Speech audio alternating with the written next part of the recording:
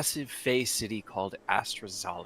As you showed up here, Bastille and Harrow took you on a roundabout course of the city, kind of around the northern edge, across these massive bridges and through this like kind of wide running river lake area that makes up the center of the city, and around over to the hotel that you would be staying at the Midsummer Night.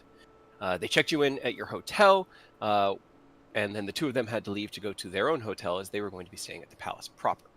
You guys were then left to explore the city and kind of enjoy your day, with the agreement that that evening you would be meeting at the Copper Pond to kind of go over things and discuss the plans with Bastille. So as you went out, you were all immediately enthralled with the magic shop, which was conveniently right next door to the Midsummer Night, as you're on this kind of like main entrance road towards where the palace is, all these buildings and different restaurants built up along it. You guys made some keen purchases after trading a little bit of promised labor for the currency of the realm, known as royal favors. Doing this within the Midsummer Night, Ken agreed to provide them with a homunculus servant, a drone that could look somewhat like a lotus flower that could float through the air and clean things, deliver things, perform simple duties that Ken had assured them and shown through Fafnir that such things were capable. Binding him with a braid around his wrist to this, you were then handed 25,000 royal favors. Mia traded, I think you traded a platinum piece for one, right? Yeah, for like Yeah. 10 Yeah, you got or 100. It was 100. it was Yeah. 100. And you all set off to Flinders. Well, there you once again found yourselves kind of not questioning, but overwhelmed with the variety of different interesting objects here within the magic shop.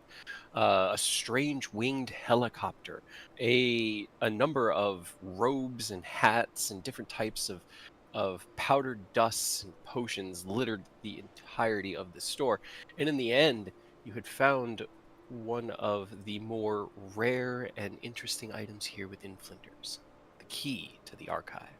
And recognizing it for what it was, a similar incantation to what Namir's key had presented you, you guys went all in and pretty much forewent a lot of the other options here uh, in order to secure yourself this key.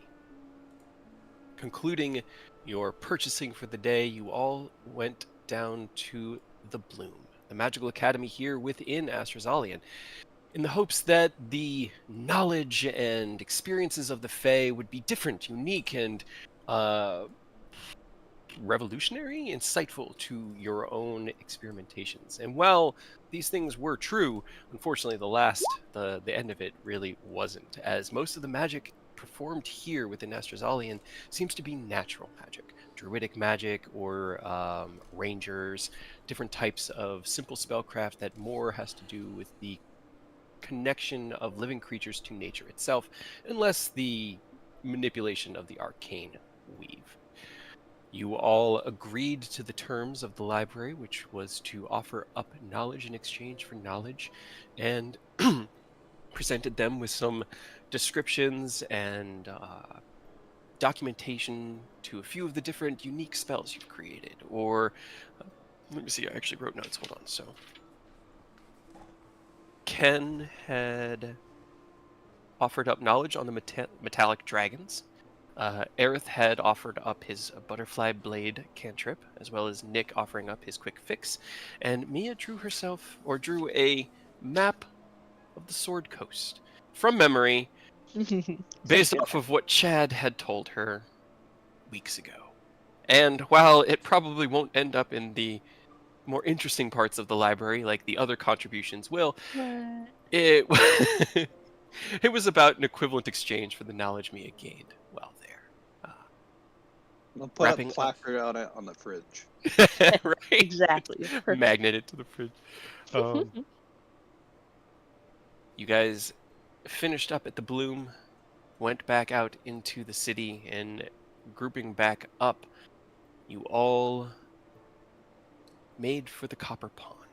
And that was where we left off last We week. also, me and Ken camped out that spy guy. Ah, that's right. Because I knew you guys separated at some point. And I'm like, Yeah. couldn't remember it. Yeah, only spotted some guy. He was like, Yes. "Hey, that guy keeps peeking over here." And then me and BS decided to split off and then like catch that guy walking out of the store. Yes, you Yeah. did. He was What the- very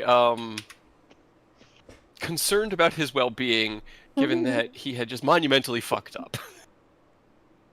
Fine. It was fine. You assured him it would be fine, and he seemed to kind of be okay with that. But yes, that is true. Ken and Mia did stay behind to watch the entrance to Flinders as well. Within the store, Oni had noticed a strange Eladrin kind of like continuously keeping his eye on you guys and had alerted you all as such. His keen eyes for observation, never missing a beat. That was how you guys got separated, because I knew you had Mhm. you showed up at the Bloom in different groups. Yeah. Having concluded your time in the library and regrouped back up, you all make for the Copper Pond. And is there anything you guys wanted to do or say before we head into that? I don't remember specifically. Are we going to the Copper Pond and then the college, or is it?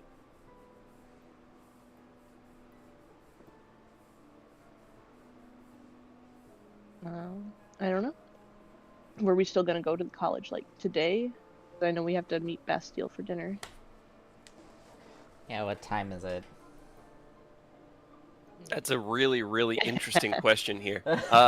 Anytime. It seems to be about 5:30, as it always is.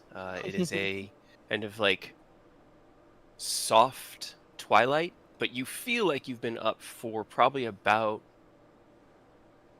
10 hours now. I mean, why don't you just call him and ask him if we should meet at dinner now, or if he still wants some more time to do some other stuff?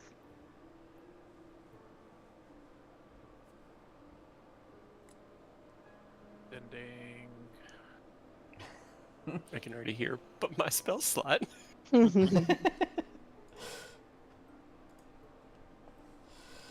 don't need no spell slot.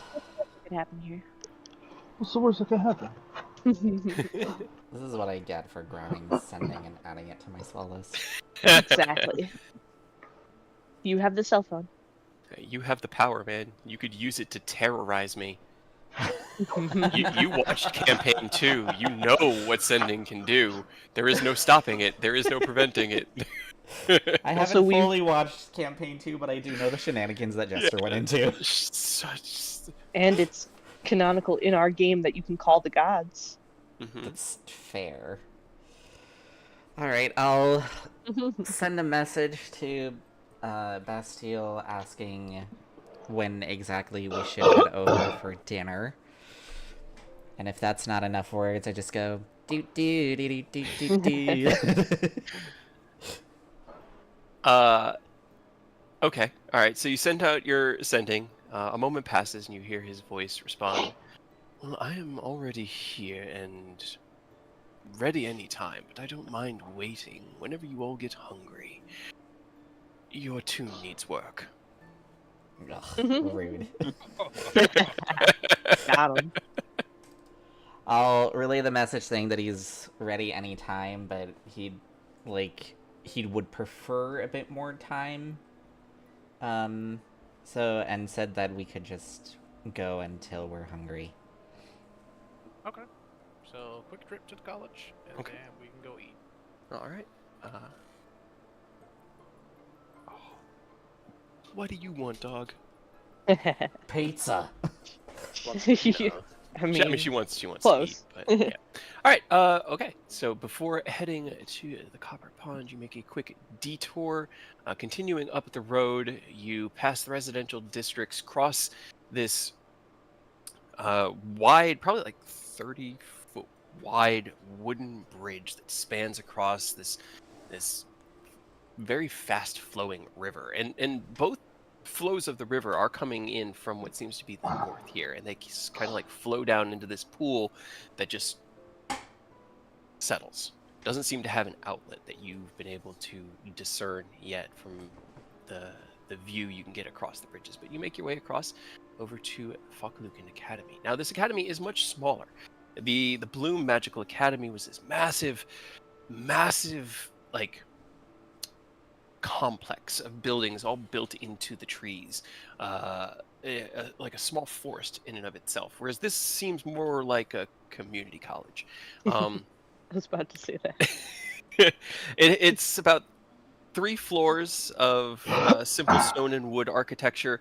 The trees are once again kind of like grown into it to create these support struts in the corners, framework, and it all blends together in a very natural way. And as you approach, you see as a group of people are out front and seem to be playing a small tune, but it isn't one you recognize. However, Ken, being the man of keen mind you are, you recognize the beat as they are preparing for some sort of ballroom performance. Oh, well, I think we found our musical performers for the gala tomorrow.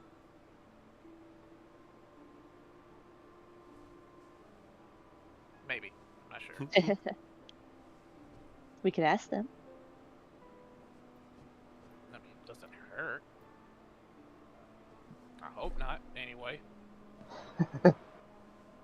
How could it hurt? Well, Do you, Monkey's paw, wait, monkey's unless paw. you think they would like want to fight us for some reason? uh, nah. I'm sure it's fine.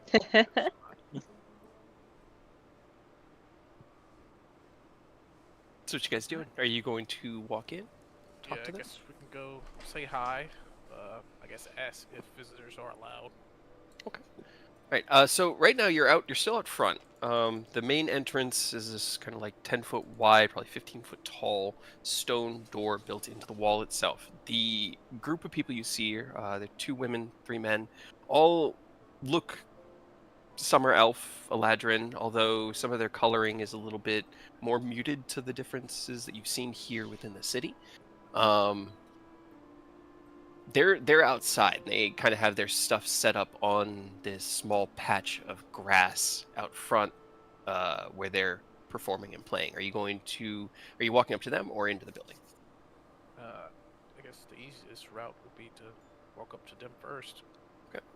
As you approach, the one in the front who has what looks like a lute in his hand turns around as they finish up. Okay, good. We are getting there, but we will need to practice, and just keep working at it until tomorrow. And as you approach, he turns and looks at you and goes, "Oh, I see we have visitors. Hello. Hi. You've guessed right. We are visitors. Probably visitors in a more expanded example that you might think. We were just exploring your fine city, and we was wondering if this place allowed visitors. Of course. The academy is open to any who wish to expand their knowledge of whatever craft you seek to hone here. Yes, you are from very, very far away. I don't know if I've ever seen anyone with a countenance like yours. May I ask where you're from? Would that be too impertinent? No. We're adventurers from the material plane. Kind of like looks over his shoulder and nods. You see a couple of the people in the back whisper, Yes, I had guessed that you might be. It's not frequent that we get travelers, especially here within the city itself. This is quite an event. What has brought you here?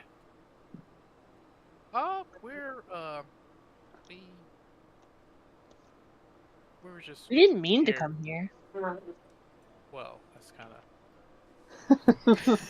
We're We as I did, said, but we didn't. yeah, we're exploring the city. A friend of ours pointed out different like landmarks and hotspots for us to explore while we're waiting for dinner time, and we just happened to come across the from across the building, so we decided to stop by, say hey, check things out. Well, I am all too familiar with making a plan and ending up somewhere completely in the opposite direction. So I totally understand ending up somewhere you didn't intend to. And I can just appreciate that you took some time out of your day to come and look at our little slice of this paradise we're carving out of the Feywild. Is there anything I could answer for you? I'd be happy to show you around. It's mostly just classrooms and performance halls, but kind of like looks around at the others, and they're just fiddling with their instruments. Well, the majority of our party are scholars of various specializations, and we were just curious about what all studies did you you I guess study here? We seek to hone many different crafts, primarily in the realm of providing entertainment and joy to the citizenry and people that wish to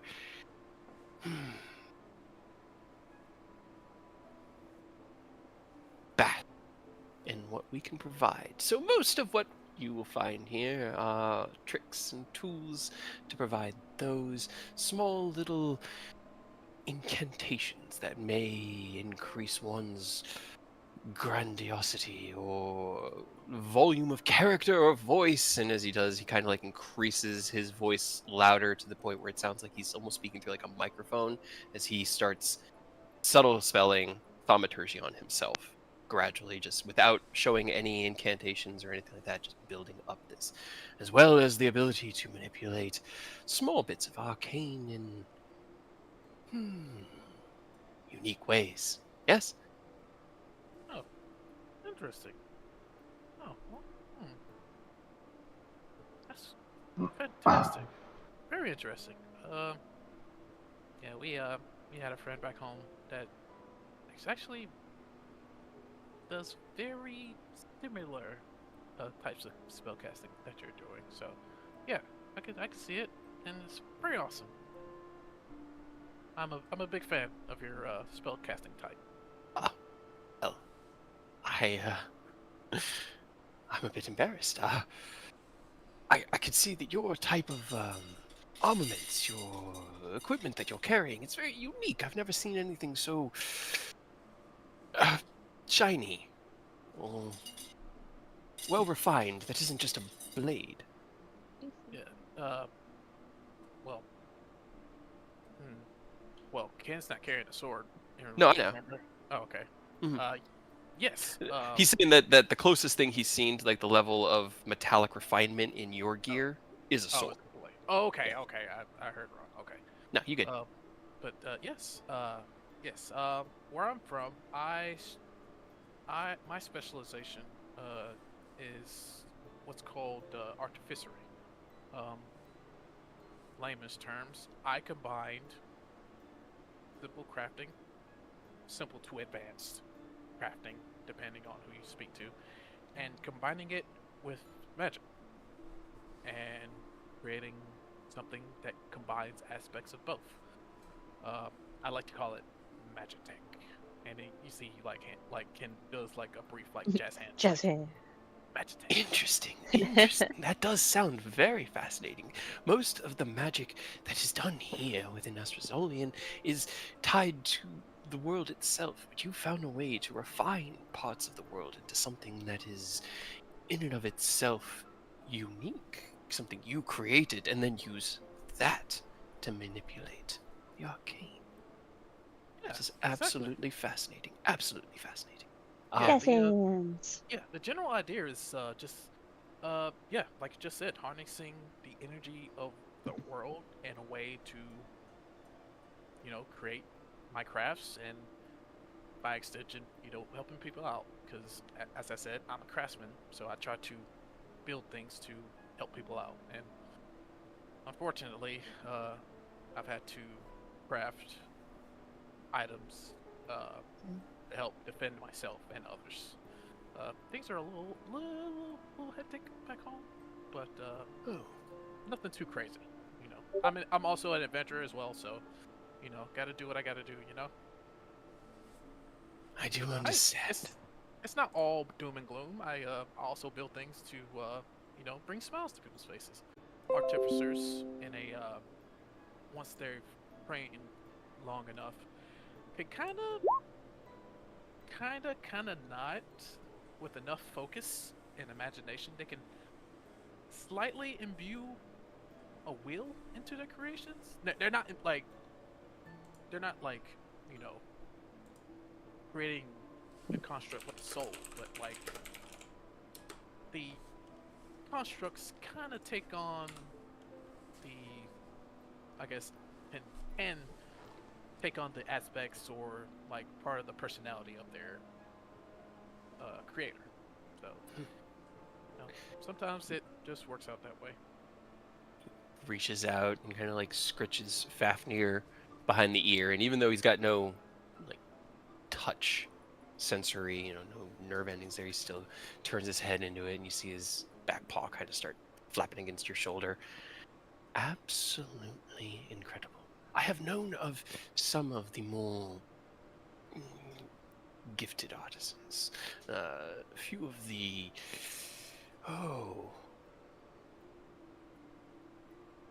more learned professors here have found ways to imbue objects with a bit of life and animation, but it is a temporal situation normally.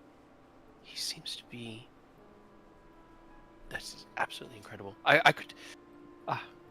if I had a guitar that could play like itself...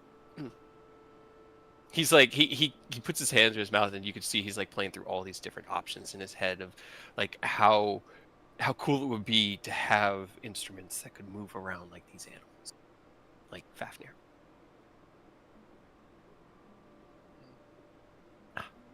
That is amazing. Your world must be truly a spectacle. And, well, you say it has fallen on hard times.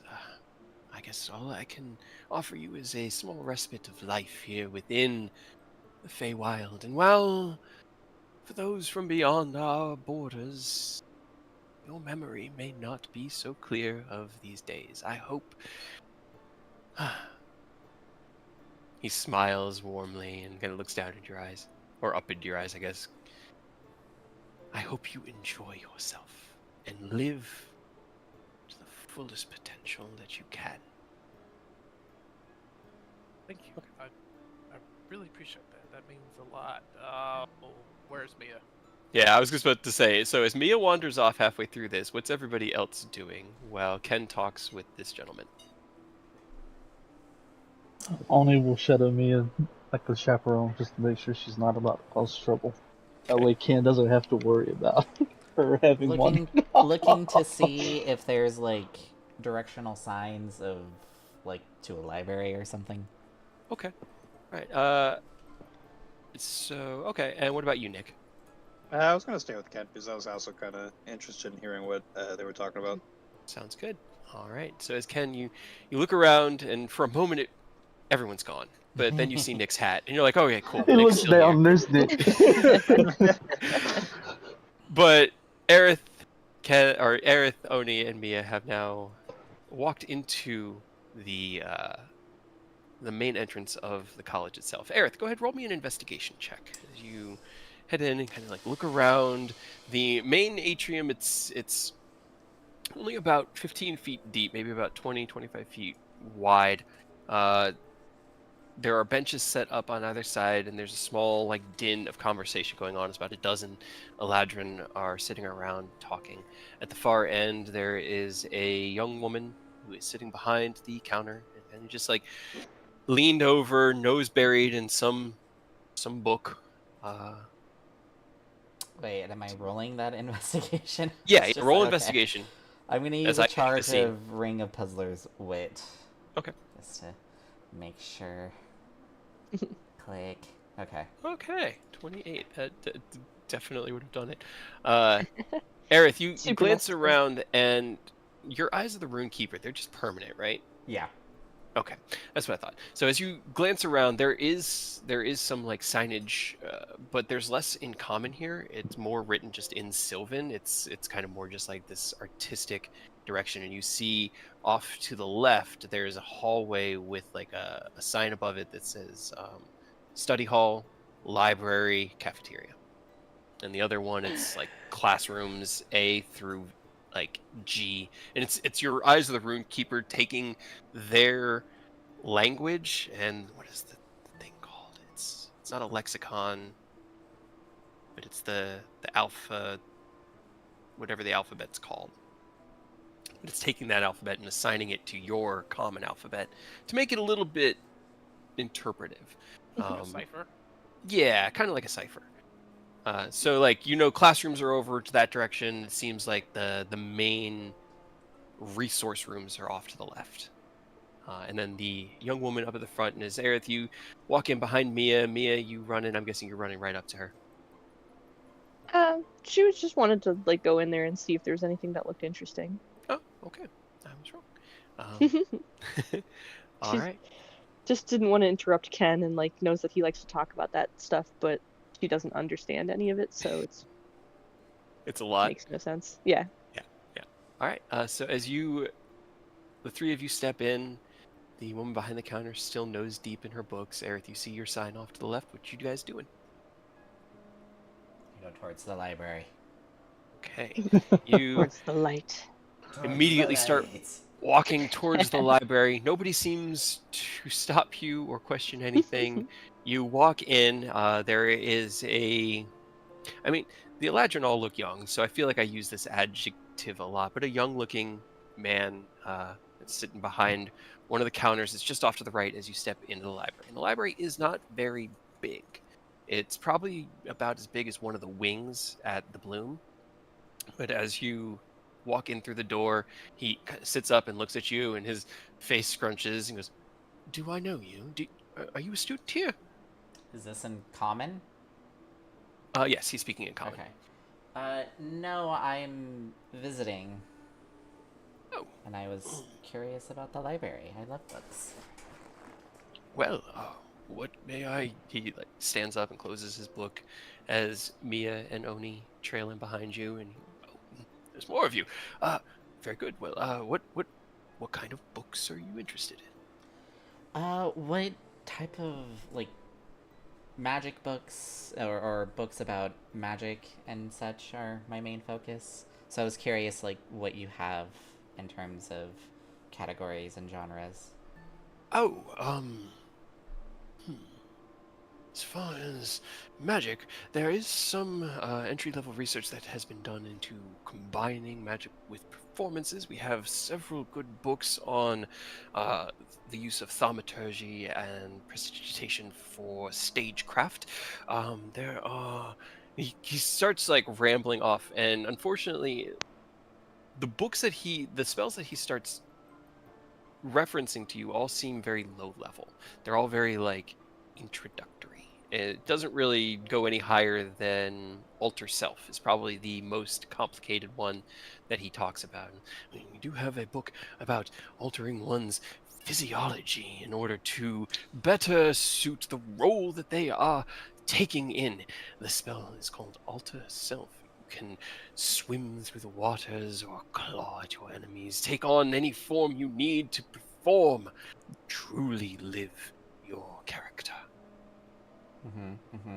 Do you have anything higher level? Roll me a persuasion check. Oh, I'm not good with persuasion. Okay, that's not so bad. 16? That's not bad. He'll...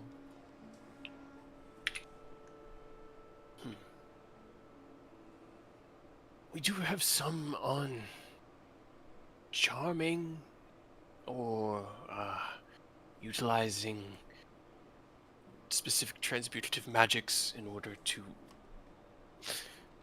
fully change a creature, although the change in that case is more detrimental to their own mental faculties. They tend to lose a little bit of themselves when they... If you turn yourself into a dog, you're just going to be a dog until the spell ends. There is some on... Oh, we do have one book that we could lend out on animating objects, but it is a rather high-level spell and normally saved for our senior-level researchers. Anything higher would require a magister's permission.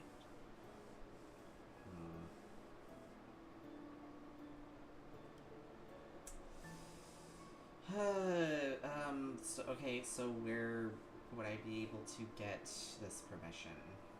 Or where would one be? You would need to first be a student. You would need to have some sort of mentorship here, and then they would be able to vouch for your abilities. He looks at you. It could see the disappointment on your face. I'm sorry. I could show you to where the senior books are, and you might be able to find something there that interests you. But anything in our restricted section, I wouldn't be able to lead you to right now. The thought of just saying Bastile's name crosses my mind, and I'm just like, no, I probably shouldn't. He'd be a great sponsor. I mean, he would, but we're not in the Winter Court area. I'm sure. Just name drop Titania then. What source? I feel like You're that her is much favorite. worse. Yes, I'll thank you, agree to go see the senior collection and Okay. see what I can find there. All right. Roll me another investigation. You already have advantage on this one because this is your sage, and as you are led back into like this one aisle of books, and it's one of the least well packed. Like the other ones, God, how can I phrase this correctly? The shelves aren't very densely packed back here. It's pretty intermittent, and as you look over the books, a lot of it is like simple stuff. You see 2 books on animate objects and how to utilize that for stage performance, acting, plays. There's one that is entirely written on how to use animate objects to put on a puppet show. But none of that's really... Thank God, you know? Right? Really that interesting. As you start digging through it, though, you do find 2 that are interesting. One that is familiar to you, and one that I don't think you guys have ever used, but could become useful in the future. The first being Gaius. There is a book in here, basically like tucked way back into the back, how to get your way. And it's kind of like it's kind of like the Art of War. It's got that very bold and rough cover, and as you start looking through it, you realize that this is a bardic description of how the spell Gaius works. A spell that you have seen an ally of yours use once or twice. Okay. To harm people daily. Well, I know But it Rose worked. used it against the Hibisia. Hibisia, but Hibisia I wasn't and there. Robert. You weren't there. Yeah. Well, Aerith wasn't there, and I Mhm. know Rose tried to use it against the Draco Lich, or the Necromancer Dragon. I feel like there was Used someone it a other than couple times. Hibisia. Yeah. It was mainly It was with Hibisia and Robert. Yeah. And yeah, I tried to use it against one of the dragons at one point. Okay. Right. Well, maybe Yeah. not. Maybe not. Then okay. Then it's just an interesting book. The second one is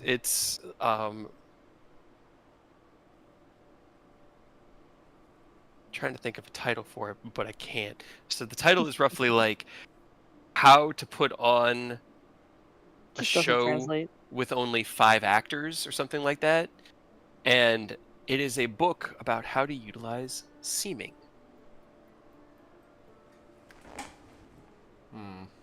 That's another spell Aerith has never seen because Hibisia was. Yep. I was playing Those Hibisia. books, the books about them, obviously they're like describing the theories and stuff and like the uses. Does it have like the formula? Could Eris copy the two spells into his book? He could. He could. They are 5th level spells, so I am higher than that level, so I could technically add them. I mean, while we're here, it wouldn't be a bad Didn't idea I for you to give grab. Aerith access to my spell book for a little bit for him to flip through? I think you have a couple times he's flipped through it. I don't think Yeah, I've so, picked a spell out yet. You're just looking through all of it. Too indecisive to actually pick a spell. Exactly. That's literally how I am. So many. I can't pick one. So many options. Because I know you have. I have The spell ink and scribing. stuff. Yeah, I have spell scribing materials. So Let's see.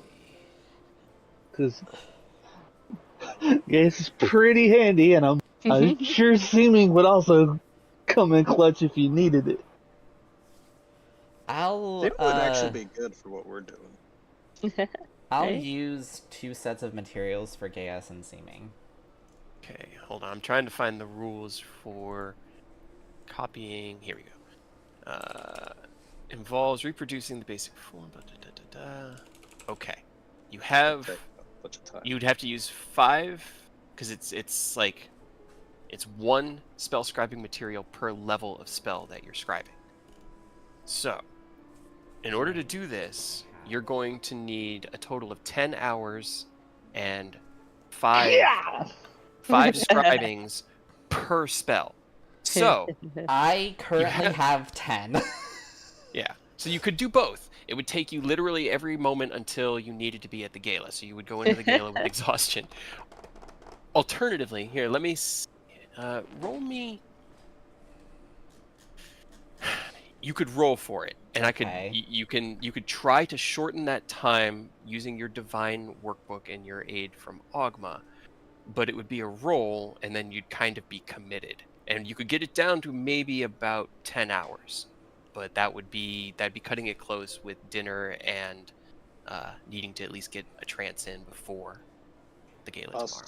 Oh, remember, Aerith, you do have a wizard in your party who does know these spells that you can ask you at any time if you want to learn it later on. Because I feel like Seeming would be extremely useful for our heist. I will say that I mean, for I would agree Aerith, with that. given all of the work you've done with Ogma, I'm going to drop that just to 1 hour and 50 gold per spell level Okay. instead of the 2. Just because of the Warlock Pack, the character you built in this situation. But that's still 10 hours, and Ken will have to spend 4 hours over the next day or so working on his homunculus. When is the gala? Tomorrow night? Yeah, it's tomorrow night. I'm gonna say it's probably gonna be about like you'll finish up here, you'll do dinner. Hours wise, it's probably about 20 hours. So you'll have half a day tomorrow before the gala after waking up. So you could potentially stay here. The others go to dinner. You get one done tonight and the other done tomorrow, and get your rest. But you wouldn't be able to be there for the dinner. Mm-hmm. I mean, if you get honestly, if you I can would just say get just do seeming, yeah, just get seeming, because the other one's nice, but like it doesn't make them do what you're saying, and it can only damage them once a day. Yeah. So the seeming would be a lot more helpful in the short term, and then you can get the other one from Nick later on. I'll take the Seeming. Okay. And I'll focus on that, or I'll do as much as I can today, like before and after dinner, and then I'll focus the rest of the day working on it tomorrow. Okay. Yeah. So it's a scholarly library, and you're not a student here. You're not going to be able to take the book. Will I Unless be you able take to... I'm not gonna take it. Will I be able to copy the formula down on just normal paper? if you wanted, if you so you can get it today, but you wouldn't be able to go to the dinner. So it's one or the other, really. Okay. Because yeah, the copying of the spell is the scribing, and if you don't copy that specific incantation, taking that specific time, then you've just drawn a picture. Could I help him transcribe the spell out of my book into his book to speed up the process? Potentially. He's rather than having to take the book from the library, he just reads off my book and I just help him the entire time. Potentially. All right, You there could go. also come back tomorrow, Aerith. You can come do the dinner and then come back in the morning and then spend the day here before the gala copying things. There's a few options, but the book can't leave the library, essentially. Let's see. I'll come back tomorrow. What if he takes the book and puts it in our pocket dimension library? And then we walk out with it that way, and they never know. Yeah, I have a quick question about our library key. Like, does it contain, like, information on magic spells? Or would it have that information? Oh, it can, okay. It could. It can. So I've decided how the key works, but you haven't tried to use it yet. Yeah, we have tried. Let's gamble with the key. Oh, yeah. I'll spend the time tomorrow because I want to be here for the dinner in case something important happens. So like after my 4-hour trance, I'll go to this school, or maybe like after my 4-hour trance, I'll take note of when this school reopens and make my way. Okay. All right. So as you return the book and kind of give the young man at the front counter the rundown of your plan that you'll be back in the morning, he lets you know that the school's pretty much always open. Everyone just kind of keeps their own schedule around here. You've even found that while you do get exhausted by not sleeping, a lot of the other people don't seem to get tired, especially the natives here. They don't seem to need sleep so much as they choose to sleep just because why not? So anytime you can return, but while Aerith has been digging through the books back there and finding what treasures he could, Mia, what have you been up to? Yeah. As soon as Aerith went off to go look at books and she looked back at the library and just, oh, I don't think I can afford to read any of your books. So I'm gonna go. But I'm glad that he's finding something that he wants, I hope. I hope so too. He had quite a look of disappointment on his face, and I Right. felt so terrible. He likes different magic stuff, but the other college that we went to, they didn't have the right type of magic. Nature magic. Yes, Mhm. yes. Yeah, I don't understand that stuff either. He shakes his head. Me neither. Is there anything fun to do here? What do you find fun? Well, not like talking about complicated stuff, because I don't really understand that stuff very well. Or books, because, like I said, I can't afford to read any of your books. I mean, it's a school. There's classes you can sit in on if you're interested in learning how to play an instrument. If you're looking to become more persuasive, more silver-tongued, you could sit in on one of those. But as far as the city, the colleges are probably the least interesting places. Why don't you go to one of the hotels? They all have gaming. Why don't you could return to wherever you're staying and play games, or go and find something to eat, or walk the beautiful streets here. I honestly think this is the least. Well, I find it the most rewarding, the least fun place here. Right. Yeah, that kind of all of this stuff seems a little bit complicated. Um. Hmm. I don't know if we want to leave. And she'll turn back over to Oni. It's just, do you want to go somewhere else or I mean, if you don't have any business here, not you could all really? we could always reconvene with Ken and Nicholas. Now he's whispering this to her because he's not trying to let a random elf guy in college learn their names, but Got it. Got it. it's Right, just but so they were outside and they were talking about stuff and Ken seemed like he was having fun. I don't want to interrupt. I mean, Man, it's up to you. We will have time. I assume Aerith will be here at least a little while. He's right. usually very dedicated to his books, and Ken and Nick seemed like they were picking that professor's brain a little bit. Exactly. And I don't really know any of that stuff that they were doing.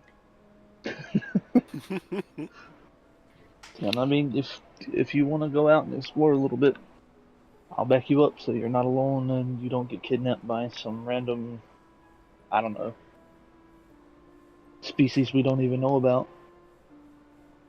That I do. Yeah, that would be nice. I don't think that we'd get kidnapped, but honestly, I can't say for sure. And This while it is would the be Feywild. interesting, right? While it would be interesting, I feel like that would be hard to go to the party then, if we did get kidnapped. Um, yeah, I guess we'll leave the college then Okay. and try to find something. Do you at least want to give them a heads up that we will not be in here? Or are you planning to just walk out? Well, I mean, I can tell Aerith, I guess. I feel like the problem is if I tell Ken and then he's gonna go on and go with me, but I want him to stay here and have fun and talk with people who know more about that stuff that he likes to talk about and actually understand it. Ona just kind of nods like, I get that. So, um, here, hold on. I won't read your books so I don't have to pay you, okay? That we, it, I just need to go talk to Aerith. Hold on. okay. She'll run off towards Aerith. Hey, Aerith. That's not how it works here. Aerith. What? Me and Oni are gonna go not in a school because all this stuff is complicated. But we'll be.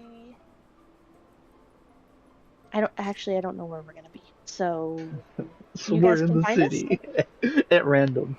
Flip a coin But and go we'll in a direction. right. But we'll go and we'll be at dinner, or you guys can find us as you're heading to dinner. But don't tell Ken because I want him to be here and talk to people. It's fine. I'm practically done here. You want to come with us to do fun stuff? Sure, why not?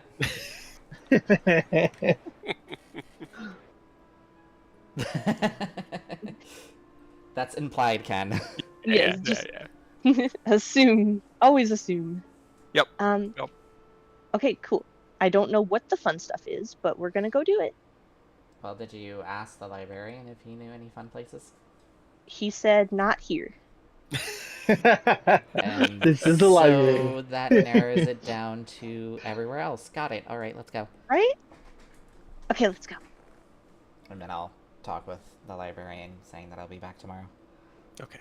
As me and Oni scurry out, you give your quick goodbye to the librarian. He just nods. We'll be here. Enjoy the rest of your day.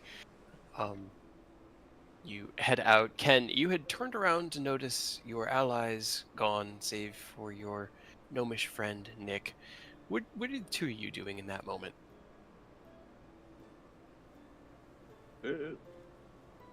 Anything else you could think of to prepare for the ball? I was thinking about possibly using my arcane eye, but if you have any other ideas.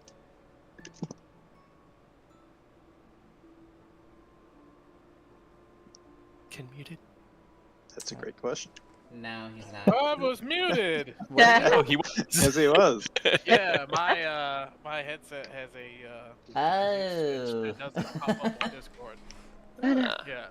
So yeah, I'm still shooting the shit with the I guess the music professor. I'm assuming this guy's a music professor.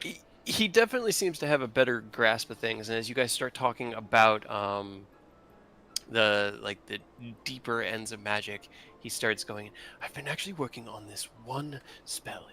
It's very intricate, and it can allow me to completely change the entirety of the environment that I am in for up to hundreds, maybe even thousands of feet around me. I can change the look, the sound, the smell. I can even create little bits of tangible stuff that is essentially real to anyone experiencing it. But I am having trouble with some of the more powerful archfey, as they are able to see through these things, illusions and deceptions. Have you had any have you had any research or interest in true sight? What might prevent it or obscure it or anything along those lines? I'm finding myself stymied here. For true sight, that one's a bit difficult. You'd have to counterspell. Well, If they're it's using a not spell slot for it. yes, he like looks left and right, like he's afraid for a moment or cautious. The leaders of our people, the Archfey, they naturally have this ability, so it isn't something that could be counterspelled. In fact, I'm trying to find a way to block it so that I can better entertain them, because I feel that being able to see through all of our illusions, it cheapens the enjoyment of the show. I want there to be true magic, even to the most powerful among us. And so I just need to find a spell that can prevent true sight. Well, rather than maybe try and create an illusion of all night, just create the actual environment. Like maybe make a demi-plane and have them go to the demi-plane. Now that is interesting. Because that way it's not an illusion, and true sight would not do anything. Just plane shift him out of here. But it's not. Get plane out of shift. here. It'd be a demi-plane. There are, because I think I know what spell he's talking about. I don't remember the actual name. Do you want to? Oh, okay. I was like, do you want to guess? Because it's probably somewhere in my giant spell.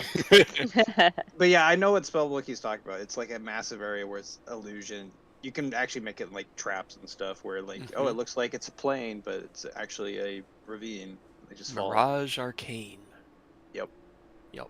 Yep. As you said that, I find it on my spell book. Yep. He kind of like chews on his lip. I have heard of powerful mages from your realm capable of creating such pockets, and there's even a rumor that some of the champions gifted with our Archfey's promise also have such abilities, but wonder, I've never heard of any member of the Bardic Colleges utilizing it. Wonder if I could be the first. Play a tune, open a door. I mean, there was a magic item, but we bought it.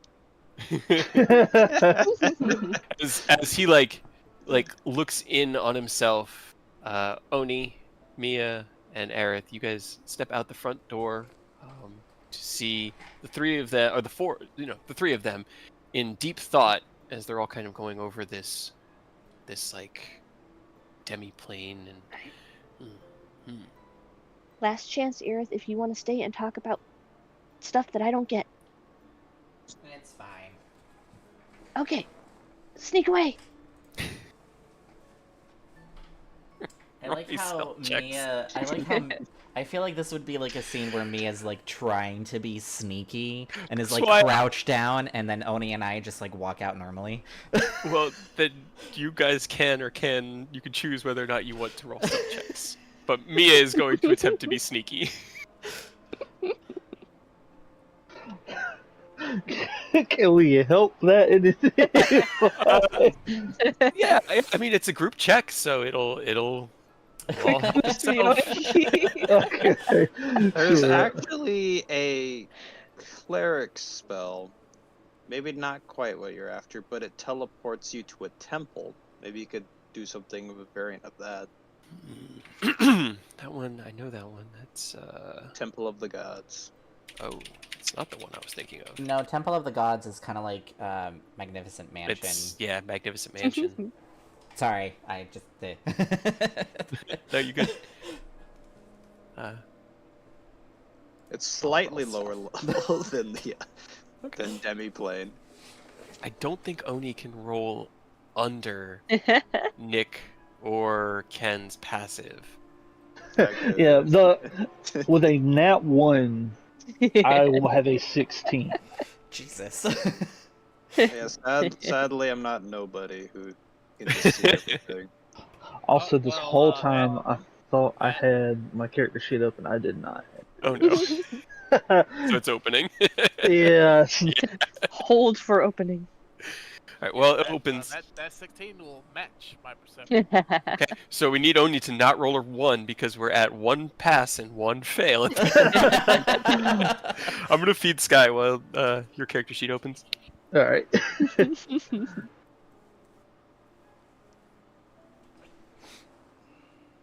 Damn, nobody and Oni together would be scary. Right. Because they're both very perceptive, aren't they?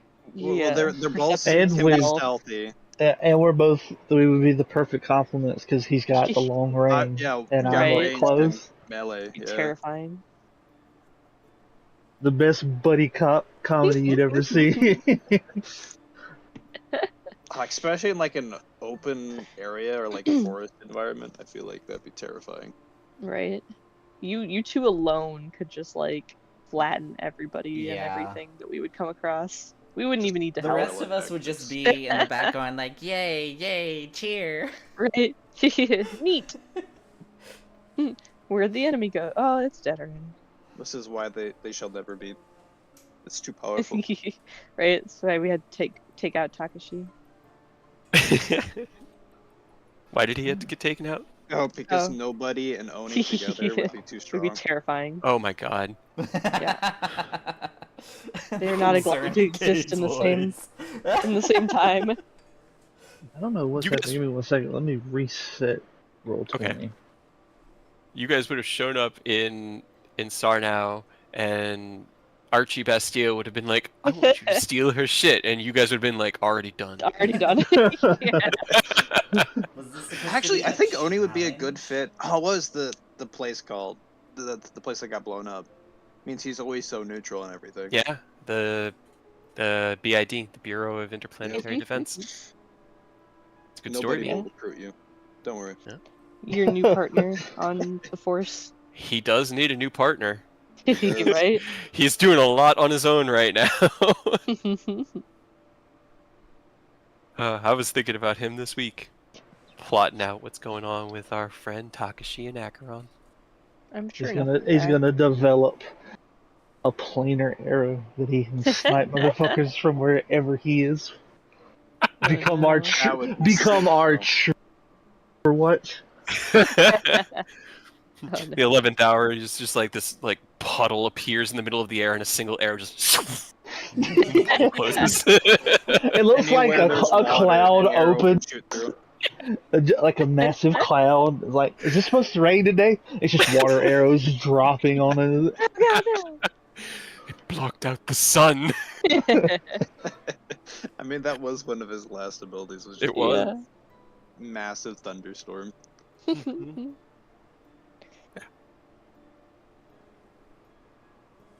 Don't worry, he still has to figure out how to fix a portal that it only took a god to make. Mhm. Easy. Right now, Easy. he's looking up and going, "What is that?" What is it? What Who isn't put that there? That I'll is one of his fix- follow-up questions, actually.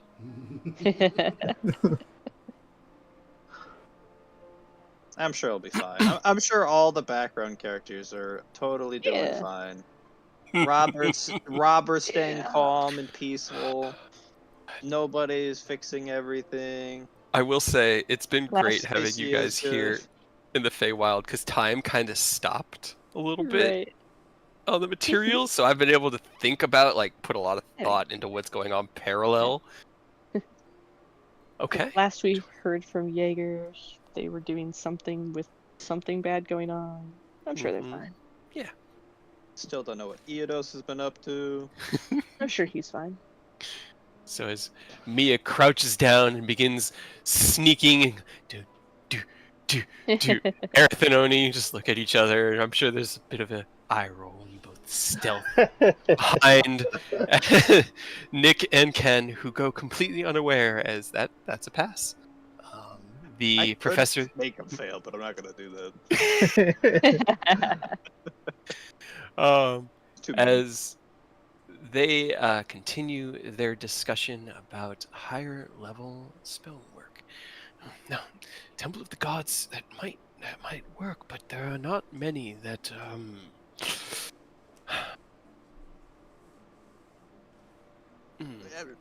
What kind of environment are you trying to create? Rather than do a grand illusion, like if you're trying to make giant plans, maybe go to the druid craft.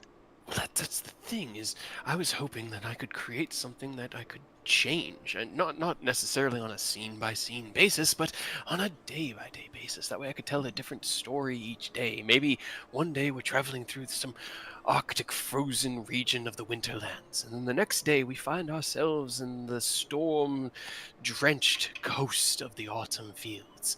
I want my imagination to be able to dictate it, and So yeah, at Mirage Arcane would be best. Maybe a spell item that's able to obscure people Ooh. from seeing. Something that could Yes, like what you were saying, and he turns to Ken. An object that is imbued with an arcane presence or power that could then alter my own spellcasting through my own natural means, combining both this. He moves his hand through the air. It's like, what was the word you called it again? Magitech?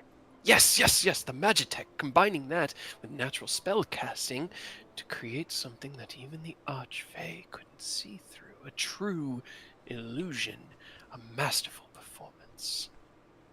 Yes. I could see that being a slight problem, and that I feel like you would have to be willing. They'd have to. Otherwise, it's like a contested strength thing. Yes, that is entirely fair. You wouldn't, but that could be.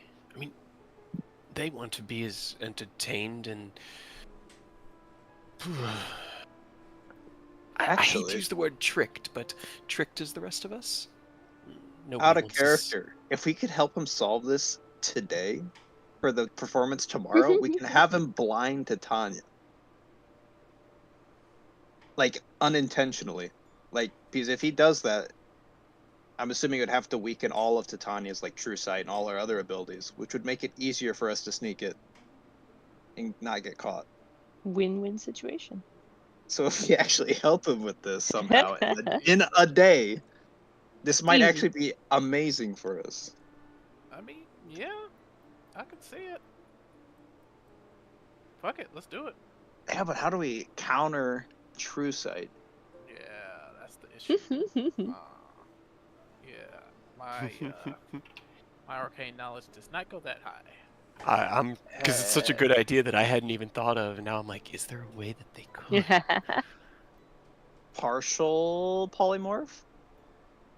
Hmm. Where you just polymorph their eyes? It's just normal eyes. That sounds very Normal disturbing. eyes. Or maybe like glasses. So glasses that like are Glasses like of anti-trucy. well, it just blocks like the person's ability to see through Glasses of illusions. anti-magic. Oh yeah, no, that maybe. Technically not a magical effect, I think, if it's innate true sight. Hmm. Well, okay, let's see. Is true sight? The real question is true sight magical property? For them, they are magical creatures, and so it is magical. But it's like a natural. It's But they inherent within would their biology. feel the disturbance in the magic if they like put on the glasses. Well, Anti-magic, here's they the thing try. though. This is why it's good for this, because he can give them like, let's say it's glasses, and be like, oh, it's for the show, so you can enjoy it. They'll think it's for the show, and it is, but we're using it to our advantage as well because we're stealing. It's just glasses of nearsightedness. So we just stay really far away. Recognize it. But no, anti-magic might work because it prevents like the true seeing from going through. You would But I'm only also need to worried if that enchant the lenses individually. Yeah. Or like a Roll Arcana, Nicholas. Oh yes. Yes, choose the one thing I have a plus 17 in. I want to use the Ring of Puzzler's Wit because I want this to succeed. I didn't, and I say that and I don't toggle it. I was like, I came up with a single roll. Okay. Okay, 31. Okay.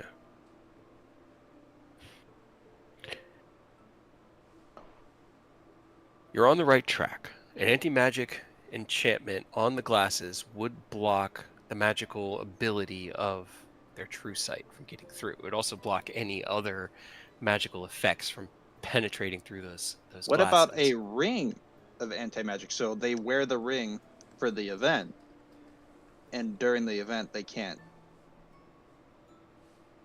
use their magic. Also possible, but it would be trickier. The lenses would be quicker. It'd be like a more quick and dirty enchantment. And it would only really work for about an hour each day before they'd have to recharge. As you're like kind of going over the intricacies of the enchantment, and Nick has spent time researching all fields of magic. I've spent, I assume, some time into enchantment magic itself. You could potentially pull off the glasses. The ring, as you discuss it with him, he agrees that might also work, but that they don't want to wear it because the glasses at least offer her still access to her magic, but it blocks it from coming through her eyes. Okay, yeah, that Just make sure she focuses on the act. Because imagine if she looks around and when she normally has true sight, she sees things for what they are. Suddenly she sees somebody hiding as like okay. So the an problem elf is when they're normal satyr or something. She's like, huh. so okay. So you're saying right now the problem is the anti-magic would work both ways, correct? Yes. What if? I wish I wanted to just draw the thing. So you know, like those really goofy you want a drawing glasses.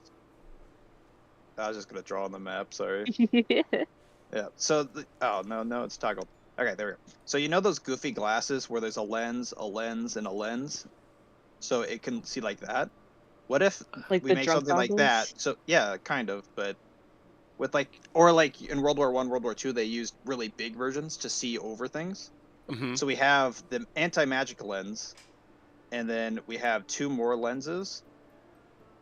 So the anti-magic lens would prevent her from seeing, but we're technically the illusion's going through the mirrors, and so she's not. So it's not going directly through the lens; it's going through normal mirrors before going into the anti-magic mirror. Interesting. Well, I don't know. Because the anti-magic only works on magic, and it's not looking at magic; it's looking at a mirror. Looking at the reflection. That's looking at two reflections of an illusion.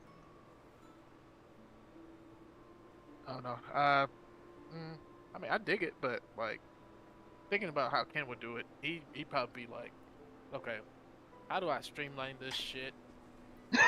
I mean, it's gonna look a little goofy. Too complicated. I mean, It's gonna it's look really pretty good. complicated. It's just you have the Here's a anti-magic lens, headset to and then play two real quick. It's like 3D glasses. Goggles. Just mount this on your head. Don't turn your neck at all, or it will probably fall. Actually, no, the 3D lens actually is a good idea. So you have two lenses that only, like, the anti-magic effect only works if you're looking through both of them at the same time. Mm-hmm. Would that work, maybe? Because technically the image is just, it's an illusion, so it goes everywhere. And it's not really looking through it. But if you need, like, glass A and B at the same time for the anti-magic to be in effect, it would only block her vision, because unless she closes, like, one eye. Right. Yeah. The reflection way, I think, is the More best. sound. Yeah, the best way. I'm just trying to think of a way to like use like a prism, or something along those lines to refract the image through that kind of. This wasn't I know something I thought about or prepped for. This is just something that came up through improv. So I know silver was used as, like, a rudimentary mirror in the medieval times. That's why vampires couldn't see their reflections, was because it was Yeah. mirrors were lined with silver. Mhm. So maybe we have, like, silver or, like, a lens that reflects the image, and then we have the anti-magic lens. The A and B kind of reminds me of the red and blue 3D glasses. Yeah, that's what he was doing. Yeah. I can't remember what the word for the damn thing is that I'm thinking of. Yeah. I mean, we're also talking about magic, so we can kind of fudge some of the physics of the rules a bit. They'll be thick glasses, I'll say that much. Let's see. No. We're just playing hooky. Yep. The funny thing is, Mia would be the one in the middle. Yep, exactly. You would absolutely be Gene.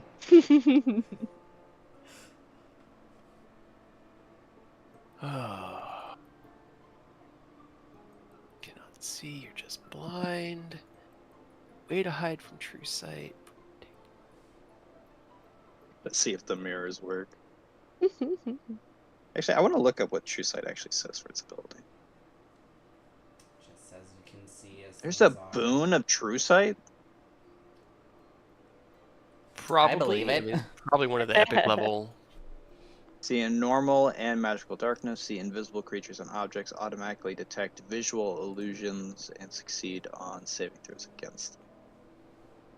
They perceive the original form of the shape changer creature that is transformed by magic. Mhm. But does that mean they have to be looking at the original form? I mean, if they're looking at the creature, like, they'll just see. Directly. Yeah, the So creature if as they're what it looking is. at it through a mirror, would that be perceiving the original form? I Because think you're so. not Still, looking yeah. at it. Ah. Yeah. Physics? So you guys are having this very like stymied.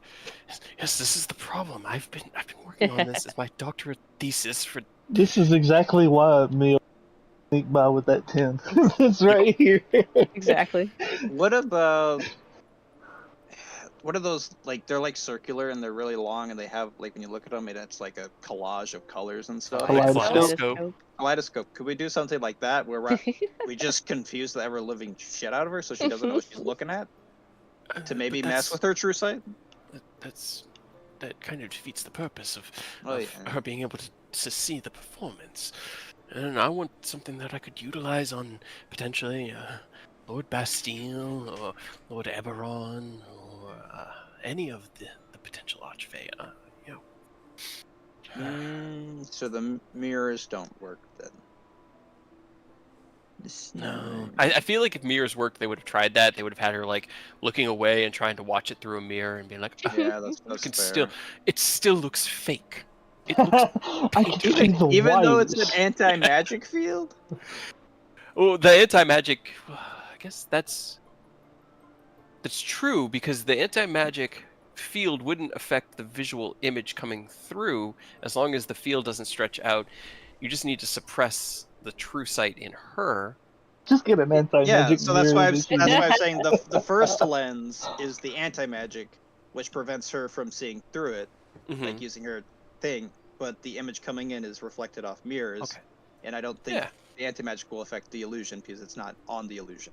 I think that could work, and that's a nice, elegant solution.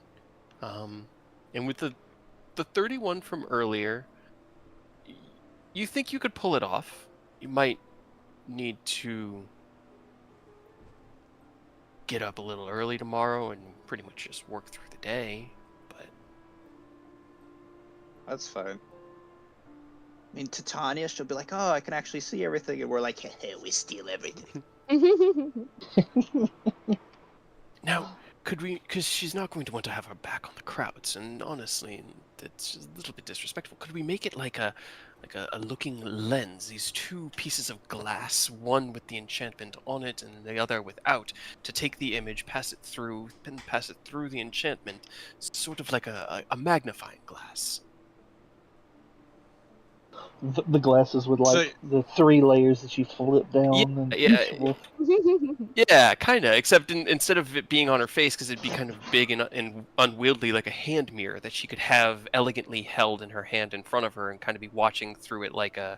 Okay, so something she can just kind of hang on to, or like Yeah. those at the balls that you see where they have those little binoculars that they put up to their head. Yeah, that's what I was about to mention. Right. They got the Yeah. ones that have the little handle that they hold up to their face while they're watching. Yeah, you I get mean, I the. think we could do that. It would still be a little wonky, but it'd just be smaller. So it would just be the main lens, and then it would have that for like the 2 different lenses there, and then the anti-magic lens there. So it'd be we could have it be like that size, but it'd be just a little bit slightly bulkier on the end, just for the lenses. Okay. It will be an Arcana check tomorrow, and then, as long as you could roll average, I'd say. Okay. Should be okay. That could be really interesting. Okay. All right. Okay. So I was thinking of a periscope. Is the thing that you use to reflect the mirrors to see something. yeah, because it's got to bring the image down. And Yeah. Ding ding ding ding ding ding. There are handheld versions of it where it's just like you can hold it in one hand.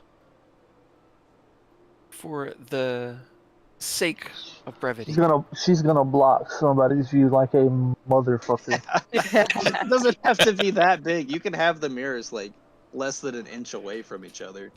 It's just periscopes were specifically used so you don't put your head in danger, but we can. Nah, dog, it's Titania. We gotta give it as big as possible. She gotta feel We gotta make it important. look as goofy as possible.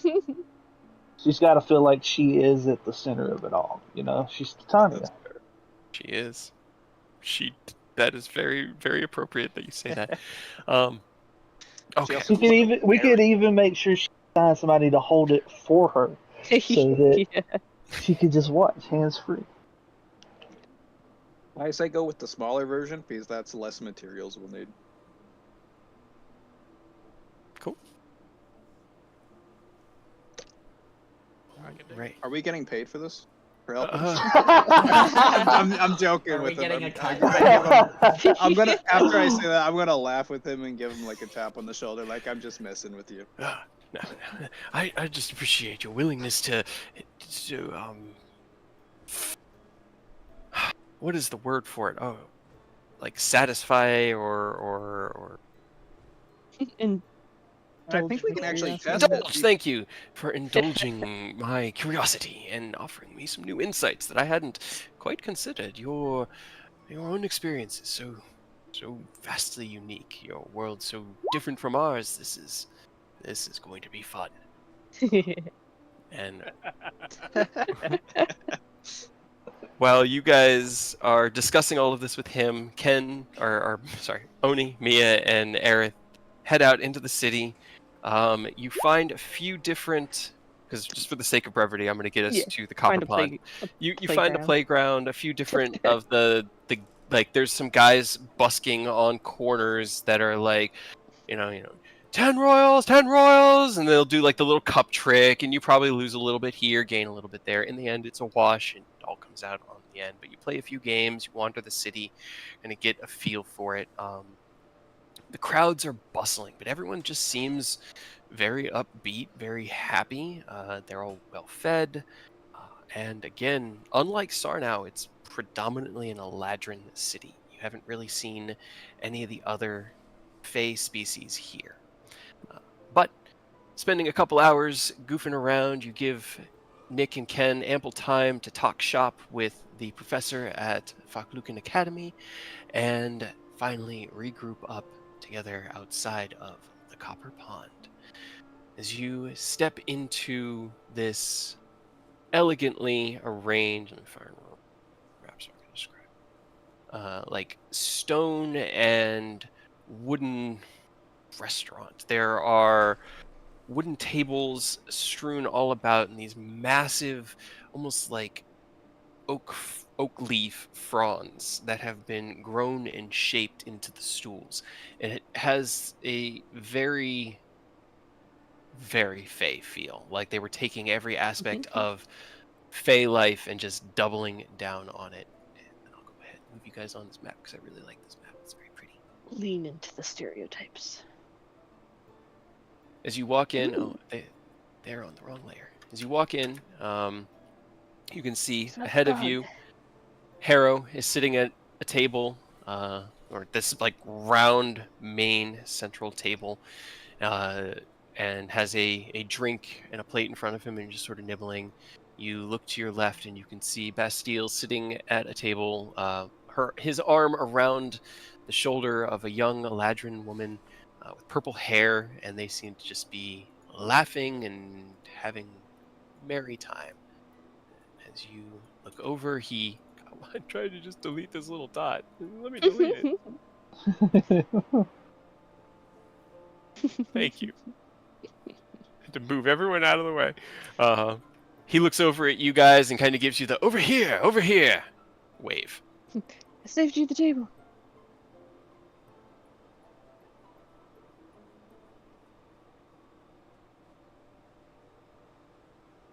I don't know if everybody came back yet. Oh no, Um, that's fair. We'll wait. Okay. Oh yeah, so Drake finally saw the Dawn trailer. Or Dawn trailer. Dawn Trail trailer. Dawn trailer. Dawn I trailer, knew what you were Dawn- trying to say, and it was just so funny. He really liked it. He also is very excited for Viper, so. Viper just looks so cool. I come back and I thought we're in a boss fight. Oh, because of the mob? Endless Eladrin. Fight them I'm off. like, Jesus, what is that? We're fighting Mothra. Hell yeah. This is the Copper Pond. So, you guys head over, sit down around the table with Bastille, and I will go ahead and say that there's probably another stool here and here, because he knew there was going to be a total of 7 people. 8 if you include Harrow.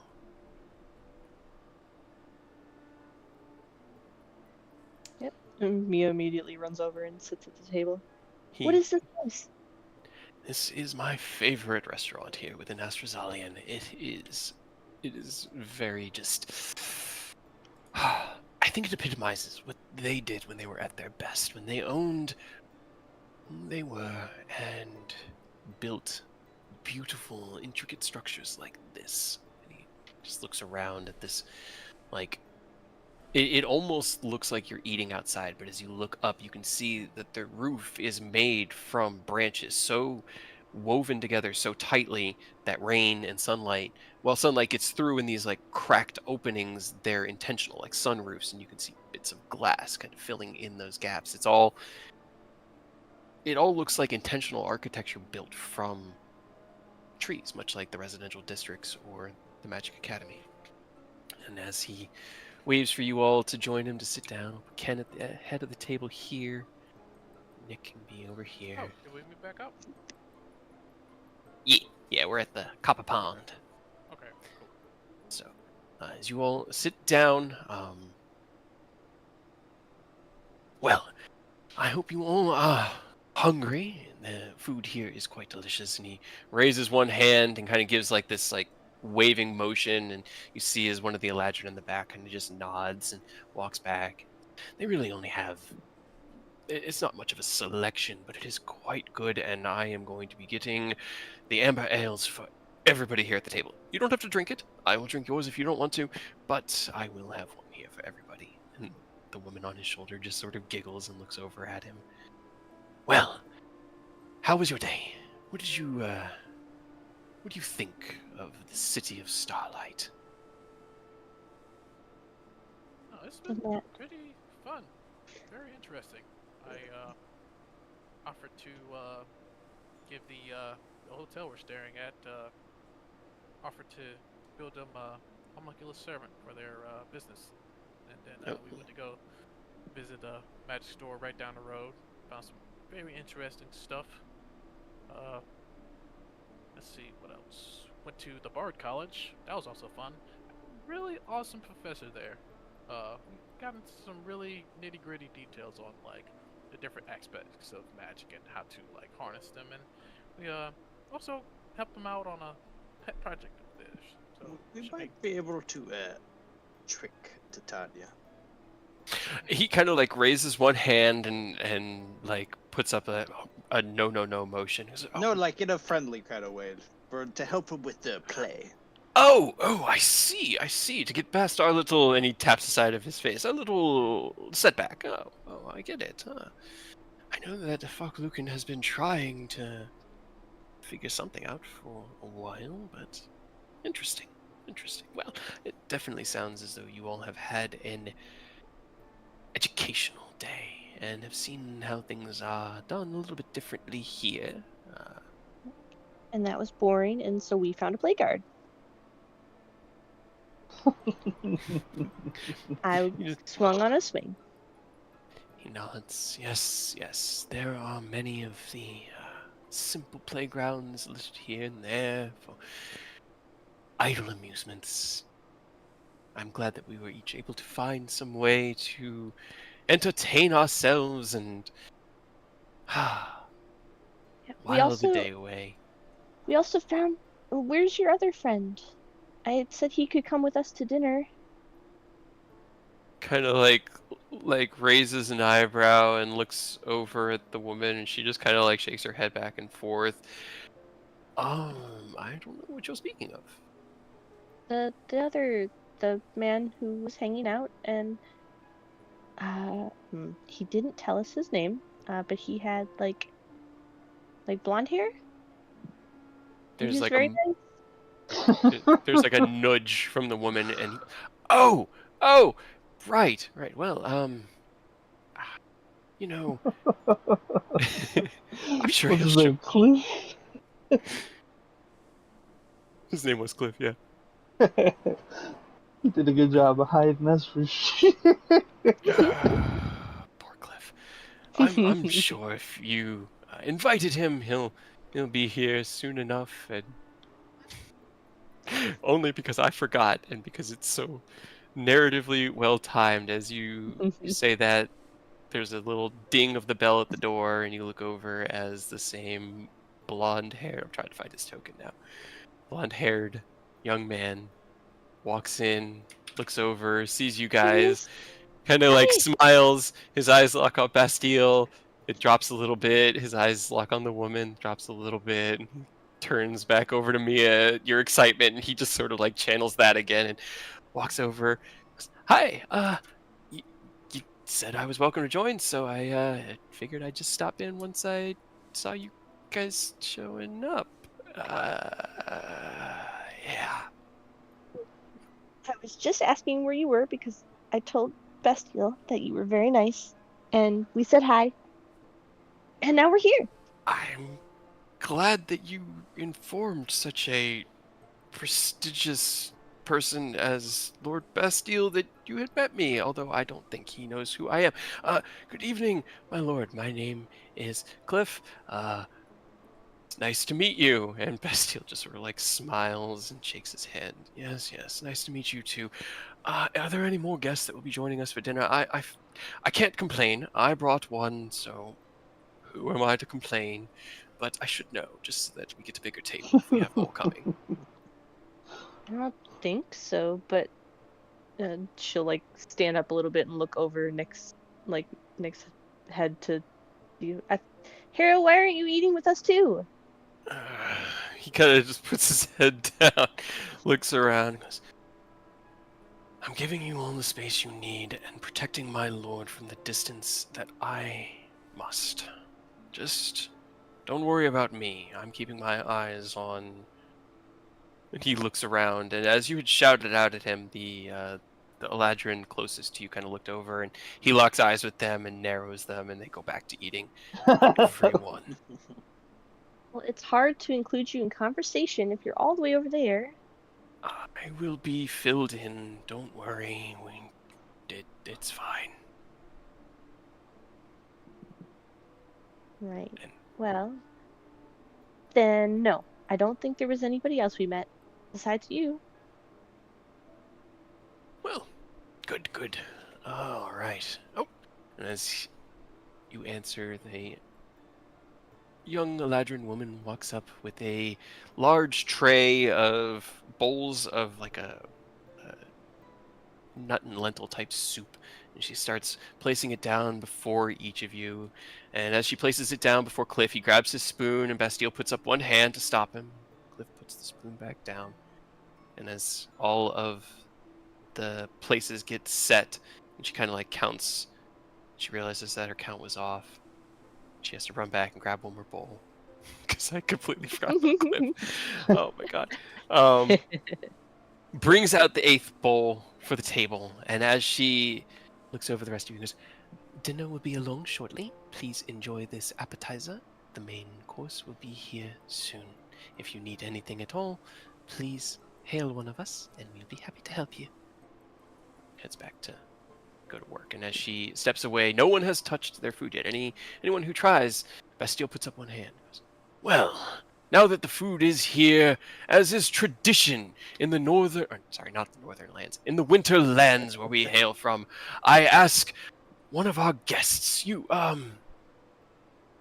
Sir Gnome, would you be willing to say, perform a familiar grace, a ritual from your homeland? It could be of any amount of time, but any performance that you may be able to provide would set off this dinner on the right foot.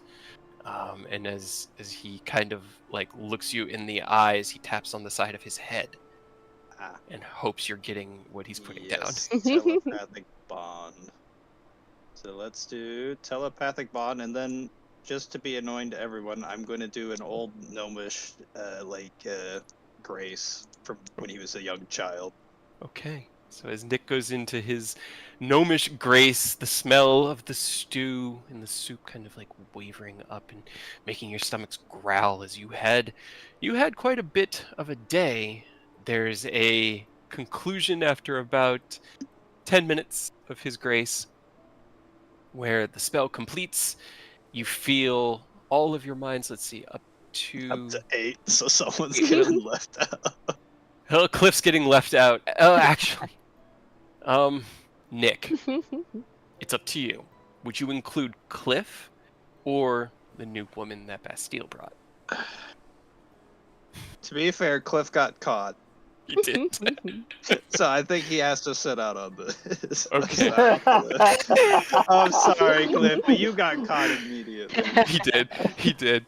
All right, so as you cast the spell out, there's like a wave, and the 8 of you feel this connection. There isn't anything like sparkly or visual, and as it concludes and Nick sits back down, Bastille stands up and goes, thank you, my wonderful friend from beyond the borders of this realm for treating us to this small bit of your homeland. And now, as is tradition in my homeland, we will eat dinner in absolute silence, speaking not to each other, although we may look at each other and emote from time to time as we enjoy our food. And he sits back down and smiles, and you all hear in your minds, now that that is done, we can speak a little bit more freely. Wow. Workload. Can I eat now? Yes, please, everybody go ahead and enjoy yourselves. Oh, man. Thank you, This young is gnome, crazy.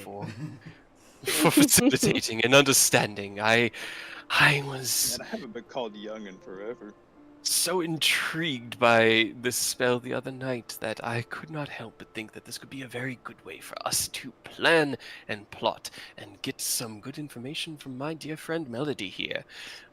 He looks over at Cliff, who's looking between all of you like, what's going on? Sadly, I could only target up to 8 of us, and we caught him, so I figured it's best he be left out. That's fine. I understand.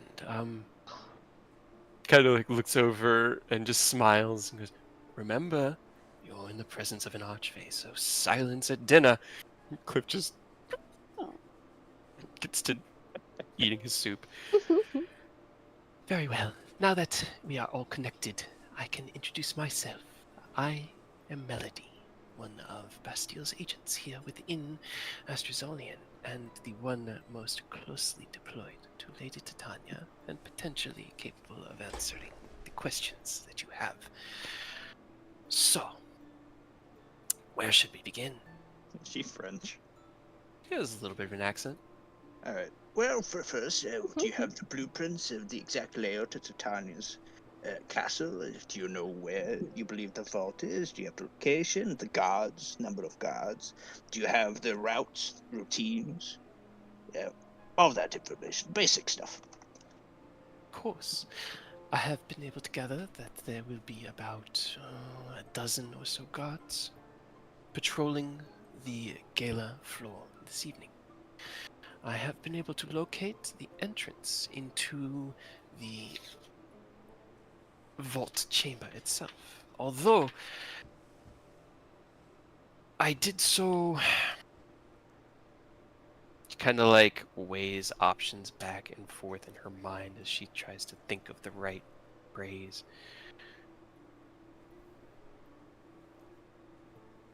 With permission, I followed Lady Titania as one of her esteemed aides as she went into the vault. I could not access the vault itself. She had me stay outside. But I was able to memorize the route we took, and through my own understandings, I think I may have found a safer one. But it will be up to you to decide. As for the patrols of the gods, they won't be patrolling per se. There will be about a dozen on the dance floor, watching as the participants engage in their revelry. From there, the movement that you will see is mostly going to be from the servants and staff, people like myself, other Eladrin who are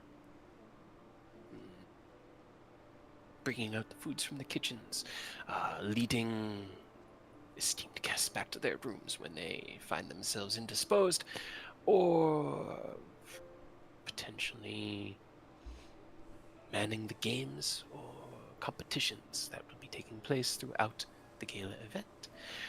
They are going to be the ones that you will want to avoid. For the most part, they won't be on the lookout for anybody, but personas such as yourselves will stand out in these halls, as all usually wear the same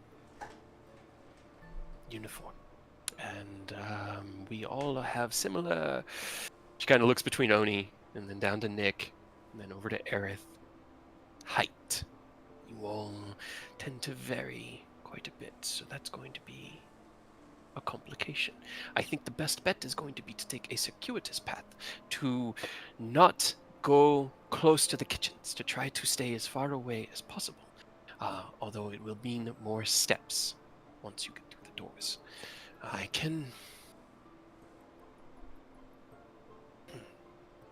Can I project images? She kind of like Maybe. closes her eyes, and she's going to have to make an intelligence check. You guys see this like faded image enter into your own mental like view of these back hallways, about 10 feet wide. Doors littered here and there. The back halls are confusing. They are all very similar. There are rooms littered here and there, and only the servants who know the palace know where each room is. Nothing is labeled. So, she kind of leads you. This is where you will begin. She turns around. You see as your image kind of like jitters and shifts a little bit, and she puts her hand against a door. This door will lead to the main gala room.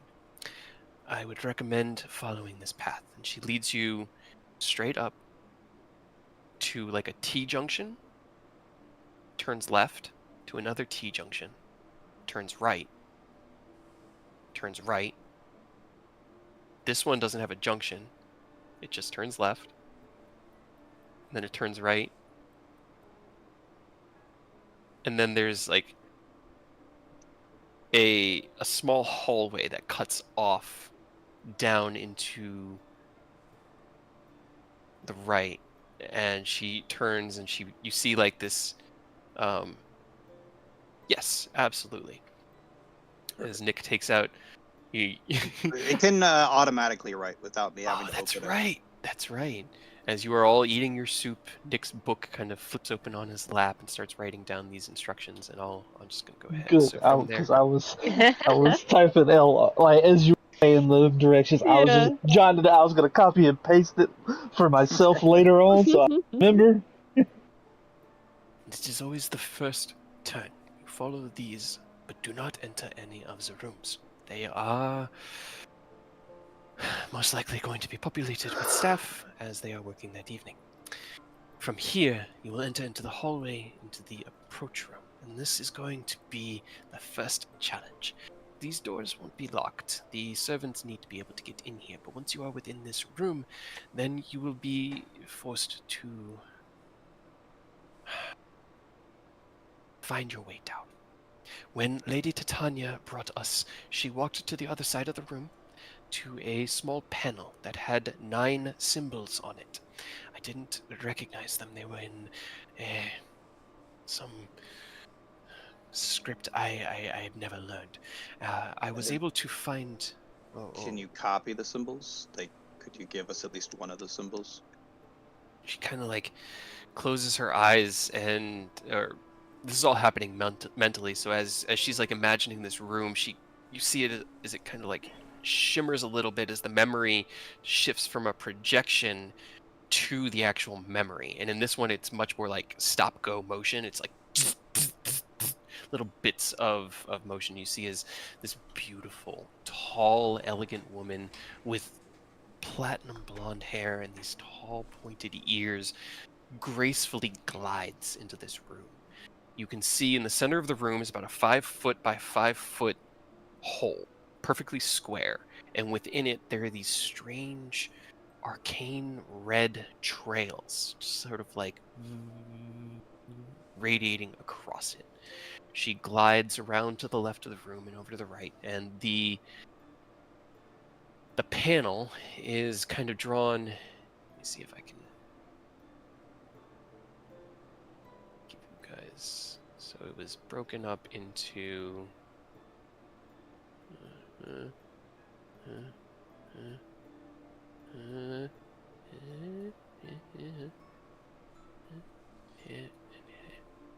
like this. I'll move you guys back over to our drawing board. Down here at the bottom. With a center button and 8 symbols around the outside. Are the roll symbols me- clear? Can I read the symbols? Roll me a perception check, Aerith and Nick, because I think you'd be the only ones that might. As you're trying to like peer through this memory and make sense of what you're looking at. Okay, both of you also roll me history or... Yeah, I guess it'd be history. I'm out of puzzler wits. Aerith with the 30. I know. So while you can't make out most of them, Aerith, you do see that they are as you get a look at it from the distance you're at, you're kind of confused because you're not looking at symbols. You see tree, sun, river, glade, words written on each of these buttons. They're symbolic. They're not like, So like letters or hieroglyphs. symbols. They're hieroglyphic, yeah. She touches a sequence of 5 of them, and with your perceptions, you manage to grasp that she does in order this one, here, and then her hand moves up into this section, but because of the way her hand is kind of like gliding, you can't make out which of those 4 buttons she presses next, but she never goes for this one. I guess it'd be a 5 because the center one. Without trying to make out like what the symbols actually mean, can like we try to see what Sure. which button she actually went for? Sure. That's actually very fair because Oni is very perceptive. Roll me a perception as well. I might not be able to help tell you what those symbols mean, but they might have seen it. Okay. Roll a luck die. Oop, that's a D2, not a D20. And she pressed it 5 times or 4 times? She pressed 5. She did like 5 buttons in this sequence. Oni, you catch the 4th one. Is here.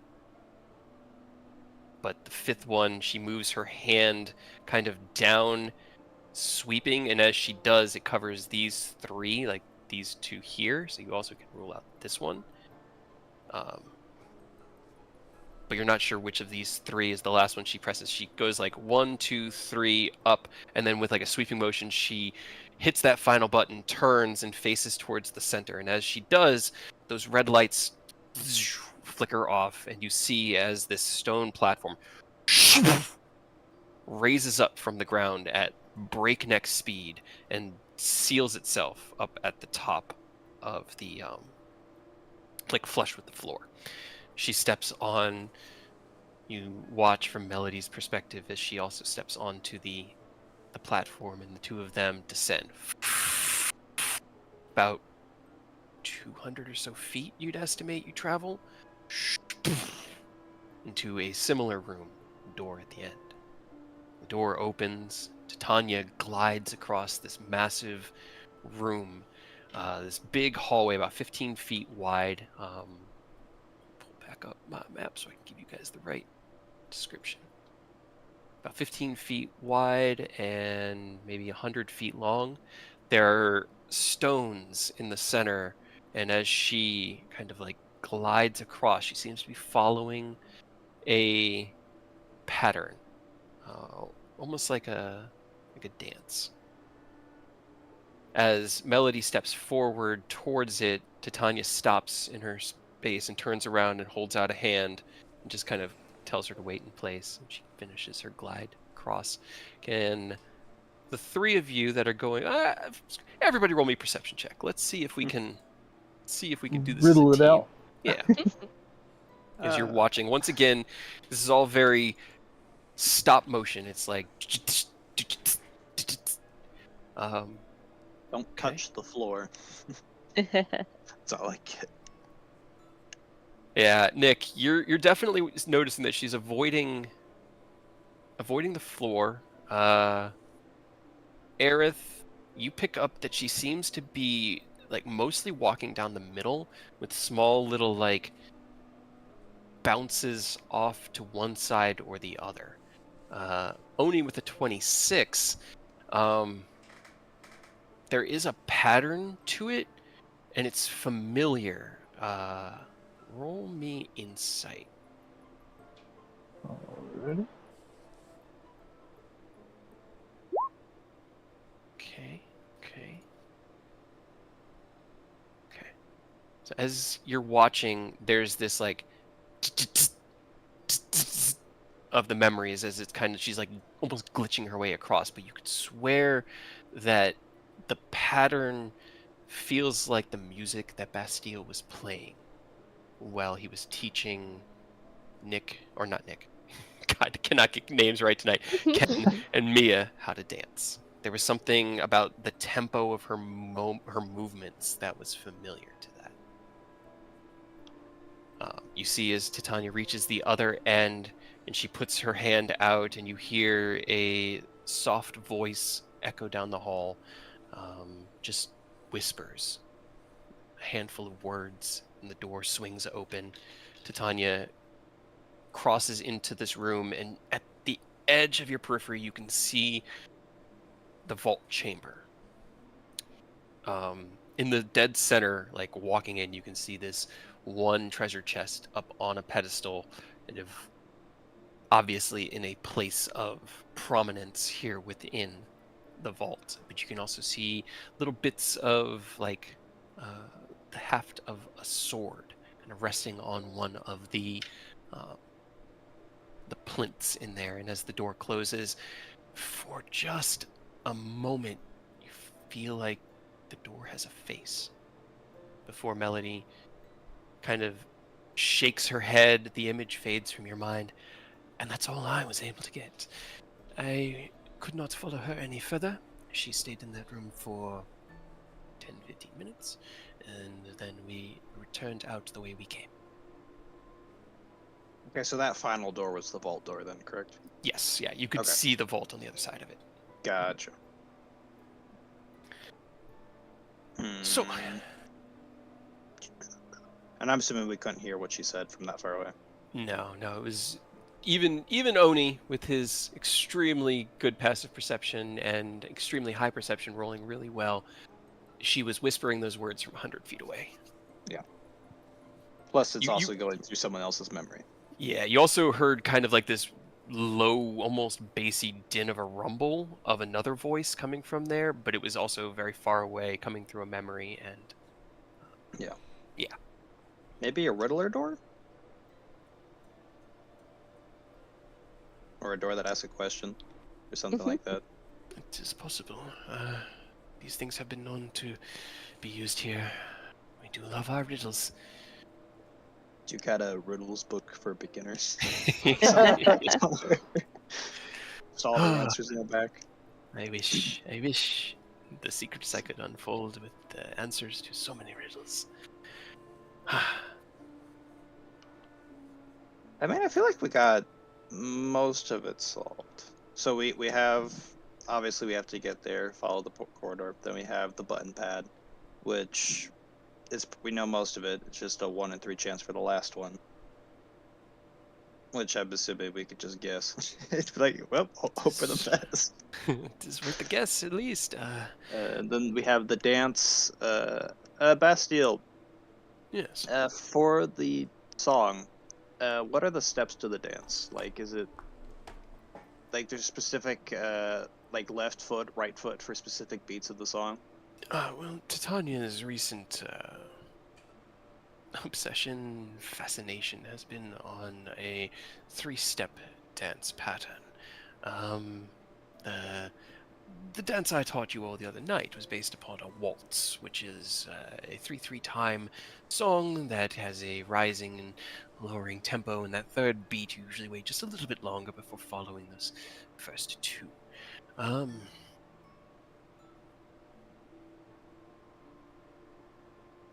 Could be that she was following that tempo.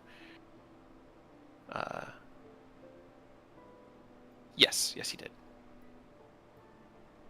Okay. Is it a safe assumption that not a lot of people go down to the pattern, like the code door? Yes, no, it is, unless you are with the Lady Titania herself or under her orders, you do not even use the, I believe she referred to it as an elevator. Well, hopefully that should make figuring out what the 5th one is relatively safe then. There should be one that's at least slightly more warm than the others. Yeah. Hopefully, that's what I was thinking. And I'm sure we can do some magic to figure it out. Titania, I'm gonna take a wild guess. Is Titania full of herself and narcissistic? Oh, we're all full of ourselves, 100%. But she's definitely become more full of something else in recent years. And What is her favorite dance tempo? Or her favorites to that song specifically that you were? I believe she starts off on her left foot and then alternates 2-step from there. So it's a right, right, left, right, right, right, or I guess left, left, right. Or step, step left, step, step right would probably be the right way to describe it. Gotcha. You sure of that? As far as I know of her, I haven't actually spoken with her in about 20 years, but time, it's all a strange soup.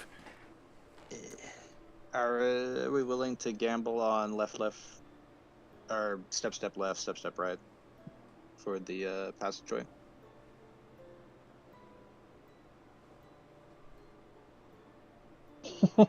Awesome, sounds good. Love that. we don't really have much choice. I'm It's up to worried you that if we guys. try and fly over it, there's going to be countermeasures, like that you have to step before getting to the door. Anti-aircraft missiles. Exactly. Or there's like an anti-magic field, so you can't fly above it, which would be annoying. She wouldn't do that. Yeah, I would definitely do that if I had a vault that you had to step on the floor. All right. Well, actually, will there be a portion of the ball where she will get up and dance? I am certainly hoping so. I think we could probably entice her out to join us at some point. She'd probably dance with you if you asked her to, right? He just smiles, and like you see, as you're all just eating soup, and Cliff has been sitting there next to you guys quietly, just eating his soup without talking, and you're all like emoting and looking between each other, and Bastille just smiles, and I guess I could. That would be an interesting dance, and I'm sure that it would draw the attention of many eyes in the room.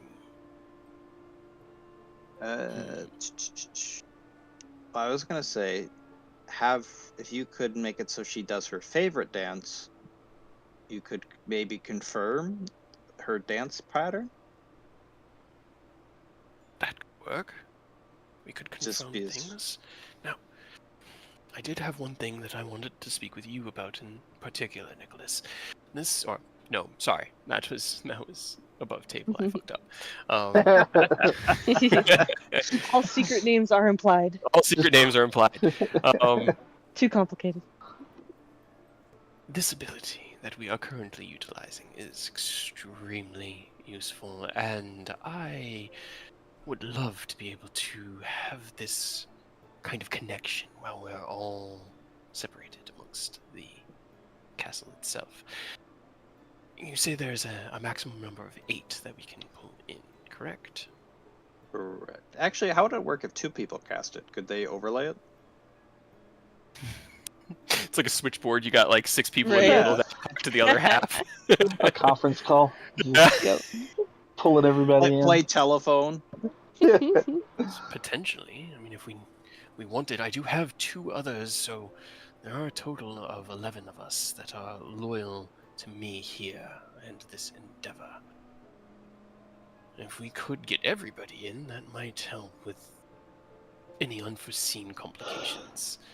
I think I know it's not concentration, but I still feel like someone else would have to be concentrating on it.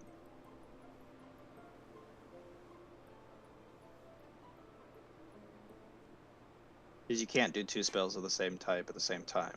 Right. So I feel like someone else would have to do it. Actually, I don't think you can overlay because you can't be under the effect of... That's fair. The same effect from the same spell. Mm-hmm.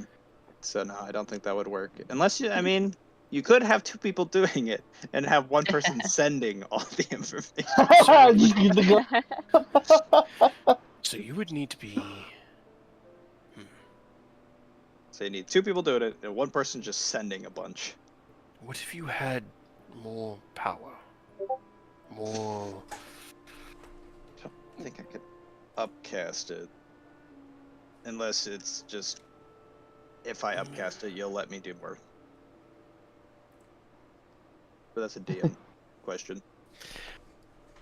It's not Each so much.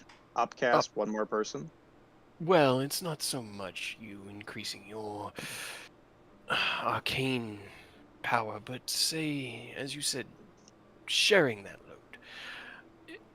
He kind of you see him like put his spoon down at the table and look across, and he locks eyes with Nicholas. There's a moment of like hesitation.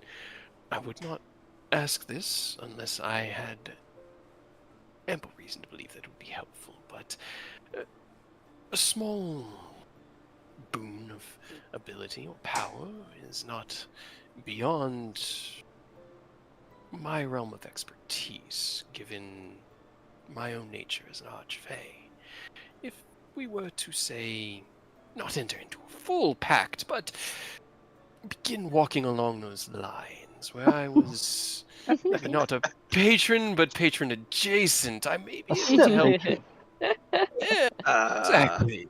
Help bear An some of that. associate. Sponsor. What does this deal entail, or patron entail? Sponsorship. It's a sponsorship is probably a better word for it. It wouldn't entail anything that you hadn't agreed to already, assisting me with this endeavor and alleviating Titania some of her more interesting possessions. But there would be a small little mark, like a snowflake, on your soul. Just a tiny one. Just a little. Teeny bit. It's just a tiny little trait of power. Nothing from you, and I would never hold you to any contract going forward that you had not already agreed to. I am just unable to provide such boons to those without that connection. I'm afraid I must decline the offer. I was afraid you would say that. I understand. I do not hold it against you. It is a lot to ask of somebody.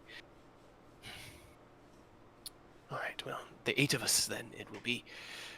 Fortunately, you don't need to concentrate on it, so you should be able to utilize your other magics freely.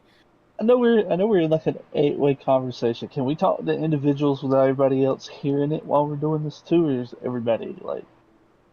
You say something, it's like a megaphone. I think it's With like 8 just people? sitting at a table. Yeah. Yeah, I think you all can hear it.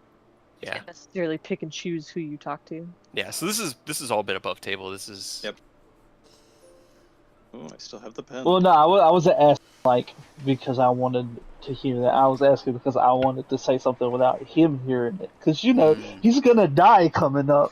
So, pact mean, you with can him send us probably wouldn't be. I can send it. The Yeah, I worst got you, thing. dog. Let me just whip out the sending. I keep in the head pocket. Sending No. stone, anything, sign language. Because I mean, we know he's gonna die. So like, what's You don't know the he's gonna die. what's the worst that can happen with making a deal with him? You know?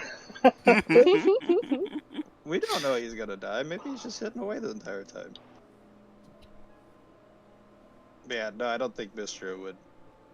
Next time she sees Nicholas, like, what's that on your soul? Who have you been What did flirting you with? do? What did you catch? You went into the Feywild, didn't you? Soul How STD. dare you sell your Soul soul? transmitted disease. Naughty, naughty. Well, that was the lore dump from Melody. Bastille's I did- proposition. I did want to ask her before we finish that with for Melody. So Yes. did you go anywhere else with her? Like, Because Bastille said that there was a treasure and then a secret. Did she show you where the secret treasure is? No. We have heard rumors of the secret treasure, and I have even spoken to her. I think the correct word would be handmaiden. That there is another entrance into the vault, but it is through Lady Titania's chambers themselves. Hey, if we need to escape, we'll just go out her bedchambers. There you are. If you find your way in, you can find your way out.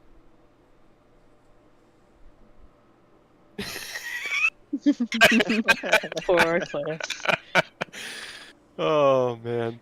He looks up at the table, and during this conversation, you guys have now been served you finished your soup, you've been served a salad, then you were served. It's mostly vegetarian here because they grow. The plants grow like crazy around here, but it all has very thick, hearty, texture and taste to it. And while you guys are just breaking into the main course and having this deep conversation in your minds, Cliff looks across the table and without even thinking goes, "This is really good." And Bastille looks over and goes, "Silence!" Poor Cliff. Poor Cliff.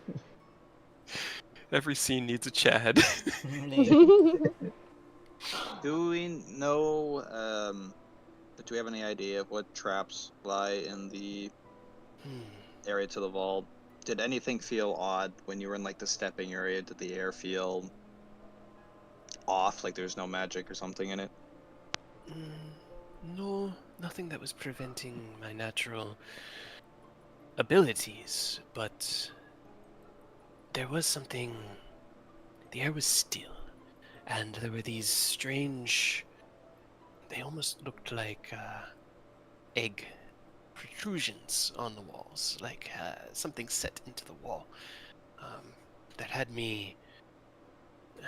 It had my spy senses tingling. I was wary of it.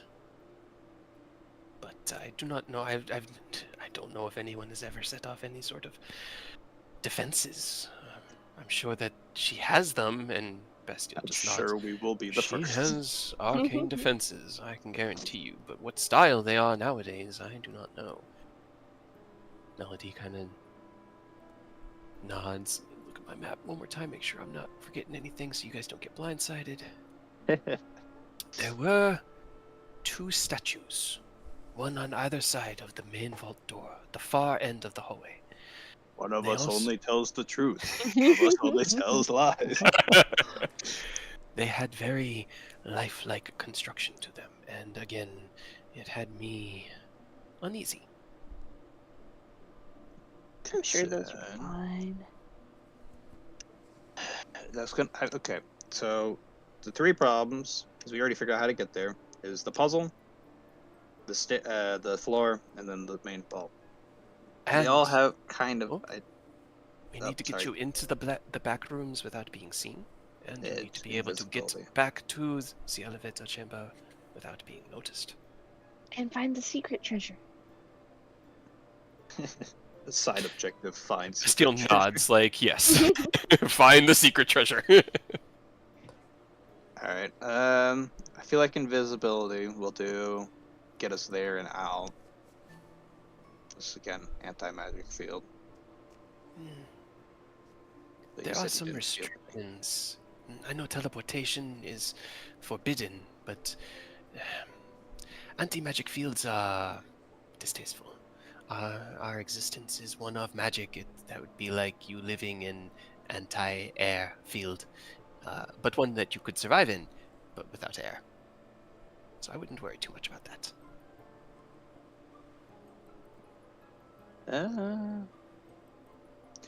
Odd question, kind of. I think this would be above board. Is there certain magic that Fae cannot use? Roll me a Arcana check, Nicholas.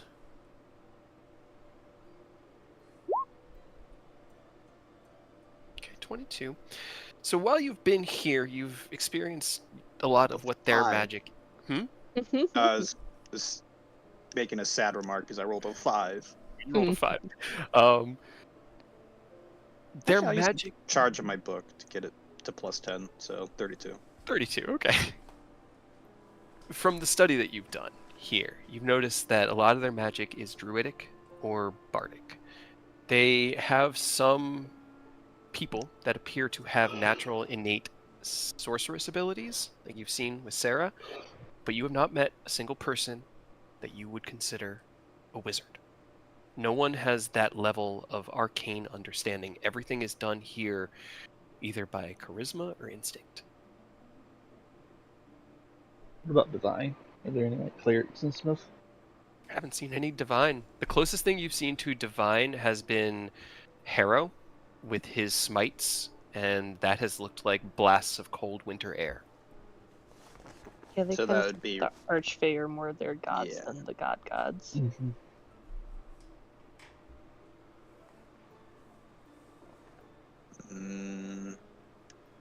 Contingency is a spell as a wizard only. Eh. This is what I've been doing all week. It's like, is that who has access to those spells? Does Bastille know Rary's telepathic bond? Can he handle this? No, he can't cast that for them because it's definitely just a wizard spell.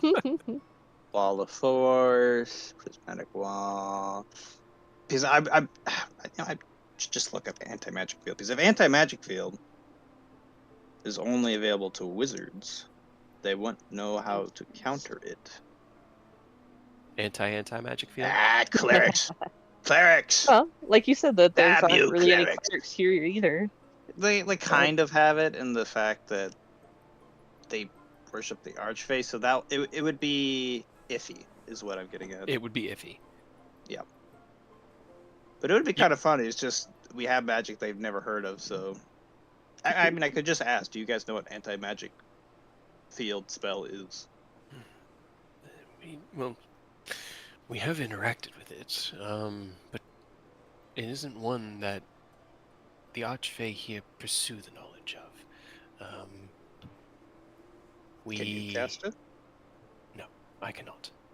Okay. He kind of like looks at you, almost a bit chagrined that he was forced to admit that he couldn't do something. But he's trying to be honest and straightforward with you guys. Okay, anti-magic field might be our best bet then. If I'm trying to think what other spells. It would shut down any of the arcane contraptions that she may have set up, and I can guarantee you that whatever traps may lay down there, they are arcane in nature. Not mechanical, and certainly not any combination of the two. He smiles over at Ken.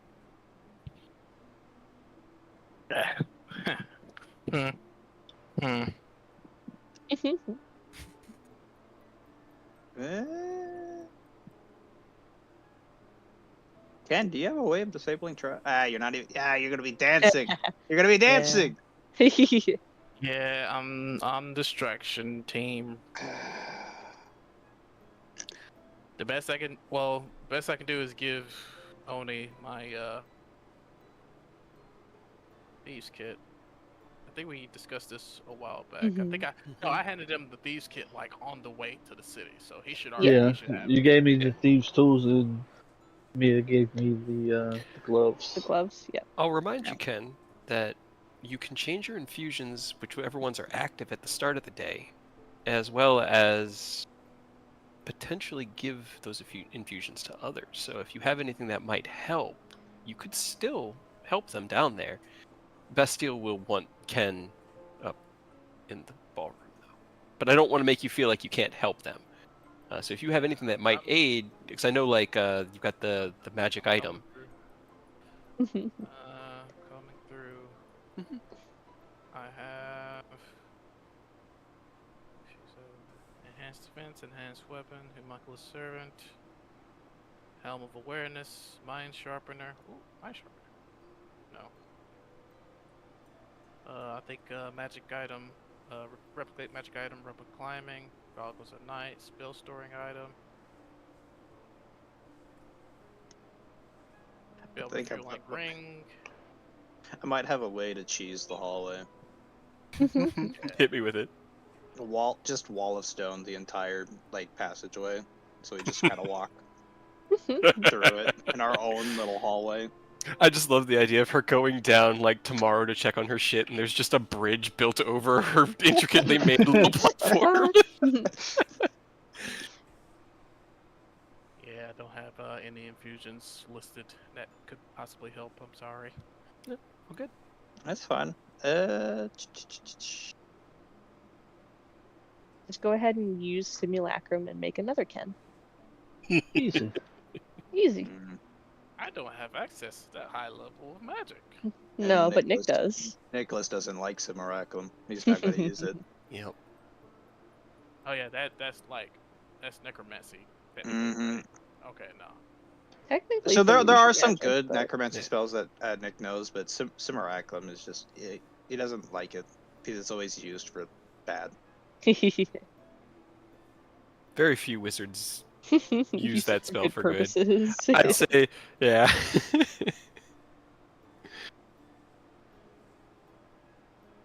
Bigby hand. Bigby's hand. I don't think that would help us though. I mean, it's a big hand. Have it knock on the door. I'm gonna let me in. Stone shape, just stone shape everything. Yeah, so we could probably cheese the 100-foot walkway, but now we still don't know what the gate is. And I'm assuming there are countermeasures, so I cannot use my arcane eye to just sneak on through and look. What? No. Actually, hold on. Let me look up arcane eye, because if it's only for wizards, maybe they didn't think about that. Because you can't see it. Can you see it with True Sight? You might be able to see it with true sight. Artificer wizard. Okay, and they don't have artificers either. No, definitely not. So, actually, arcane eye might be a great way to see what we're dealing with. Because they really shouldn't have countermeasures for arcane eye. It's one of Nick's go-to spells. It is indeed. Can do that before we go to bed. See. You would think if stuff like they're not good with, they would double down on countering that specifically. Well, you would think, but also like arcane eye. If anything, all they're gonna be able to is like, oh, if they do see it, Look, they're an like, eyeball. oh, there's an eyeball. That's weird. I mean, it's invisible, so That's you would need true suspicious. sight to. You would need true sight to see it, and if you have true sight to see it, I mean, I guess you could dispel it afterwards, but I don't know what you could really do with that. Can always try. I mean, if they see a floating eye, like if they see it, they're gonna know something's up, right? Well, so far the only one who's going to be able to see it is Titania, because it's an invisible eye. And she should be distracted with us, hopefully, if we're doing our job correctly. Oh, I'm saying doing this preemptively Oh. before we go. He's scouting ahead. Yeah, I scouting see. ahead. 'Cause I'm more It's worried definitely worth a shot. I just feel like we're kind of assuming they're not gonna be prepped because they don't have wizards, but I feel like if Well, they don't I have get- wizards, they would try to prep for something that they're not good with. I meant it as they can't counter it because they don't know what to expect. That's like you go into a boxing fight and the guy pulls out a gun. You didn't expect that. You can't prepare for that. It's because it's cheating. Well, yeah, it's cheating. You brought a But- wizard to the Feywild? That's cheating. You brought two? No, I get it. I'm definitely just saying. I feel like it's not just Exactly. because they're not It's not gonna be expecting like- it. They're Yeah, not. It's not gonna be easy peasy. Sorry. Yeah, Just kinda- yeah. Discord. Huh? Hello? I'm of the Discord? opinion that they're not gonna be able to counter everything. Uh-oh. No, they're even stuff they know. I'm sure they can't counter everything. I'm just saying, we don't need to assume just because they don't have wizards that they're not Oh, prepped no, to no. see something invisible and dispel it. You know what I mean? No, that's perfectly fine. But also, like, if they do see it, there's no way to trace it to us. And yeah, I mean, I guess they'll be a little suspicious, but at the same time, the ball's about to happen. That's still working. It's still working. No, it's for me. working for us. It's working for us. Yep.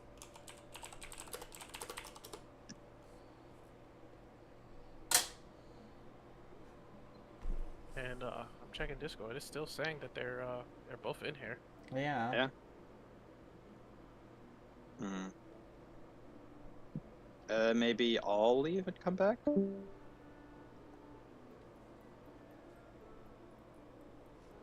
Oh, I'm is just it gonna it exit the- and join back and see if that does Is anything. it for them. is it Return of the Thing? Classic. The certified hood classic. Is it Return of the Thing?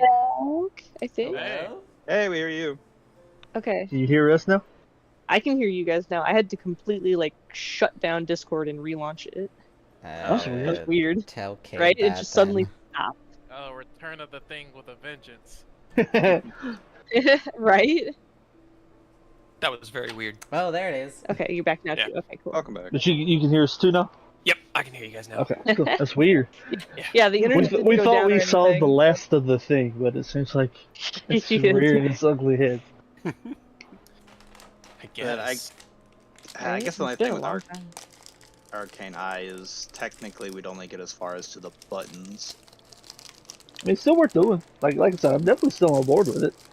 Well, I mean, the whole point that I was thinking through, I thought ahead of myself, is to see the door, but they can't get the Arcane Eye to the door, because I would have to push the buttons, and I can't push the buttons with the Arcane Eye. Are you not able I mean, to you cast could Is there go- is there a little crack in the Yeah, main window? there We see a there little has to crack under the door that he can sneak through. For which one? The elevator. I'd need to get through the I elevator. mean, it's an So- open. Yeah, here, I'll go back to the drawing board and show you what you saw. So what you saw was a 15 by 15 room. And in the middle, 5 by 5 hole that had these weird arcane red lights trailing across it. And the door was over here, and Titania went around here, and then came around to here, and after she put in the sequence of buttons, the platform raised up from the ground and filled in the floor. But when you entered, it was just a hole in the middle of the ground. Oh, so we don't even have to do the button, we can just jump in the hole. I'm sure the red arcane things in the hole are fine and not going to murder you. Yeah. That's what Arcane Eye is for. He can sit it down there, Anti-magic scout field ahead as for we us. jump down. Anti-magic field as we jump Just- down. Does that go with And you? It does. Yeah. Okay. Yeah. Just anti-magic field the entire way. Yeah. Right? That's just Nick's gonna Fix all. die from the fall. Why did you warn him? I was already doing the math. yeah. Turn it take a off 100-foot as fall, right right? before you land. Right before you land, cast fly. Disable. What I'm if I gonna give need you you my to- broom? Is it- Will that help? Is it more than 500 feet? Because if it's not, we have no rounds to react. Yeah, yeah, He was yeah. like 100 or 200 It's feet. like 200 feet is what you 200 estimated feet. about. Yeah. Then we would slam Like, straight in the ground before. Nick, get on my shoulders. I'll take the brunt of the fall. You just, I don't know, tuck and roll when we hit. We bring a bunch of pillows with us. He could To survive start, it. I could maybe survive this. Yeah. Maybe. Do you see the sheer amount? That That was I that was a mean, poor roll. with some over. That was better. I mean, that's a bit. but look at all those things. Look at all the That's- sixes. Right? Low and There high end. There you go. See, that's the low and the high end. Do you, So do survive. you have just like a parachute, just a regular one that you can coast down with? Oh, if only we got that helicopter. Mm. this is why he tempted us with Helicopter. other. He knew. I'm sure we could makeshift a parachute.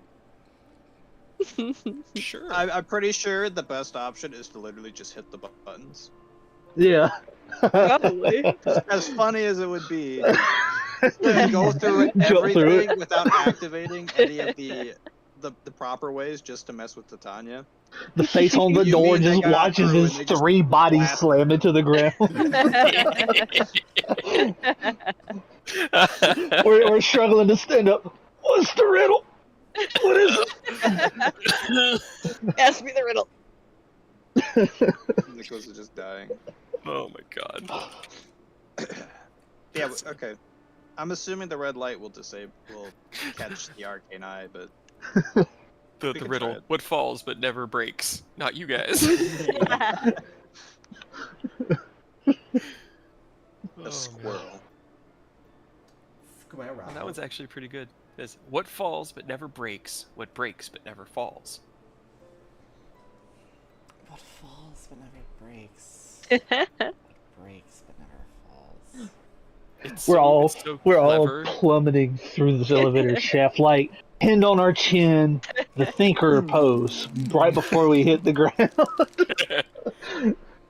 The answer to this one is night and day. Ow! What about an eclipse? Would that break it though? Hmm? I feel like an eclipse would break it though. Well, I mean, it's just because like you have daybreak and nightfall, so it's a play on I those got words. you. Yeah. I got you now. Yeah, that's fair. Yeah. He's telling us the riddles beforehand. I like riddles. Now we know. I'm getting the engine revved up ahead of time. Let's say that.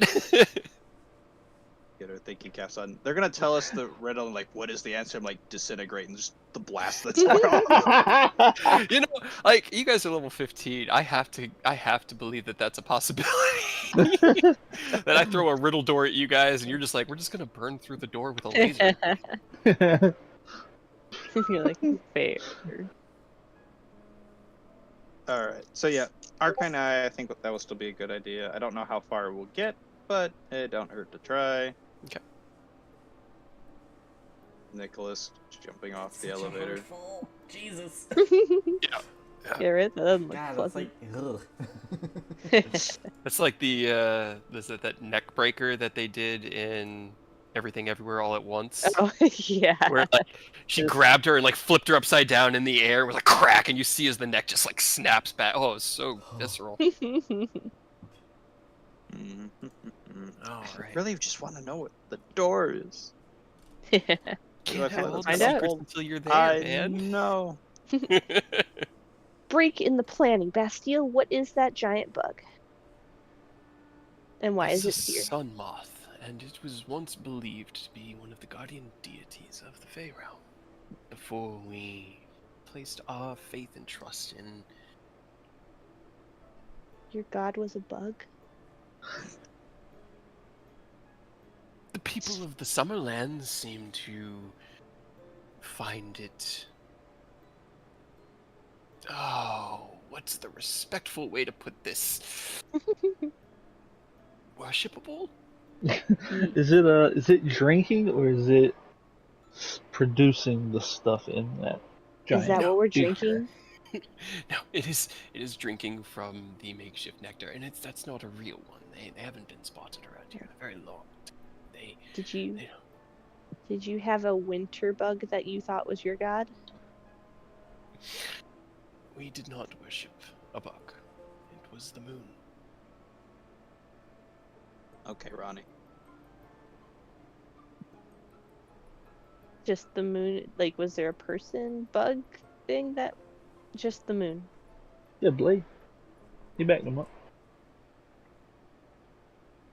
I feel like I'm missing something. I know. I'm making Elden Ring references. Oh, okay. Yeah, Blade was the wolf guy that was like Yep. supportive of Ronnie. Gotcha. I got my ass beat too hard in that game to get that far. Yeah, so No, Ronnie's the moon witch. Gotcha. No, And she no uses one in ice spells, so it actually is really fit. particular. It's We, very common when the using aspects of the moon. Sorry, continue. No, you're good. The Winterlands are fraught with beings that learned long ago to change and shift and alter themselves to fit whatever situation or trial or challenge beset them. We are fluid, mercurial. We change like the moon, and some of us are changed by the moon. And while we don't have night and day here, as you all do in the material, the moon rises, the moon falls, the moon is. And in those old days, it held a power over us that we have since learned to conquer, but it was, again, worshipable. But no, we did not give it a name. It was just The moon. yes, or the word for it back then. Do we have 2 suns or 2 moons on the material? You have 1 moon on the material. The only place with 2 moons is Acheron. Oh, Akron, okay. I was like, there's somewhere that had 2 moons. Acheron has 2 moons. Okay. Turns out one of the moons is a Sorry. teleporter. Oh, We're going to the moon! yeah. I know what the moon is. I know what the second moon is, but you guys don't. Ah. Don't Yeah, worry. bet not gonna. Takashi's on it. He'll find a way to get to the moon. Moon's haunted. He just shows up. He's just got his bow and arrow, and he's like, "Come on, guys. Moon's haunted." Oh shit, we're doing Okay. Endwalker. Ah, crap. Hold on. We've done every trope, every meme, everything I can think of, man.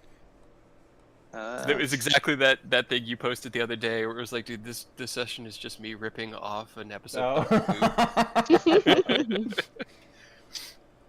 Alright, anything else anyone else could think of? Specifically the people that are stealing stuff. Yes. Is it only you and Oni that are going to I steal thought stuff? you were going with You're the- coming I'm too! yeah, I'm pretty sure I'm you're in on this. helping with distraction. Eric just wants to go dance. It's up to you. I mean, I- yeah, I was under the impression that you were going with them, but I thought I was helping with the Yeah. distraction because I I- was an I thought- ex-performer. We I'm don't fine. even know our roles. Like, Well, hold I knew everybody else's role, not mine. I mean, it would be even funnier if we started and Eris on the dance floor, like, wait, where's Eris? You guys are like Just already forgot. halfway there. right. If you believe that your skill sets would be better utilized on the gala floor as a distraction, obviously you are the best gauge for your abilities, but this could be tricky to get into these hidden chambers, and I am banking on, well, the uniqueness of your allies to serve as adequate distraction. They are, even among those rare outsiders as yourselves here, so very unique. Alright, Eris. Dance floor or vault stealing? I don't really have anything that could really help with the vault stealing because I don't have like silence or knock or anything like that. Do you have invisibility? No. Okay, hold on, what are your spells? They're 'Cause I feel mainly like you can combat. at least have one spell that will help us. Aerith is a battle mage. Yeah, He's I'm like, essentially. I went from performer to battle mage. Gotcha, Right. gotcha. But like, I since I haven't come have to- experience with performance, I can turn these battle spells into something performance-wise. I- If you only Could- have battle spells and we can't really teleport, I honestly don't mind if you go to the dance floor. But I'm just worried that we'll get in a situation where I need more spell slots and I Well- just won't have it. Here, Nick, I have an idea. This is very important to me, so you can't lose it or break it, but I don't think I can bring my staff with me on the floor anyways if you wanted to borrow it. I think I'd have to attune to it. You do, but just temporarily. If I unattune any of my slots, I either become super squishy or I lose all my abilities. Well, see, if you get hit at all, I think we're fucked, so it's okay if you're squishy. You're No. You don't understand. Way less squishy. What exactly do you mean? I mean, my AC, which is 18, would drop to like a 9. Okay, well, again, best case scenario, you don't have to worry about AC because you're not getting hit, hopefully, or attacked. No, I think it'll be fine. You keep your staff, Mia. Oni, I you mean, gotta cover me. I could go with you guys and invading the vault, and I could attune to Right, if That's you want to. true.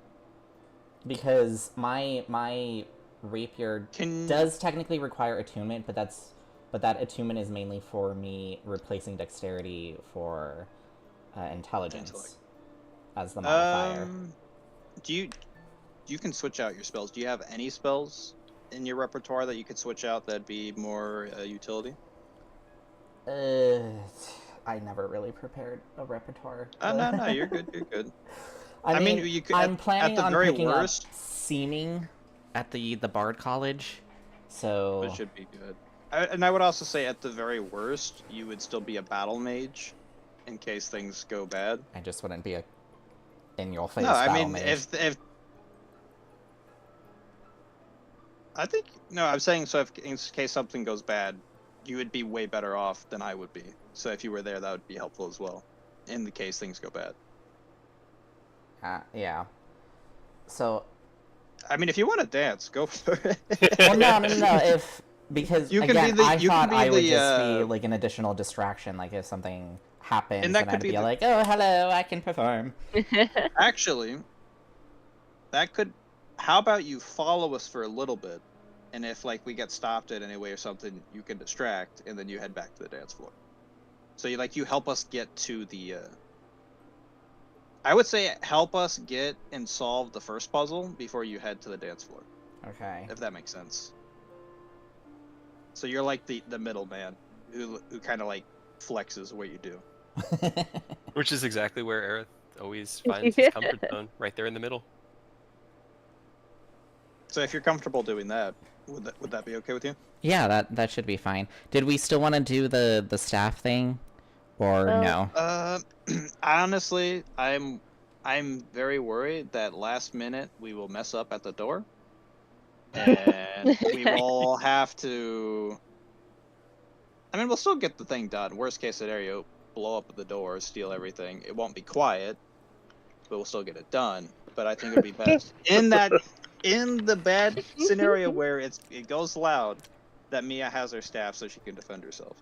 Yeah, I mean, if you're not going all the way down, I guess I'd prefer to keep it, just Okay. in case. That's Yeah, fine. definitely keep it. No, they won't allow us to have weapons or tools Yeah. such as that on display, but I know that you are all equipped with bags of holding. We can utilize those. It shouldn't be restricted from. They're not Wait, I very got a common question. here. Wouldn't putting an attuned item within the bag of holding, doesn't it remove the attunement? I think you can't use the item's effects until you pull it back out of the bag. Yeah, it doesn't. It just can't affect you while Oh, it's in there, okay. but you're still attuned to it. Yeah. I think it's I wasn't sure. fusions can't go in there because they have to stay within like a mile of the artificer or something. But we've put attuned items in the bags of holding before. I think it's also like a time thing as well. Like if it goes X amount of time, it loses the attunement, but it's a long time. Mm-hmm. I think it's like almost a week. So I can put mine in Ken's bag, I suppose. All right. How are your other spies helping us? What do they even do? Well, I mean, for the most part, they can. What are they even here for? No, I'm kidding. Will they just like keep people busy in certain areas so we have a clearer path, or? Yes, while we are there, myself and Finch will be working the banquet table, serving food and keeping an eyes on the patrons of the evening. I believe Cliff, and she looks over at him. He like locks eyes with her and has a mouthful of food, and then puts his head back down and goes back to eating. So I believe he is going to be keeping his eyes on Lady Veronestra. And I, oh, sorry. The last one is Glenn. Where did we have Glenn? And she looks over at Bastille as I'm trying to find him. He's Right. gone. I believe Glenn was supposed to be maintaining his current character as a traveling autumn nobleman, and he will be competing in games throughout the evening. But again, we will all be available, so how can they help you? That is a good question. I guess the only thing Oh, they help us on is getting there and getting out undetected for like the main area. So And if you would they be able- could clear the path or cause distractions, just make it easier for us. This we could Or sick room. Where's the sick room? Is it closer to the vault? do. No, it's his let's see where it would be. This is in the dawn wing on the right hand side of the castle. It's nowhere near where the vault entrance is. Okay, damn. The closest thing to it would technically be storage as well as the kitchens, but they are going to be very, very busy today. What we could do, so the entrance that's at my instructions is the one on the, it is closest to the God Chamber room, in the hopes that we can pull them all out of their room and away from the door, enabling you all to sneak by in the place that they assume will have the most eyes. We could potentially. Yes. So, okay. I guess another thing is, are we staying in the main area until Ken, Mia, Aerith all cause a distraction, and then we go in? Yes, yes. So that is at least the plan that I had from the beginning, was to Okay. find some way to pull the gods away from the doors. And if that distraction could be big enough, I know that you had posited potentially summoning a dragon. I can show then people my dragon. it could be enough to draw the remaining gods out from their post and completely free up access. And then on the way out, we will have connection to at least Melody through the telepathic bond, and could alert her when you are all making your way back towards the Gala floor, at which point she kind of like look over. We could bring some sort of catering tray and make a scene near those guards, upset them. I can be quite good at upsetting them if I need to be, and enable you all to sneak by. It would give you the opportunity, although I don't know how much it would help. Okay. So, greater invisibility, or invisibility would be our best option. There's not a mass invisibility, is there? I Well, feel like I say this every time. Invisibility. Every time. Invisibility can essentially, you can make any, or invisibility's formula is like the number of creatures that you can make invisible is Gotcha. the spell level minus 1. So Gotcha. if you do 5th level, you can get 4 people, etc. Okay. But it still requires concentration, and if anybody in that group uses a spell or action, that person's invisibility is Yeah, broken. it's greater invisibility that Mm. doesn't do that. Yeah. But you Yeah, can't but that can only upcast be it. one person, yeah. Yes. Okay. Okay. The only so, way to do that would be 2 with twin spell. Gotcha. Which I could do, but I don't know greater invisibility. And I don't have Round sorcery and around points. and around and around and around and around Okay. and around. So, and actually, now I think, if that's the case, it might be better if Era stays, because that's less spell slots we have to use to get 3 people invisible. I think we should stop planning and just do it. Because I'm bored. It's very important that we have everything figured out to the Well, best of our abilities. look, Nick, So that the thing problem is if we think about every tiny possibility and how to do it and to do it perfectly, and as soon as we start, something's going to go wrong and none of that will be relevant. That's Because true. that's how it always happens. That's why you have a plan and then you have overarching goals. So if the plan fails, you can still move forward. Plan is steal the treasure. Yes. Very I- broad goal, that. I love it because it's like if Takashi were here, he'd be just like, "Yeah, let's go." If it were Robert, he'd be like, "Why are we still waiting?" He's like, we need a mountain army. We'll just charge the gate right now. It's such an interesting because it's like, hey, this is what the character would do. Nick 100% would be like, "No, we're gonna ask questions, ask some more questions. I'll cast the spell again if I need to."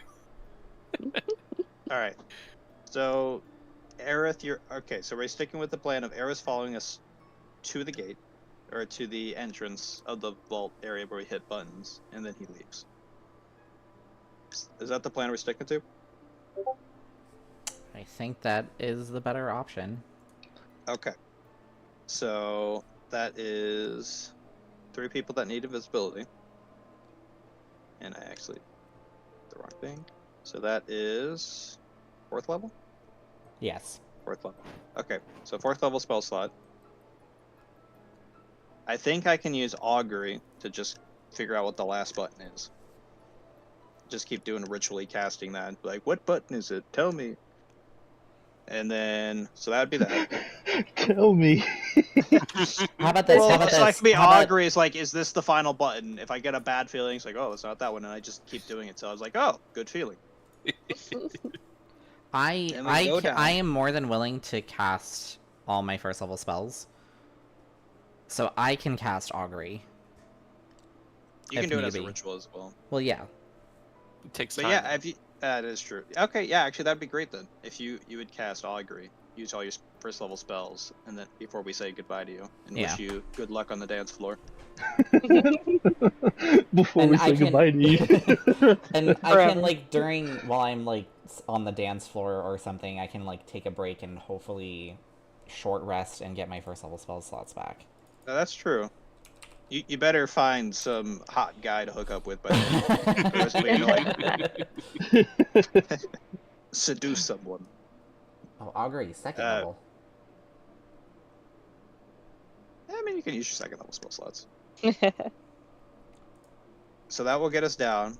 Then we're pretty sure it's the dance, but you guys can confirm by getting Titania to dance. If we don't want to risk it. Then we get to the door, and that's the biggest if, in worst case scenario, disintegrate.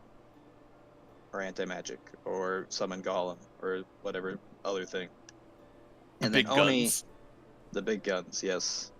Explosion. And then Oni, you have the hole that we're putting all the loot in. Yes. Okay. And then you find the secret treasure. And that was the last thing. The secret objective treasure for bonus points. You Also, have don't to forget, complete we all also of have Where is that that? robe of useful items, so we Yes, also that is have true. windows The, and stuff. Put the window and door just to see if that would work, because that'd be hilarious. And you could Okay. pull the dogs and throw them up on the dance floor. And then there could be dogs. That is true. Okay. Do we know anything about the secret treasure other than it just exists?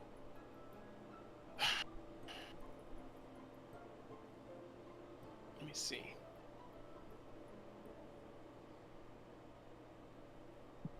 I have tried to uncover its secrets. We know of the fey flag, the fairy flag that she has down there. This other object, she only ever takes it out when she is entertaining in her own private quarters. It is the only time that it is ever referenced, and so no one that I have spoken to was able to tell me what it looked like or what it was, only that she has some other treasure that is precious to her, powerful, and she keeps it hidden. I would assume it's smaller than if she's able to keep it hidden so well. I could maybe use quick look to see. Would it be on Titania herself? Would she be like wearing it at the party? Means it's such a big event. Could be, if it is an object, a ring or a necklace, but such things of power, they do not go unnoticed. Even those who are even slightly arcanely gifted can smell these things in the air sometimes, so I don't know how much she would flaunt it. Would she want to show off at the party? Her attitude lately has been strained. She seems to be trying to draw together the myriad factions, and this show of power,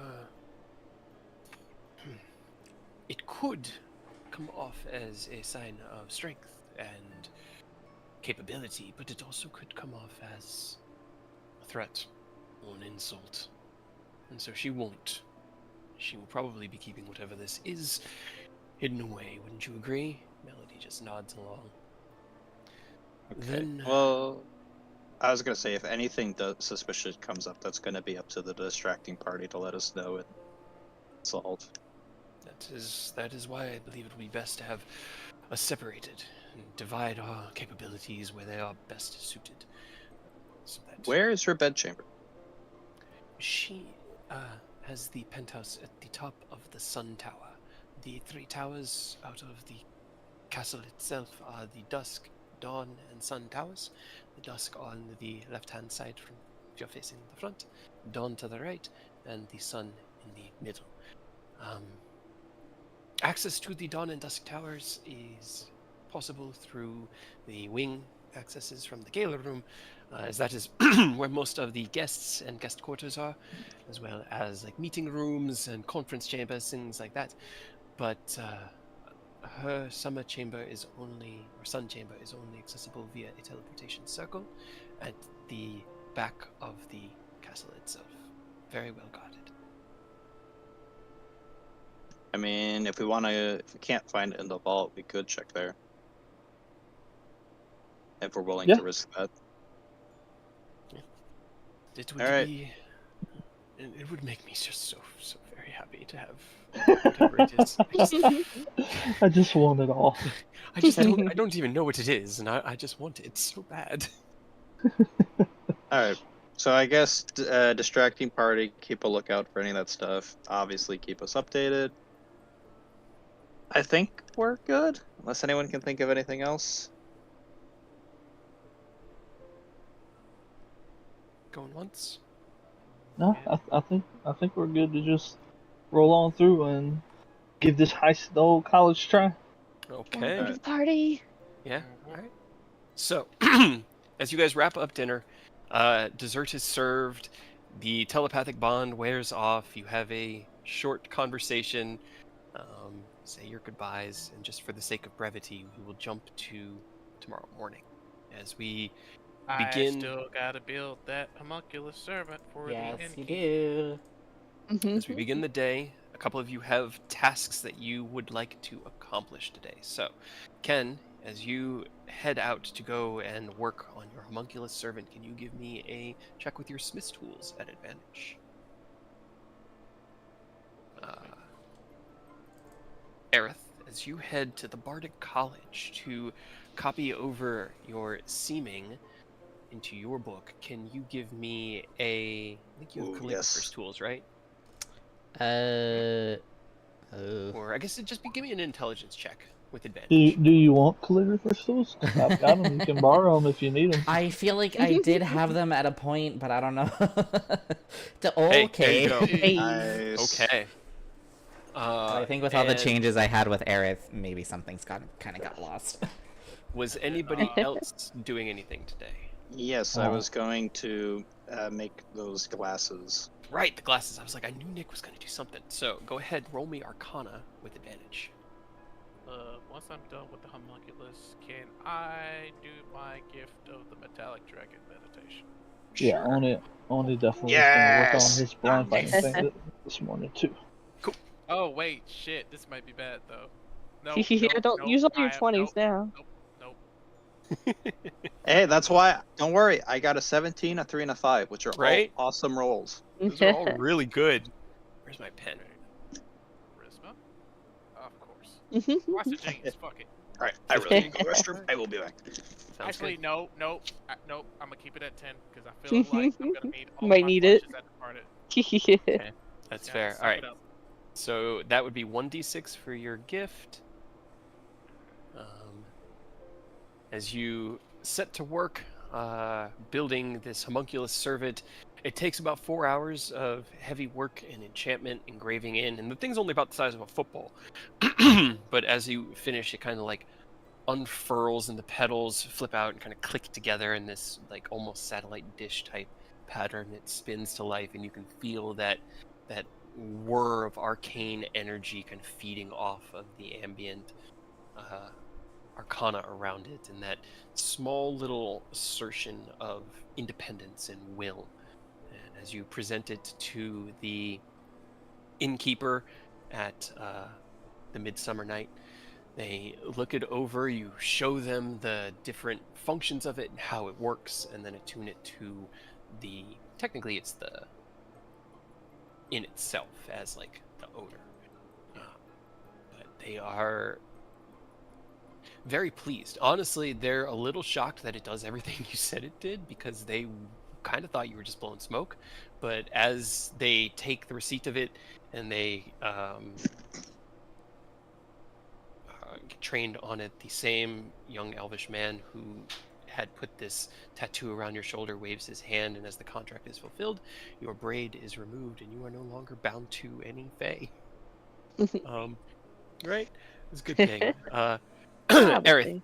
you head to the Bardic School with a purpose. You know where you're going, you know what you're doing, you have all the tools you need.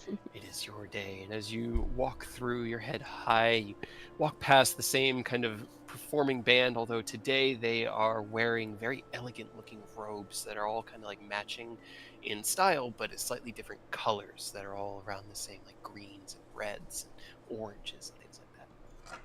You walk past them and into the Bardic School and left to the library. And as you step into the community college library, you look over, and the elvish man who had spoken with you yesterday is still there, and he gives you a nod, and you with purpose head back to that section where you know that book is, and you begin to transcribe it. And it's difficult because, again, it's written for a bard, so it's written like a story, it's written like a tale, like a song, like an epic, and so you're having to pick and choose like a word problem, where you have to like find the numbers and be like, okay, well, these are the numbers that are important and everything. So it takes about 4 or 5 hours, same amount of time as Ken working on his servant, fortunately for everybody. But by the end of it, you have seeming added to your spellbook. Sweet. And then Nick with the 2, the natural 20. God, you just told me, and my brain is Swiss cheese, because I'm planning for this gala. So this was for the glasses, the glasses. anti-magic glasses? I have it like written here on my paper. Yes. To give to the guy, to give to Titania. Yeah. As you sit down within like the small inn room that Ken and Mia have been using, it's the biggest of the rooms that you have. You sit down with your crafting tools and you begin to get to work. And the physical construction of the looking glass isn't really that difficult. It's mostly just like, it's not iron, but it's fey iron. And then the backing of like a close, probably actually based off of the platinum coin that Mia had given them the day before, because there's not a lot of like super shiny metalwork isn't something that's done here in the Fae too frequently. But given a natural 20 and the skills that Nicholas has after a few hours of hard work, you raise up the glass and you kind of like look through it, and there's this shimmer of almost like mostly translucent, probably yellowish energy that's just baked into the glass. And as it fades away, you look through it and you cast out an illusion, just a cantrip illusion for yourself, and kind of hold the glass in front of it. And it seems to work. The illusion passes through and you can see the illusory magic going through the lens, but you won't really know unless you have true seeing whether or not that's really working. Well, I was gonna say, could I use etherealness? Because I have the vision of etherealness, I can like switch to that. Mm-hmm. So that should block me from being able to use etherealness. Or the vision for etherealness. To see the astral... Is it the astral sea yeah. or the ethereal sea? Yeah. As So you that just takes 10 minutes for me to switch, so... yeah, as you focus on your ethereal sight, and you look through the glass, you see the shimmering of the astral sea, this like deep dark expanse, and a tiny little ring of reality poking through, and on the other end of that ring, your illusion. No, I'm saying the glasses would prevent me from being able to see it. Would the glasses stop my vision? Yeah. So, Oh, okay, because gotcha. it's like a hand mirror that you hold out in front is what it ended Gotcha. up being. Okay, I see. And so it's like, but it's you look through it like a magnifying glass, and I so see, I see, I what see. you're seeing is everything around this magnifying glass is astral sea, except for what you're looking through, Okay, as the enchantment perfect. seems to be working. I shall go give it to the guy who really wanted it for his Okay. performance. Yeah, you head over. I will ask a to- favor of him, though. Okay. You walk up, and he is out front in full regalia, wearing like a red and orange, almost like a sari kind of robe, and he seems to be helping the other band members pack up instruments. And as you approach, he turns around and smiles. Ah, it's good to see you again. Did you have any luck with the? Oh yes, I do believe I have found what you're looking for. And I'll let him like test it first because I'd feel bad if he doesn't. I don't want to make him feel like I'm cheating him. Yeah. Okay. You.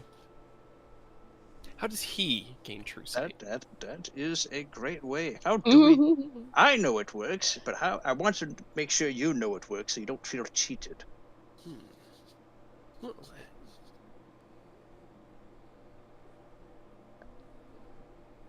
You'll just have to trust me.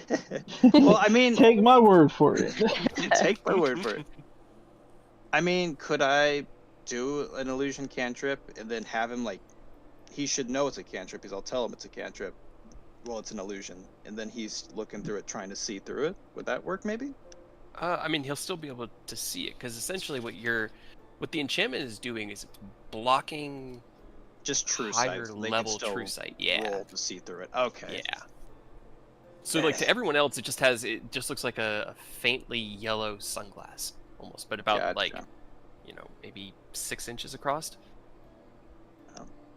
All right. Well, I hope you trust me, but it works for me.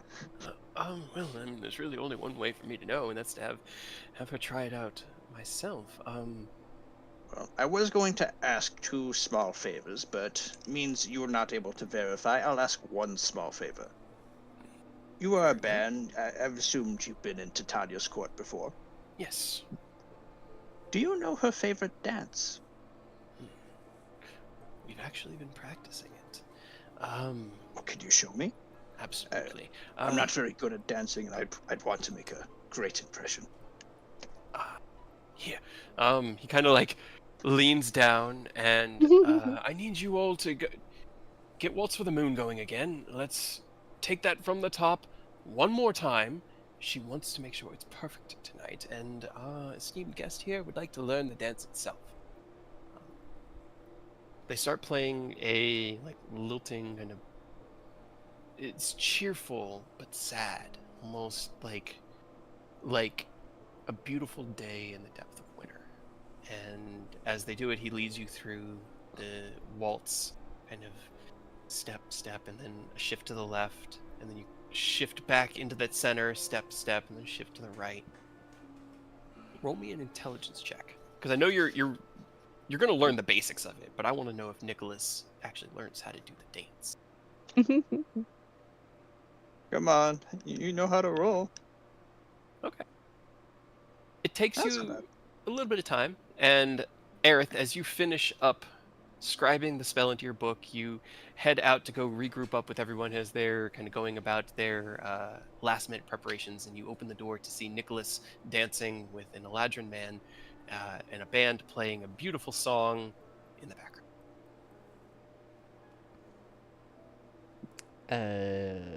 Okay.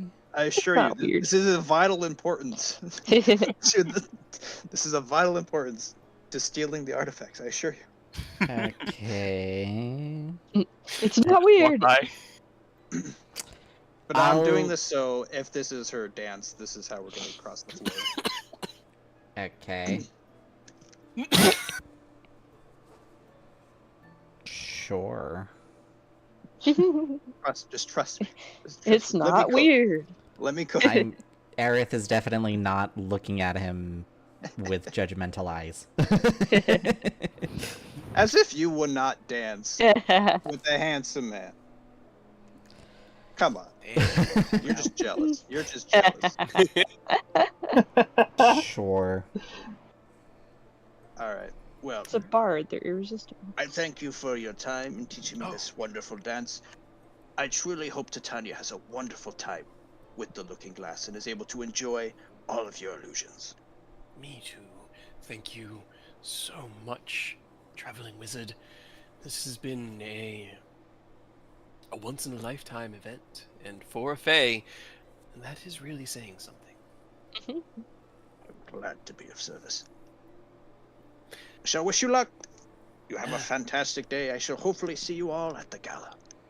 Sounds good. We'll see you there. Totally will not see him, as I will be stealing.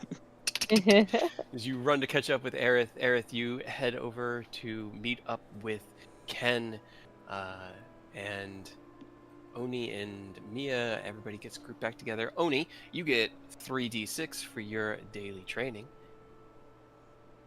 Oh, yeah. Hell yeah.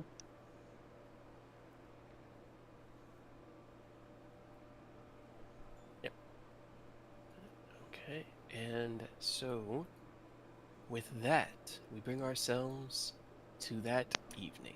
As you all had completed your day's preparations, everyone's ready? Ready as we'll ever be. We're about to find out. Let's see how prepared we actually were. You head back to the inn. Let's You go. equip yourselves with your fancy clothes. You hide away your equipment that you can.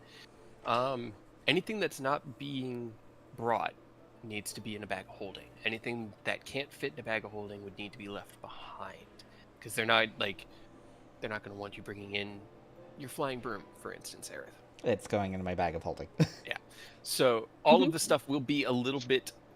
It'll take an action to get to it before you can use it. But keep in mind that if you wear armor, which I think is just Ken, that your AC is just 10 plus your dex plus whatever other mods you might have. Yep. And This is gonna affect And- me.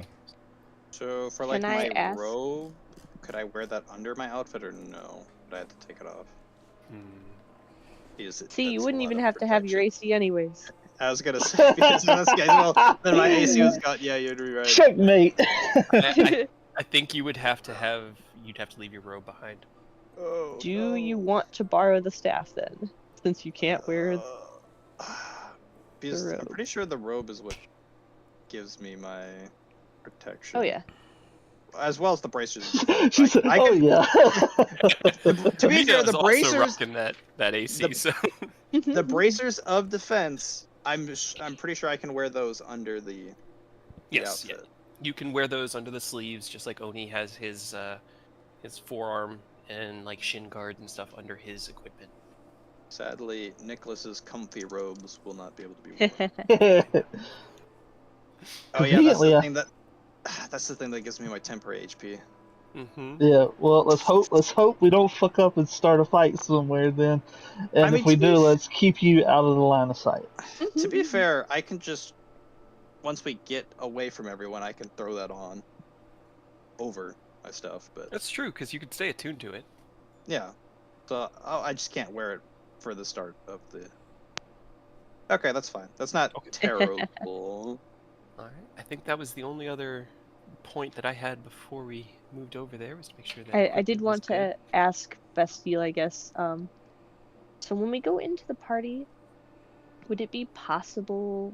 I know I can't bring my staff, but is there any way that Ken could like bring his sword, like as a ceremonial piece to his outfit? Hmm.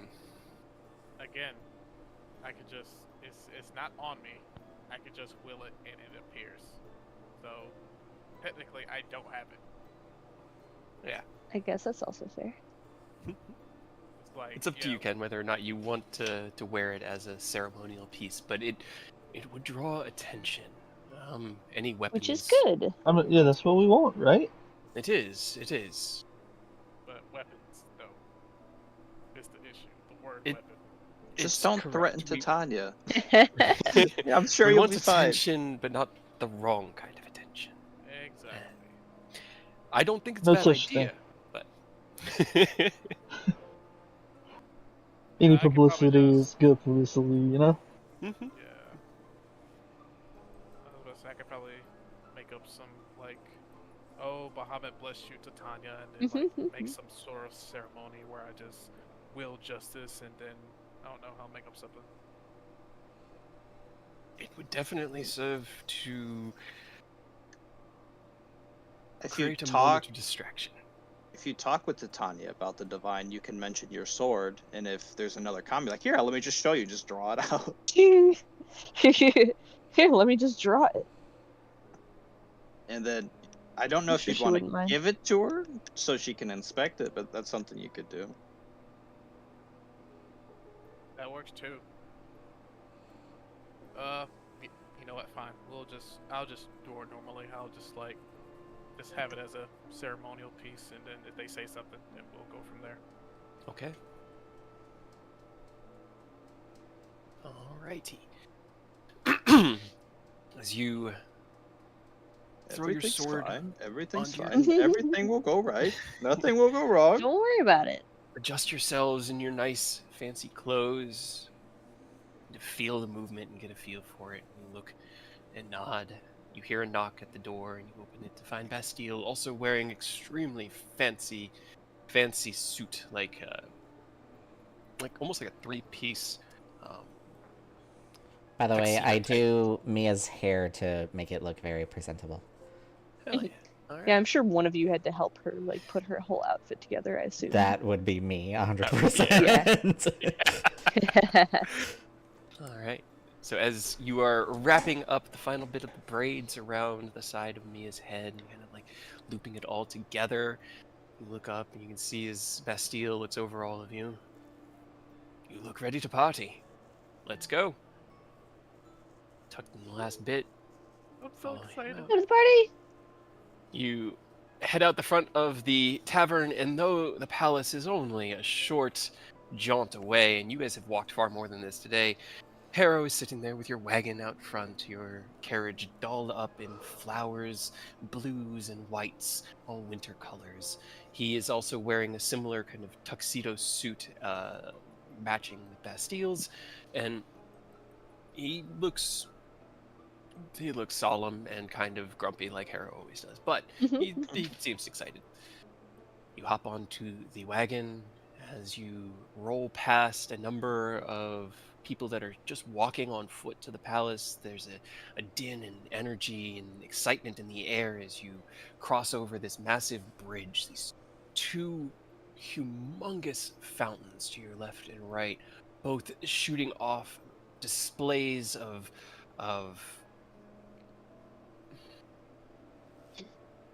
I don't want to say water sports, but why is that the only thing that's coming to mind? Go away, bad words.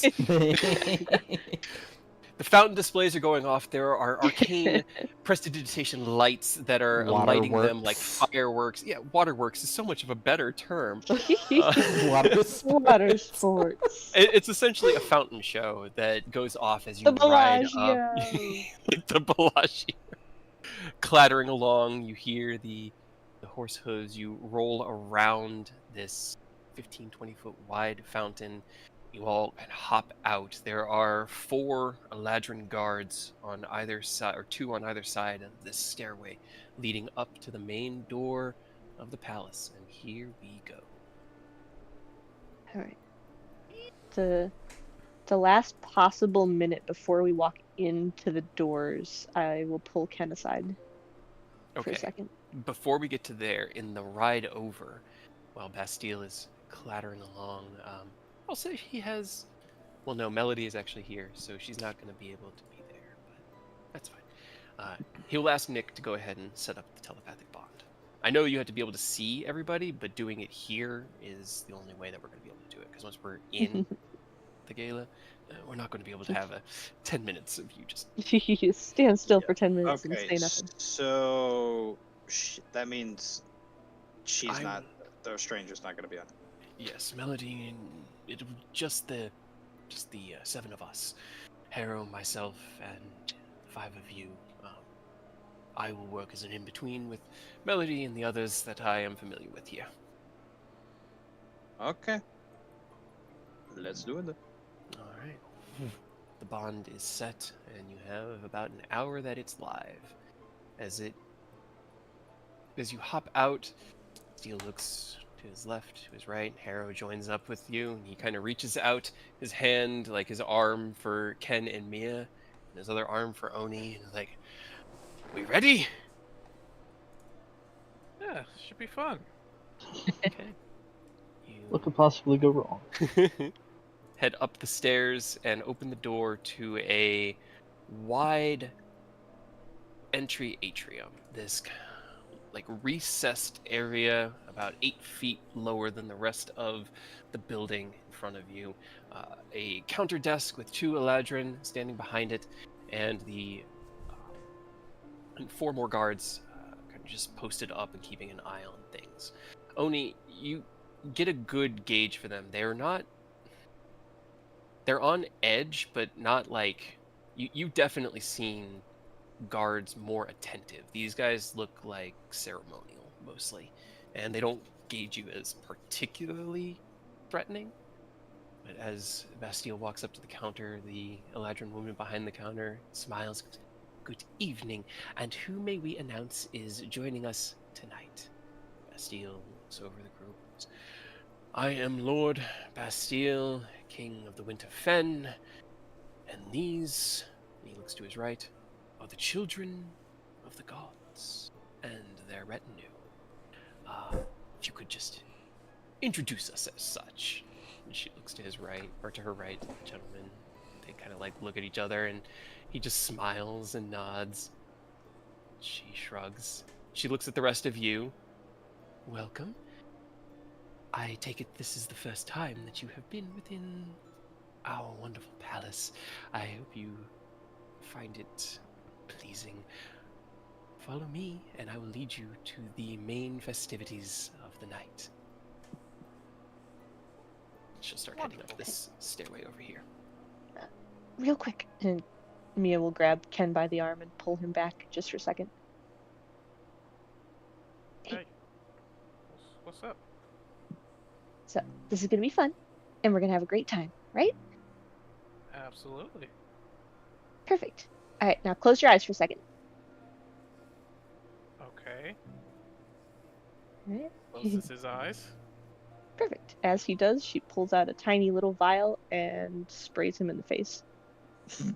What? Okay, DM me. It's perfume of love file. Well, perfume of something. We had talked about it previously, but I will send it to you. Yeah. I kind of remember. Mia, what are you doing? Please don't destroy the plan. No, I'm helping the plan. Okay. And after she does that, she'll get up on her tiptoes and give him a kiss real quick. You get a full mouthful of the perfume. The perfume hits you, and it's sudden. You kind of like, but it smells really nice, like lilacs and clean water. Feel Mia, open your eyes. Everything seems okay. You're not suddenly driven to profess love to somebody or anything along those lines, so it could be worse. Okay. Well, thank you. Whatever that is. I go over and I just go, "Can I see that bottle for a minute?" Sure. It's kind of empty. It was a one-use thing, but sure. She'll give it to him. I'll just like check the contents, see if there is any more left. Roll me Arcana.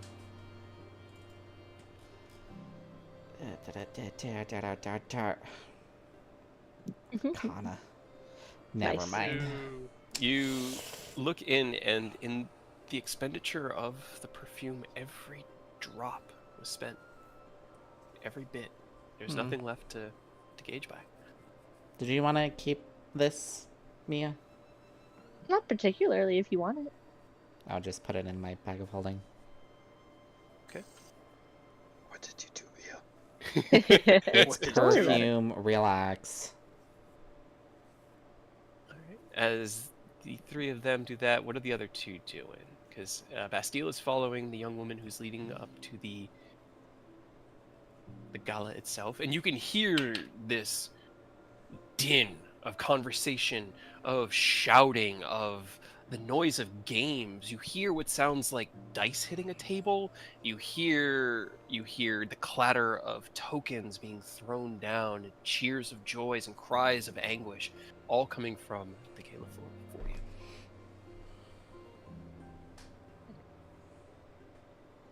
Well, I guess follow Bastille. Okay. You guys follow them up, and I'm going to reveal the dance floor. Dance, dance, revolution. Step aerobics, don't fail me now. Oh my god, it's so massive! It really is. Jesus. I keep zooming out. Yeah. God. Further, further. This took some work, but I'm very, very proud of it. God Having damn. flashbacks So to the casino. what exit do we need to take?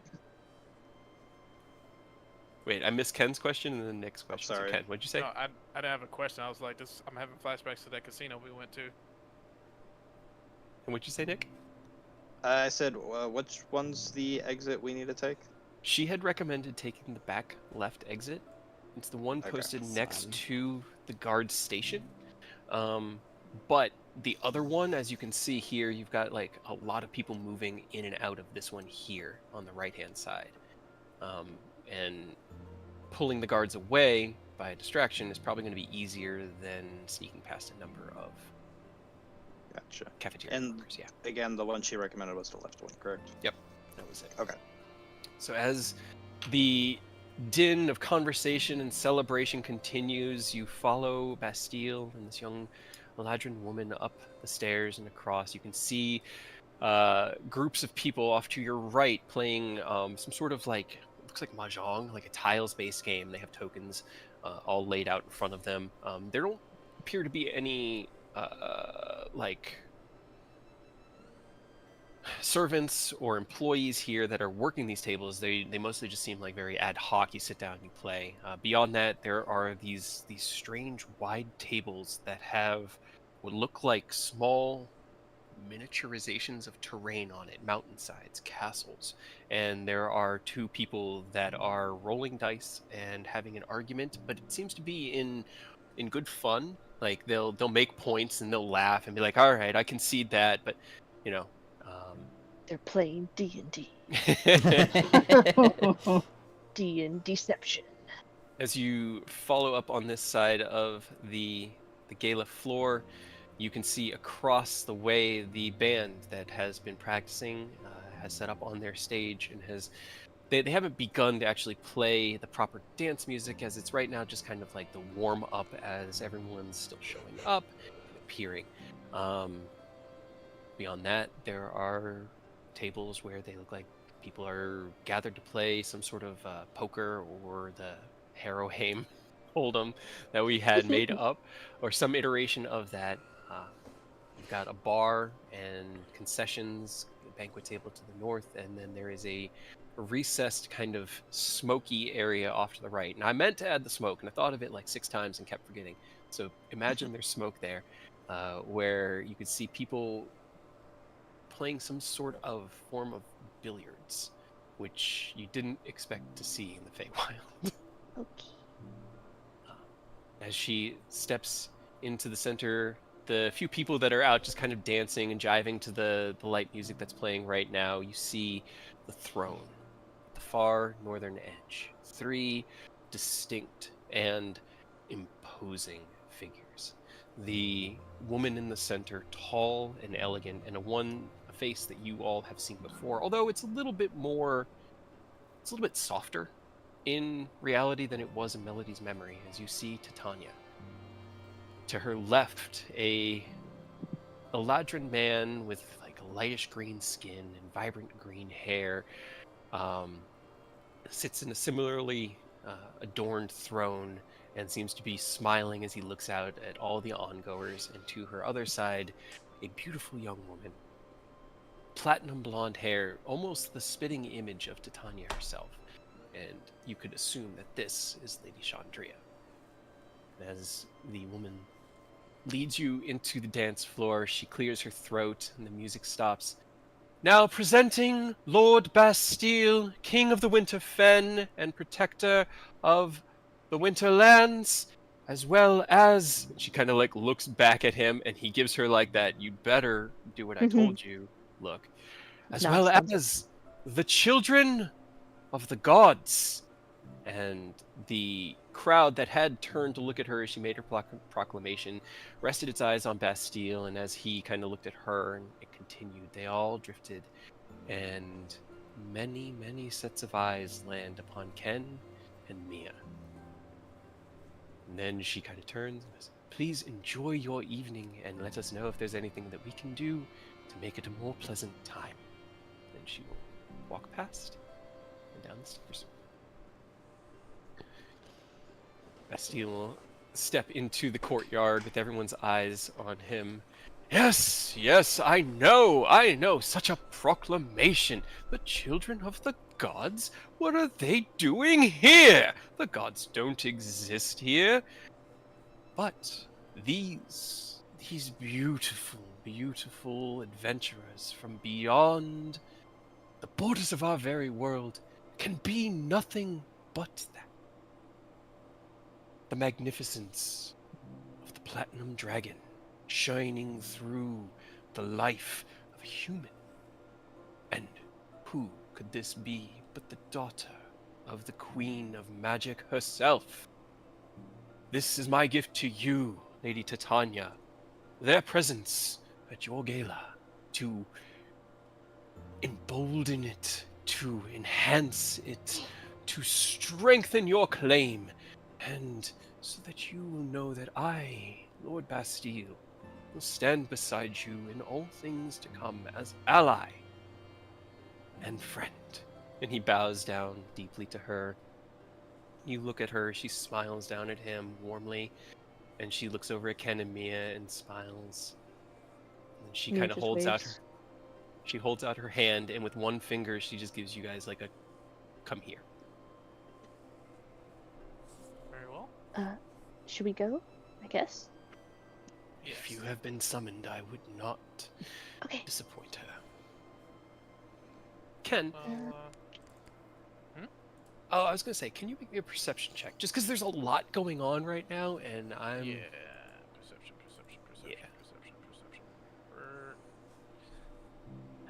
Perception. Okay, 14. As you approach the throne, you look up at Titania, and in her magnificence, in this like radiating, almost sunlight coming off of her skin, you look above her and you see a very interesting looking sword. Mounted like on these two hooks and sheathed is a... hold on, let me get the image of it so I can give you a better verbal description. Is a great sword that looks like it was hewn from the stem of a plant itself. Its edge radiating into like this steelish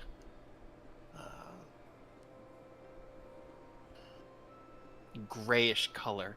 The handle, this adornment of rosebush and thorns, like kind of all twisted on each other in this widening kind of cross guard, and then twirling down into the grip of the handle before a rose at the pommel. And as you approach the throne, you step up onto the stairs as Titania continues to closer. She hasn't said anything, but you hear a voice in your mind. "Dear friend, you travel from beyond. You are You are of the metallic. I am their enemy too. Please help me, save me, bring me to them, and I will help you bring them low. And as you hear the voice, Tanya looks down at all of you, or at the two of you. Greetings, children of the gods. I find myself somewhat curious as to what would bring such nobility to my humble home in such a interesting time as these. Of course, your lady. We've happened to arrive here during our adventuring, in the material plane. We were searching for a friend and a relative of mine who happened to come here, but unfortunately, our search hasn't produced much results. So we're just trying to not overextend ourselves, and by luck, we became acquainted with Lord Bastille. Things were said, laughs were shared, and here we are. That is a very fascinating tale. It is not often that the wanderers of your world find themselves deep within our courts or enthralled within the political lives of our leadership. I find this amusing.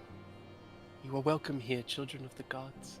Please eat, drink, dance, play games, have fun, and if you need anything, ask.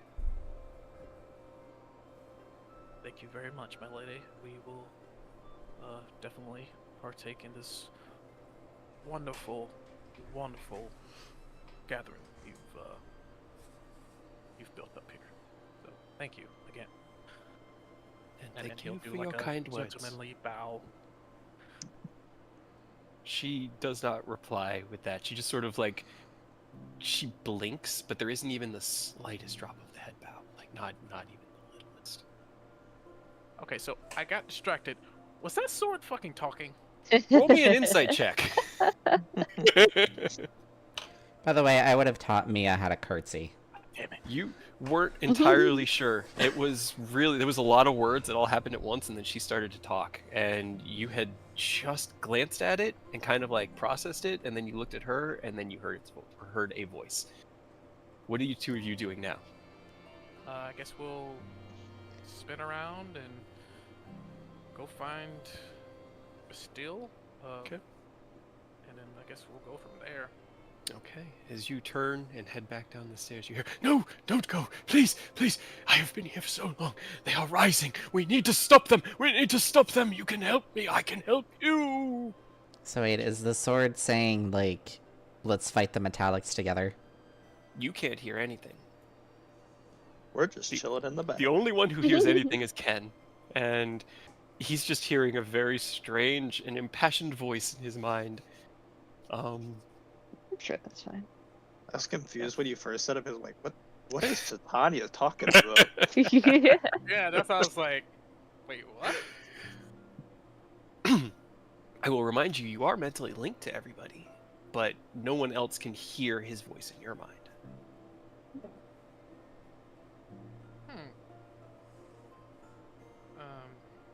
Okay, so mentally, I'm like, ladies and gentlemen, we might have an update.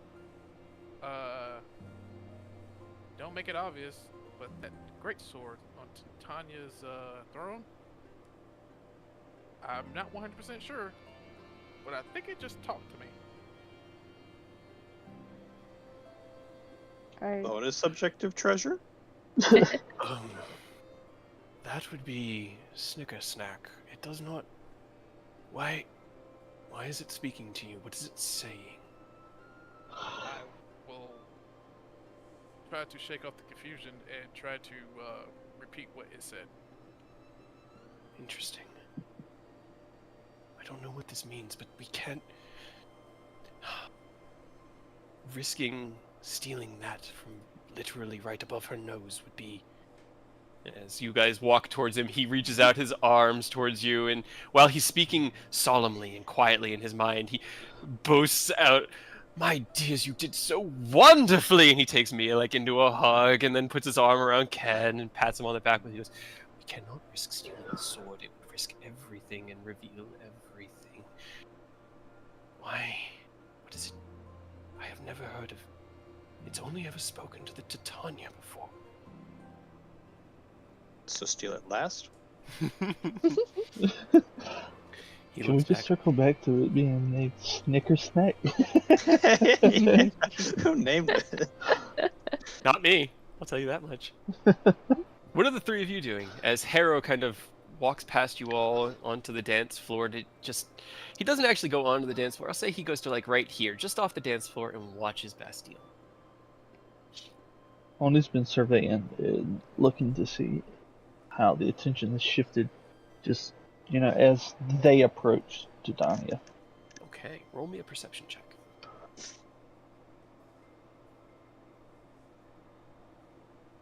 It's an actual item. Okay.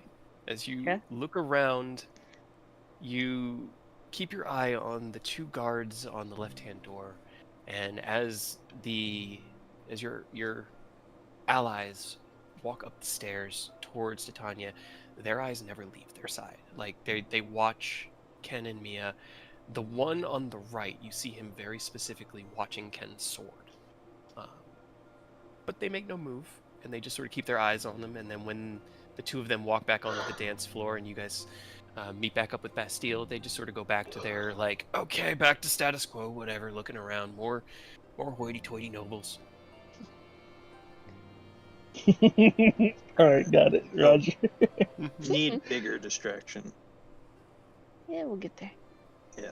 Sorry, So, I didn't. just to check with Sorry, Bastille. sorry, I'm No reading. stealing whatsoever of the sword. Or steal last. How about no stealing at all?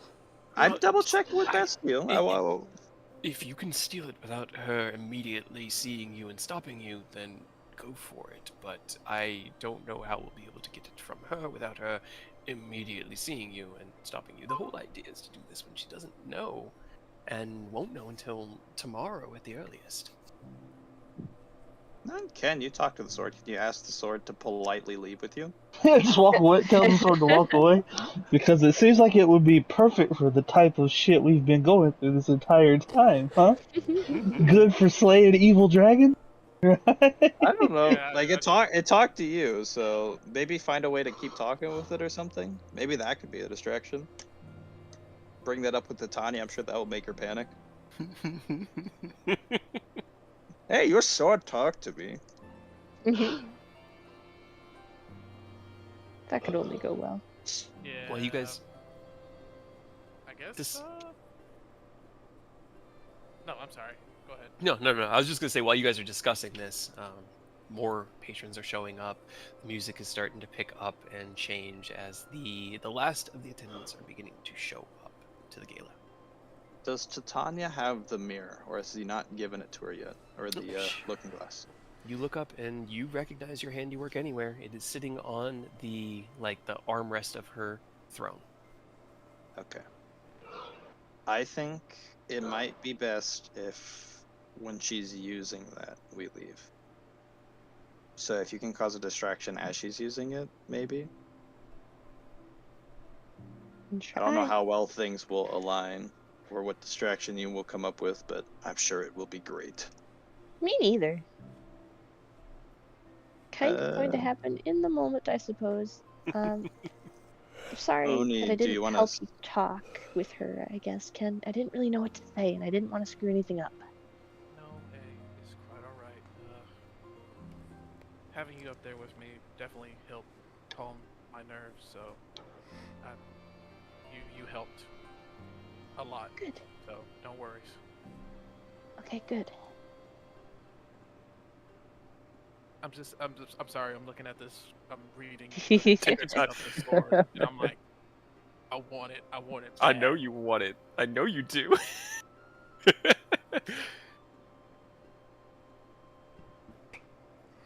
I gotta use the bathroom real quick. So. Okay. one All right. second. we'll take a short break because I got to pee as well, and that'll give everyone time to finish reading up on Snicker Snack. Such a goofy Above- sword. It's such a Above goofy board. sword.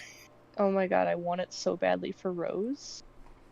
Because it's The charisma based. the That would sword. be great with Rose.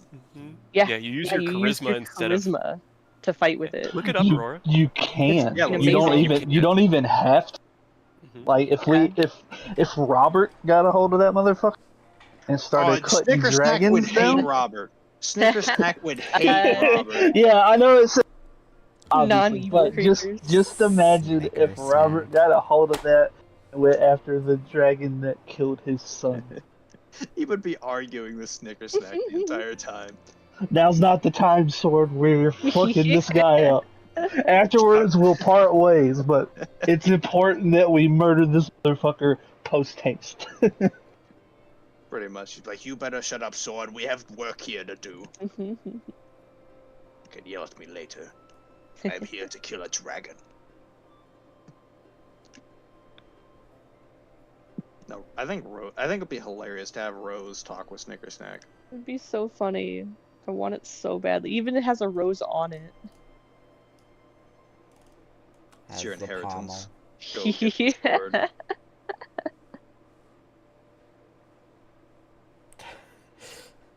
It just leaves you, that's gonna be if our you miss apology your gift attack to Rose. 3 times. I love It it. sure does. That's why, honestly, as funny as it would be for us, it would be even better for Ken, because Ken has had some real luck with rolls, and it would be hilarious for him to, like, miss that third time, and it just...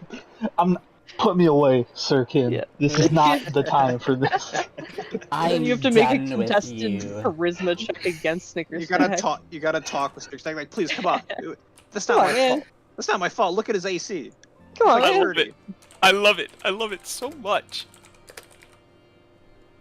That should be our gift to Rose as an apology for taking so long. I don't want to play with you anymore. I don't want to play with you anymore. Oh, no. And just hops off to the next person. He just hops away. Bro. The sword just drags across the ground, going away.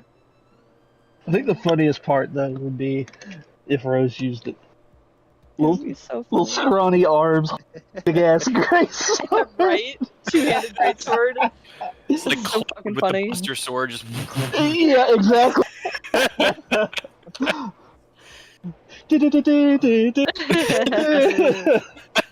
Right? just have it hum that every time you attack. I mean, if you guys can get him out of here and get him fighting some chromatics, he absolutely would. Like 100%. Like it genuinely is perfect for what we've been doing too. Like Yeah. Yeah, I found it when we were prepping this arc, and I was like, oh my god, I have to put that somewhere. Where would that be? And I was like, there's only one place it would be. Titania has it. Yeah. So now is my that why question there's not a lot of is- dragons out? Because Six Snack's been out here. Yeah, you know it. But my question is this the bonus item, or is this just an item she has, or is there I another? don't think so, hidden because item we don't even know? Bastille already knew that she Yeah, had he did Snicker know it. Snack, and he doesn't know what the secret item is, so I don't think it's that. But it could be the bonus item. I love it when I can drop enough context clues that you guys just know I'm about to say it. Double bonus. It's so Double cool. It makes me bonus. feel so good. The question is, how do we steal it? It is right now. It's on like these like iron hooks that are going up Oh, and right around above the her. Okay, sheath I see it. above her head, and it's like hooked into the throne above her head. I actually did put a sword there because As a sentient weapon, does that make it a creature or no? No. no, it's still an object. No. Yeah, Okay. Alright, I'm back. welcome back. We're discussing how we can. Cast anime objects. I Has to mean, I waken. could. I really could. I can have Ooh, The It's sword's time. talking to me. Oh, it wants to follow me. Oh, here it comes. Yeah, if it doesn't have feet or any way of movement. It can fly. It floats over to the group and like, These are mine now. Ken is the new Titania. The sword has spoken. Yes, that won't mess up anything. Nah. Alright. As fun as it'd be to steal, I don't see a way to steal it. Oh, we'll find a way. Yeah, I'm really curious. That was like my big thing is I wonder if they're gonna find a way to steal this sword because I don't know. The thing is, with her true sight, we could like, with the other thing, we could use her, have her look through her thing, like invisibility, get up, grab it, illusion to like replace it. But again, her true sight would see it. That's probably a terrible idea to suggest to Tanya to not remember the sword. Yeah. Or to give, Modify memory. actually, suggest to Tanya to give Ken the sword as a gift. I'm not sure how you do that. Like, suggestion itself only has, like... It's a route, it's a but course of also action. it's a Yeah, fey. It's a tricky kind of thing. Well, it's a fey, and they have legendary resistances. Which That I'm as well, More yeah. worried about Why are we so And concerned not- over this sword now? because it's a Because cool it's sword. Yeah, are it's you a really kidding cool me? sword. Yeah, I are know you it's a kidding me? cool sword, but Minute. we have other pressing matters. No, like And I We- wanted The problem is we kind of have a game plan for the other matters. He just threw a wrench in here, and now we want Snickers snack. it. 100% my does plan too. Mia want it or does the Rose plan want is it? going off the rails. because we don't Everybody in want this it. group, everybody wants the sword in our party now. It don't matter who gets. We need to get this sword. Are you kidding me? It's a sentient, chaotic, good sword that wants to kill evil dragons. We have Can't so t- many. Everybody, we could give it until Rose gets back. Ken can swing it around. I don't think it would. I mean, Mia could use it as a charisma caster, but I don't think she really needs it. But Mia could use it. Rose can use it. Technically, you can use it, Aurora, because aren't you part warlock? So your am, but charisma's my at least kind of charisma's- okay. My charisma's garbage. Like, Worst warlock. literally, 90% of our party could benefit from having it. We got to take that sword at some point on the way out, It's a sentient Vorpal sword. Like, how can you not? right? It can cut Alright. these heads off. That Just is- imagine it. The bonus objective, and that's last. Oh yeah, because Faye can't be charmed. You're right. Yeah. Well, they have advantage over charm. Well, advantage and the fact And that legendary action. legendary resistance. But I resistance do is- feel like It wouldn't Titania go would well. Maybe she have kills like us. immunity Yeah. to charmed. Probably. Probably, yeah. And then she knows that we tried to do that, and then she murders us. Yeah, exactly. Are the other archfey from the other courts also here, or is it just Bastille and Titania? So summer and winter. Do you ask Bastille? Yeah, that'll be something he asked directly, like just to know what big pieces and what moving parts we can keep an eye on. As you all kind of regroup up off to the side of the dance floor, having had a short conversation between Ken and a sword, you ask, and Bastille will nod. The man to Titania's left is known as Lord Oberon. He's the Prince of Spring, and he obviously hails from the Spring lands, and is her primary courtesan, I guess would be the most eloquent way to put it. The woman to her right is Lady Chandria, who is the magistrate of the city itself. While Titania sits in leadership of the Summer Lands, Chandria handles the inner machinations of the Summer Court. And then he kind of like looks around before finally settling, and he kind of, there, and he points off. And over here, looks like playing cards is Lady Veranestra. She is the Queen of Autumn. And, while not an ally of mine, we have been friendly in the past. Well, you guys should get together because the summer and the spring ones are together, so that would be only fair, right? That's, yes, but I mean, I'm just not the kind of, like, settled down archfey. I'm just That's not who I am. He's in his hoe era. Exactly. It's been going on for a few thousand years, but it's still, And is this one of the important people, or is this like one of his spies that's working? Which one? I didn't see the ping. The guy or girl right here, off from The white table. yeah. Wait table. Oh, he nods. Yes, that is Glenn. He is one of mine. I see. They are Cliff. playing D&D over here. He is he has been assigned mostly to Lady Veranestra. You can see Cliff, and Mia Melody. waves to Cliff. Cliff kind of has looked over at your direction a couple times, and when you wave, he like raises a hand, and then he looks at Bastille, who gives him a sharp look, and he puts his hand down.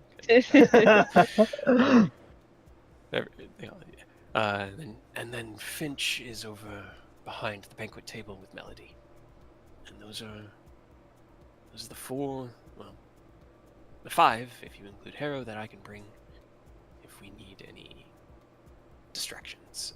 Glenn has a pretty good rapport with Veranestra, so if we needed anything, I could reach out to him. Would Veranestra be willing to help, just despite Titania? Are they friends or not friends? Maybe they're frenemies. Yes, well, we're all kind of frenemies, but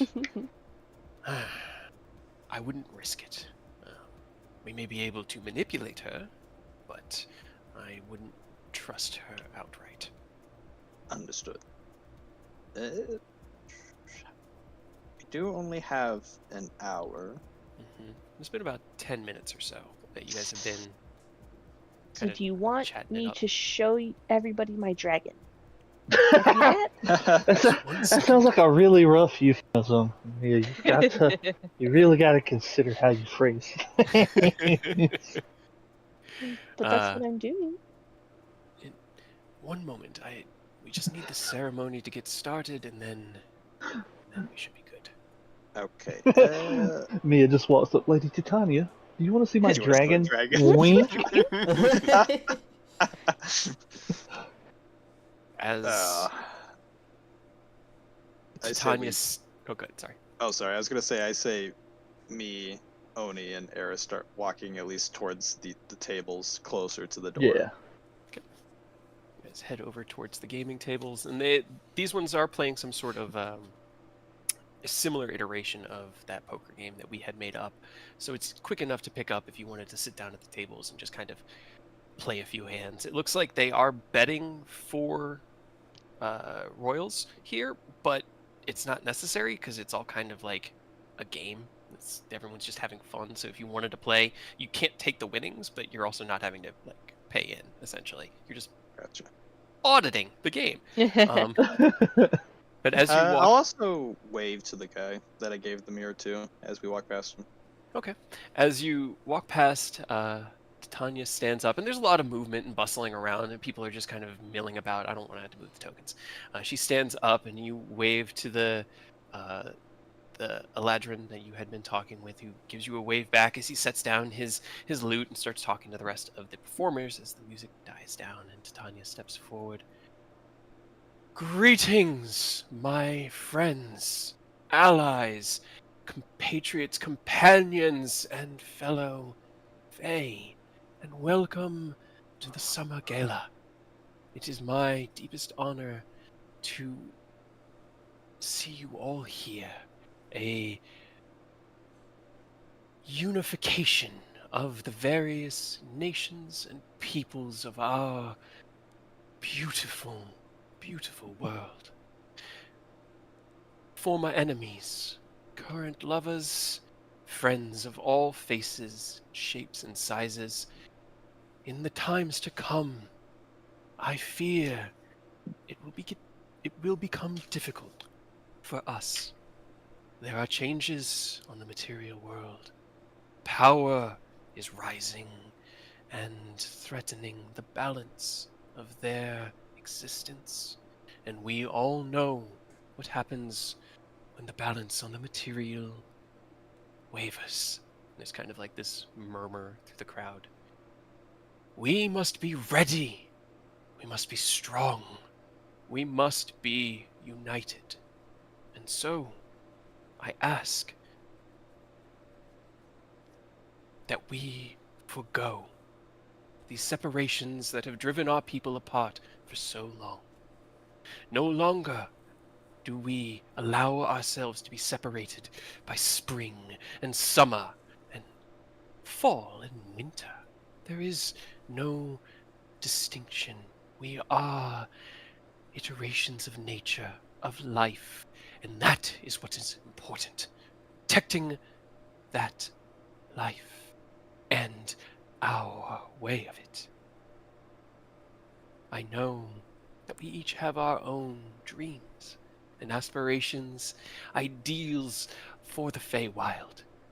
But I ask you this, nobles, leaders, archfey among you, please consider nominating me Queen of the Fey, pledging allegiance to my court, and I will extend the warmth of summer to all lands of the Fey. Together, we will resist the evil that grows. We will stop it at our door, and we will say no. We have survived your hell before. We have seen the tremors of magic, and we will not let it shake us again. We will be united. Together, we will see it through once more. And as she kind of like finishes, you see as Lady Chandria and Lord Oberon stand up and begin clapping, and there's this din of applause as the all the summer Eladrin within the gala itself begin cheering for her. The band starts picking up with this very lively, jaunty tune. Pick this one. To fill the air once again with music. There are a few. This is not a good one. There are a few people that seem to be like murmuring amongst themselves, and Bastille has a look of disdain on his face, but he's trying so desperately to mask it. As she smiles out amongst the crowd, and her eyes linger on you all for 1 second, and she smiles down. She'll turn around, walk back to her throne, and in an elegant spin, sit down, and once again, let the festivities begin in truth. Turn the music up. Let's party like only the Fae can. And the music picks back up. And you all are kind of left back in this moment as the dancing picks back up and the whole tempo of the gala resumes itself. I'll use this one. This one's fine. I don't think I used this one since Spelljammer. This is one of my favorites in Spelljammer. Hell yeah. Well, So, Start playing in the ACDs. she just had that like big speech and talking about unification and this and that. In here, it's just basically a Eladrin again, right? Like mostly. city. Yeah, actually, no, it's entirely Eladrin. The only non-Eladrin would be the changelings that came in with you. You don't even see any really like satyrs or anything in tow of the other archfey. It's just Eladrin. Then in that mental lake only just kind of that does not inspire. No, she has always found her people to be the strongest epitome of what it means to be Fey, and I fear what this means for the other races of our people. What worries me is she seems to already have the Spring Court on board. This is a problem.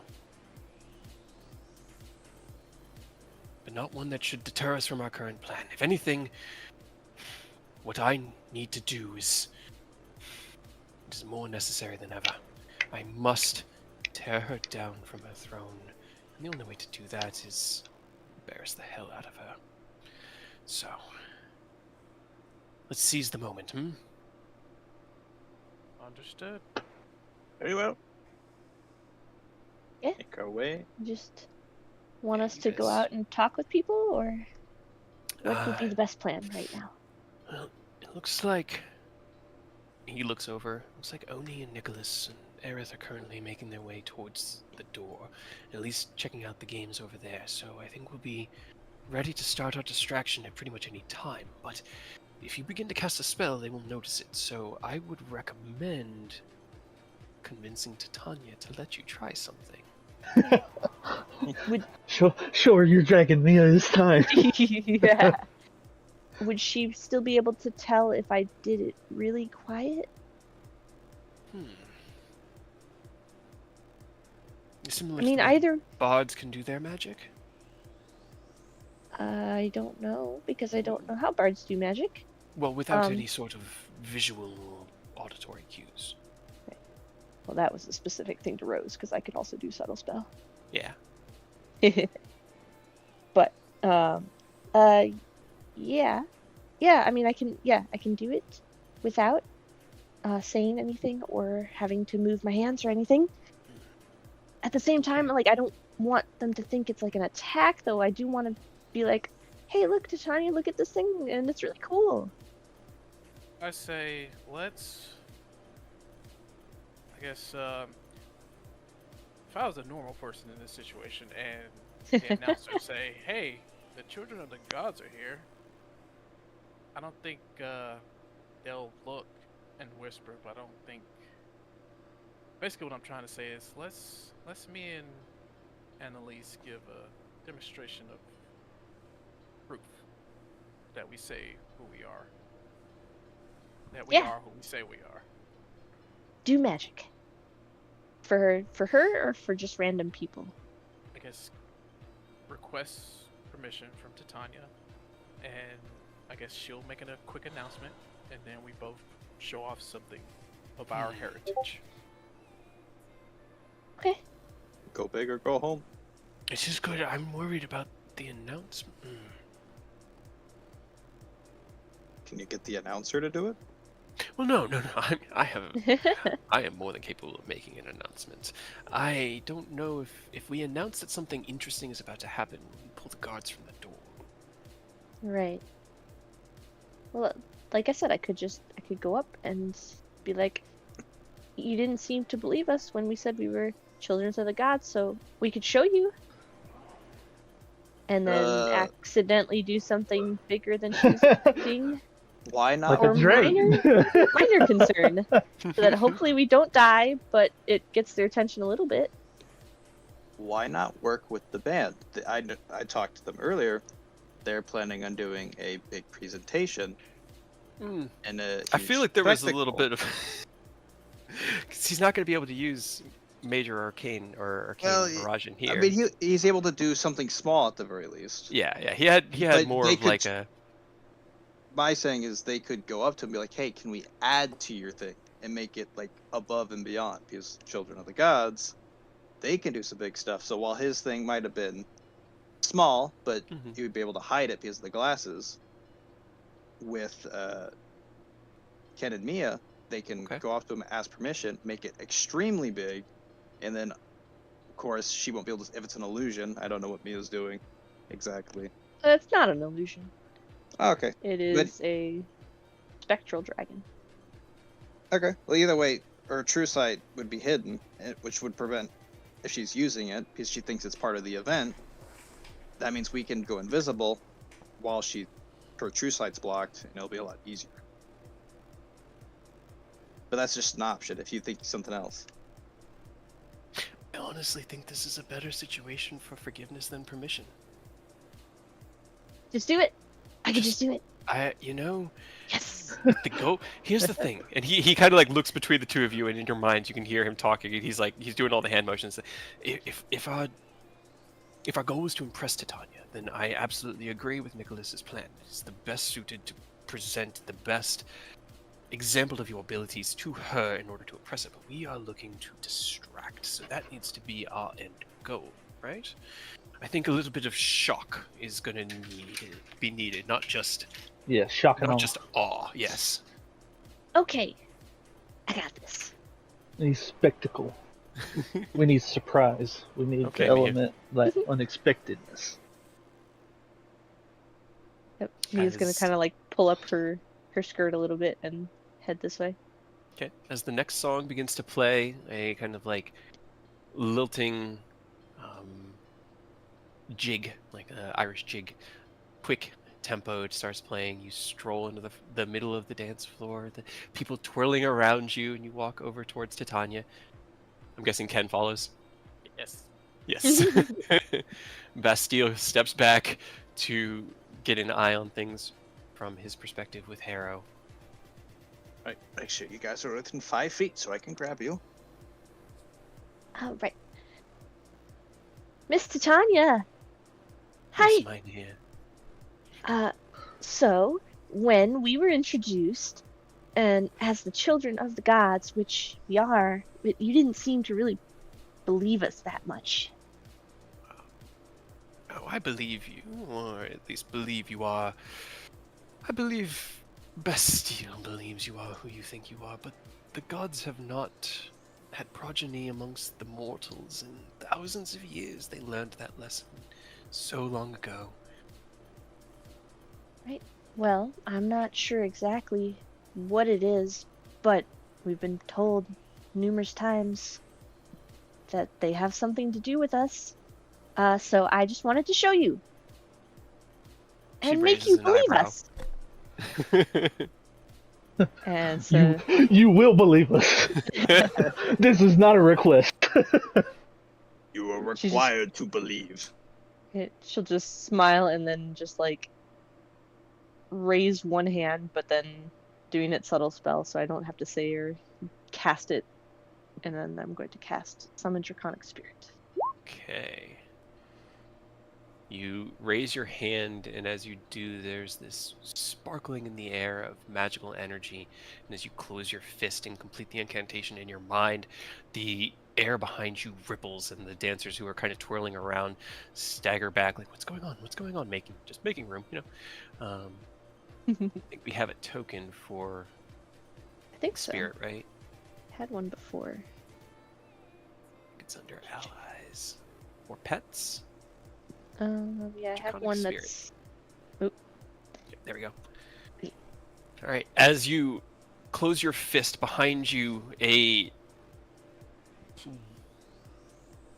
wave of mist begins to coalesce on the ground and twirl, and as the dancers back up, the performers who are looking out at the stage see it, and they kind of like, the music peters out, and it kind of comes into this hushed silence, and Titania watches, and as it emerges into this full roar of a dragon, the full height of about 15-20 feet of Ascalon. Does your chaos go off? Please don't explode. Don't explode. Oh god. Hold. I'm I mean, that- extremely This tempted. this is what we wanted. Right? Hold. Oh yeah. Don't have the table This- up. Give me a second. This is I this have is the gonna table be. up. Hopefully, this is one of the ones like actually fireball, because that'll be a great distraction. 12. Let's see. 12? I think 31 might. Your height changes by number of No, inches. that's not helpful. Or 31. 31. That's also not You're super helpful. transported to the astral plane. Oh. Looks like your height is gonna change. Unless Hey, you want it's to only be accepted from the Astral transported. Sea. Right. Neither of those help particularly well, honestly. If she has True Sight, she can see into the Astral Sea. So it might surprise me, like, what's she doing on the Astral Sea? I thought it was ethereal plane, not the astral plane. It's the ethereal plane. Ethereal. Yeah. Yeah, because it's different. Yeah, I You're was about to right, say you are astral right. is different than ethereal. Yeah, Yes, yes, yes. we pretty much Um, called the ethereal plane the between in our game. But that's what Gotcha. it is. Purgatory? Just I mean, for- what? Yeah, pretty much. Since neither of those are particularly shock and awe, I'm actually gonna do the height change one just because it would be funny. Get even Are you shorter. gonna be taller Either or get shorter? Shorter, right? To either get shorter or slightly taller. So roll a d10. Roll a 10. Roll a 10. Come on, Oop. be almost as tall as Ken. That would be very strange. Oh no. As your hand closes and you hear the roar of the spectral dragon before you, you feel as the ground just gets a little bit further away, and you turn around, and Ken, Mia is almost a full foot taller. She now comes up to your chin, so she's still about a head shorter than you, but I just definitely a like to little point bit taller. out that her equilibrium is totally screwed until she Yeah. gets used to walking with no. this new height. Ugh. So she's going to be tripping and falling on her own feet. So Oh, much for no. dancing. Don't look at your what are you feet. doing, Ken? Thinking. I know you are. While you think, probably about 40 feet. Like you're in essentially a massive palace chamber, and from what you could imagine, the entire height of the building that you saw outside is probably this room. The towers themselves make up the larger parts of the castle, but it is a tall scalloped ceiling. Okay, let me. Can you do like a discount version of Ascalon? Do you go like Oh. half power into Ascalon? I was about to say, let me transform for 1 minute, because the roll, the Mhm. penalty roll is based on how long I stay in dragon form. Mm-hmm. So I was like, just that one moment, that 1 minute of shock and awe, and then get back. Okay.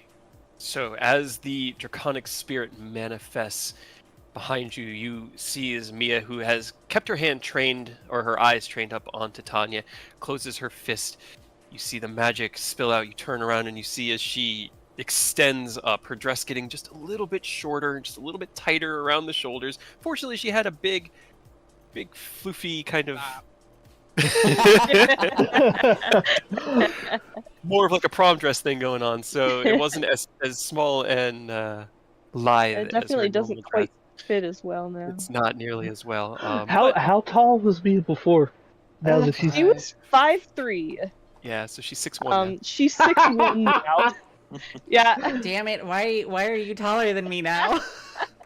I don't know. It was never supposed to happen. It wasn't. You I think have you just to- started at 5 feet, and she's just slowly like you've rolled this grow height thing like 3 times.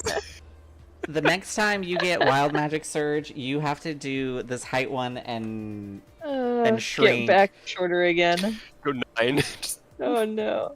It's like Alright, either this so- height one is the choice, or you go bald.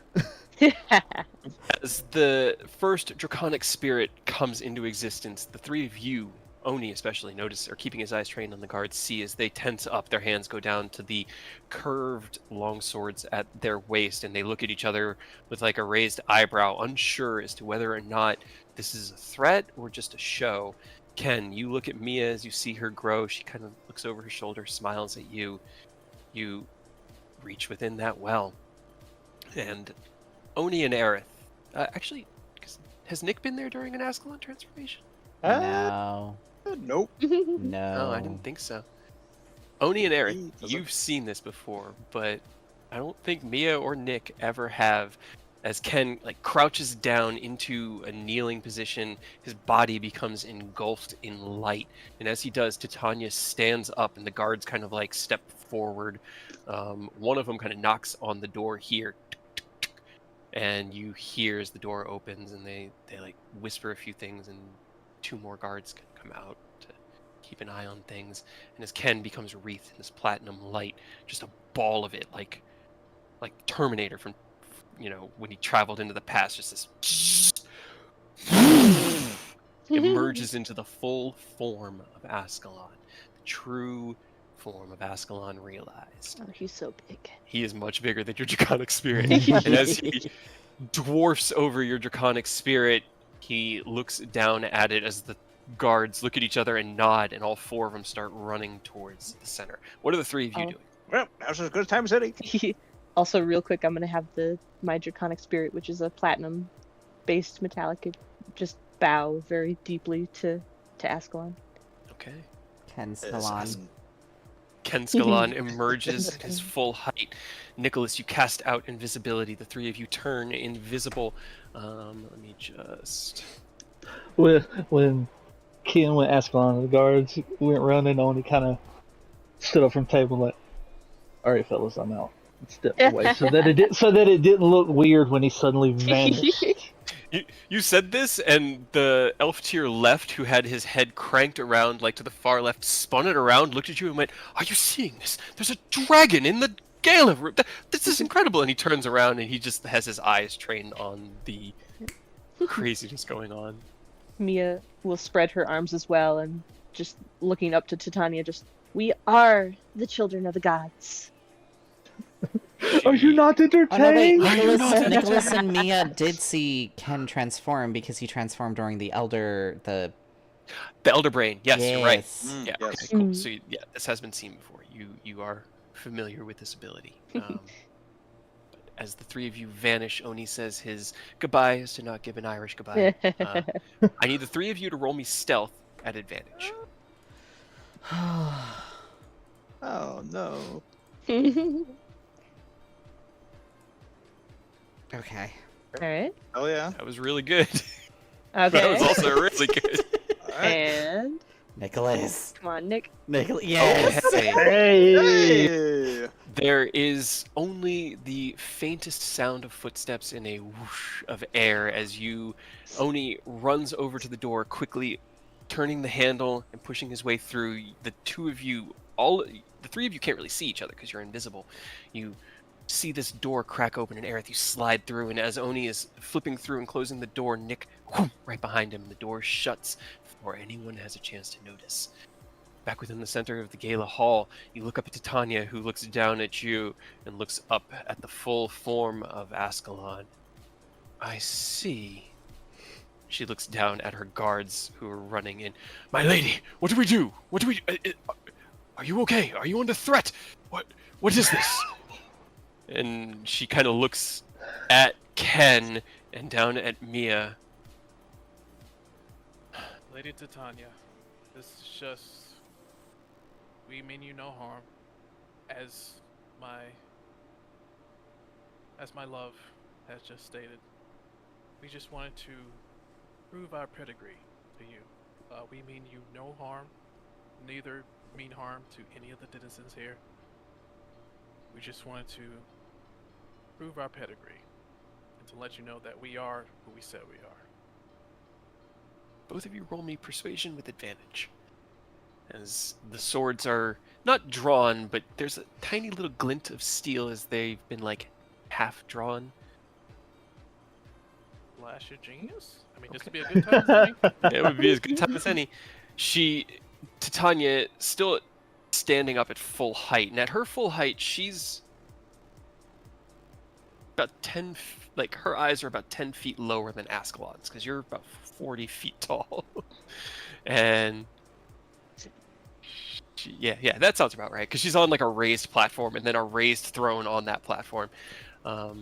She looks you in the eyes and kind of gauges you and looks down and nods to the guards. Return to your stations. They mean us no harm. They are just showing off, and I can't blame them for that. Are you able to resume your normal form? Yes. And you better soon. And she Yes. looks over her shoulder at you. Yeah. Yeah. Like I said, just like not even a minute, or like at 1 minute to make it easier. And Yep. then just 1 minute and then whoop, back You down. take a deep breath and you exhale, releasing this swell of power that is crackling at the edges of your being. And you've never summoned Ascalon without actually channeling that energy. So as you attempt to push all of that back into the bottle, it's a little tricky. Roll me a Constitution saving throw. Okay, so I got the equation up here Mhm. from when you sent it to me. DC is 12 plus Should be 2 2. times minutes transformed. Yeah, so DC 14. DC Which 14. I don't think you can Mhm. fail it. Unless you roll one. Don't I think he's got a plus say- 14. Okay. Yeah, No, that's my- what I... Oh yeah. Yeah. Oh, Okay. Or plus Okay. 11. Oh no, you Still. definitely could have failed it, but just, Yeah. don't roll once. Right. That's all you gotta do. You exhale, and as you do, the energy kind of coalesces through you, and as your normal form reasserts itself, your fancy duds kind of rematerializing out of the platinum texture as the energy fades. You sigh, and there's this little wisp of like platinum smoke that comes out of your mouth, almost like a dragon's breath. That is impressive. And yours, my dear? Are you going to dance with that dragon, or... He definitely could dance. I think I'll keep him up. He can go around the dance floor and maybe play some games. Can he stay? Roll me a persuasion check. Can he stay? Well, I should As you, still glowing with light, walk up behind Mia and place one hand on her shoulder, Mia's heartfelt plea being transmitted in her eyes, sparkling with this like almost anime-esque eyes. Titania sighs and sits back down. Keep your pet under control, and I see no harm with having him join us for a dance or two. Yes. Exactly, just like that. Yep, just like that. That final stage is what happened when she felt Ken's hand on her shoulder. Alright, so as you head back onto the floor, you hear Bastile's voice in your mind. That was exceptionally well done. That one dragon was something. Two, that was what we needed. Well done. I'm just glad it didn't go badly. It worked out. Yeah, I try not to use that, save for severe situations. So, I'm not saying you owe me, Lord Bastille, but it's something close to it. I believe we already made an arrangement, and I will hold up my end should you hold up yours. Yeah, you're right. Slightly joking, but As am I, let my you know friend. that- yeah, so I need to let you know that. Can't do that again today. And Understood. Mia turns around, takes one step towards Ken, and falls over. Oh, Oh. gotta catch her. What? The floor Ken looks shorter. is much further away, and you got shorter? No, you got taller. Me? And Yes. just like looks down at the floor. Just, why? Your magic surged again. Oh. Well, it could have been worse. This is weird. But I don't have to like reach up quite as far. No, Yeah. you're not as tall. Yeah. I think it's cool. Okay. I guess we'll go make conversation. I believe that would be best. Let's have the two of you blend in for now, and let's hope no one notices that your friends have disappeared. All right. Yeah, I guess just have your dragon just circle around. Make it, I guess, look friendly. Oh, he's friendly. Is it a physical magic entity? Can people like pet it? It is corporeal. Yep. It So is yes. corporeal. It is physical. So you can pet it. Mhm. Yeah. Okay. So Hell yeah. just have it. Just walk around, friendly. Let people pet it. You roll me a d20. Oh no. Concerned? Okay. 13? Okay. The denizens of the gala, the guests, seem at first shocked, then curious, and then a few of them go up and kind of check it out. They'll like put their hand on it and feel that like crackling of condensed energy and look up at it, and it just sort of smiles down with this very surreal dragon smile, and they nod. People seem they don't seem afraid of it, and it seems to do everything in its power to not come off as threatening. Yeah, he's As just hanging out. your attention. Meanwhile, in the back rooms, the three of you, invisible, have through the doors. Before you, you see a straight hallway. Let me pull up my map. Goes for No more about... hallway. No, I'm kidding. Well, okay, so you guys will be happy. Endless hallways. I could have made a giant ass map with all of these hallways on it. Instead, I drew a map. I created maps for the rooms we're going to be in, and we're going to do the hallways theater of mind. Huh? Hey. There we go. Okay, so as you head in about 20 feet ahead of you, you see a T-junction. You don't see any other employees or workers in here. So as you head up to the T-junction, you look down to the right, and you can see as 3 Eladrin are carrying trays of food out away from you towards the right-hand door. Which way do you go?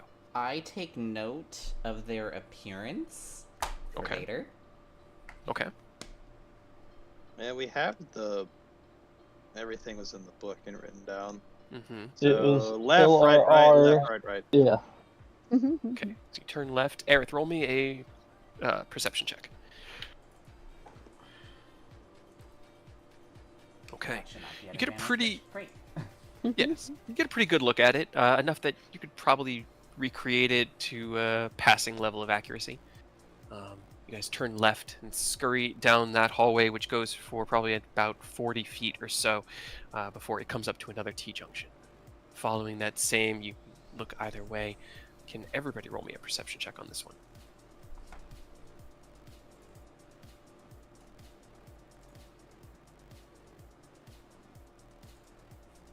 Oh, Nicholas. Okay. Okay. As Nick begins to step forward, there's this... Shh, hold on. As you, Oni, can hear footsteps faintly coming from the direction you need to go. And you kind of pull everyone back. You wait for about a minute. You see as 2 guards walk down. They don't turn down towards you. They just walk past. And as they pass, you give it a good 10 count before you all scurry up to the right. Coming to another T-junction about 20 feet ahead, you turn right. This one, there is no T. It's just a left-hand turn. It's just the whole hallway turns left. And then as you get to this one, you look to the right, and you can see as there are 2 more guards moving down the hallway away from you. And about 75 to 100 feet away on the right-hand side, you can see the little hallway that, if your mental map is correct, should lead to the elevator chamber. You wait it out, and they seem to be just doing like a simple patrol of this back hallway as you stand silently and invisible. You're gonna have to sneak by them. So, 2 guards. Do you guys do anything, or are you just sneaking by? I say we sneak by. No need to waste spell slots and possibly get in trouble. Agreed. Okay. Everybody roll me stealth with advantage.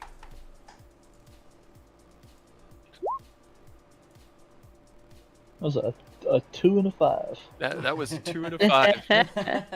I'll tell you, those not great, but man, did I not roll any better. As the 3 of you scurry, you hurry down the hallway and get up to that edge. You have to pass by the 2 guards, and as you do, one of them sneezes, and the other one turns around and says, "Bless you," in Sylvan, which is like, "Sadadnan." And in that moment of noise, you sneak right past them down the right-hand hall and quietly open the door and get into the small chamber. And this, I do have a map for. And the mental link on it just goes, I found it very hard not to say bless you. So did I. Just 3 invisible people saying bless you as they walk by. Eric would have just said Gesundheit. Alright. You all find yourselves in the elevator room. On the far end, you can see the panel that had been described to you and that you had seen in Melody's mental image. You only know the first 4 of the commands. Alright, Aerith, augury it up. Yep. I'll cast augury. We're gonna lose invisibility. At least I will. All right, let's see. How should I? Possible circumstances. So good or bad, wheel or woe, is what it says. This is interesting. Okay. You go through the 3 remaining commands, Aerith. They all say whoa. Whoa. Whoa. Whoa. I'll relay the information as to what I saw. Oh no. Oh no. Didn't plan for that. I mean, it has a 25% chance for each casting after the first. You get a random reading. Mm-hmm. So that means the first one is 100% woe, but the other two. Here, let's say.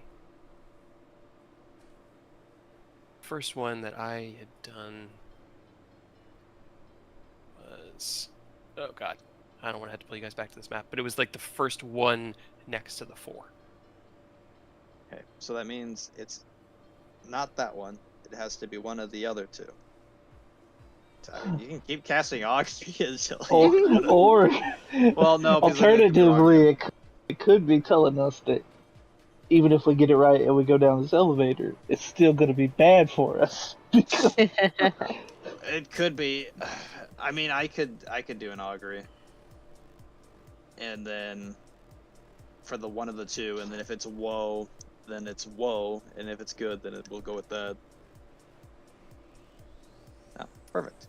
Give it the So old it's college try. not that one, then, right? Not this one. The not- X one was the first one that was already, or one of the ones that got Oh, ruled out. okay, yeah. So it means it's either this one or this Or one. the middle. Alright, the middle makes more sense, so I'm going to augury that one. Okay. So, let's see. What is the specific course of action? I guess is what I should have asked the first time, because I overlooked that. So what is the specific course? Will this button allow us to go down the elevator? You get wheel on that one. Wheel for good results. Okay, there we go. Wheel, that's good. All right, we know the order. It will get you what you're asking.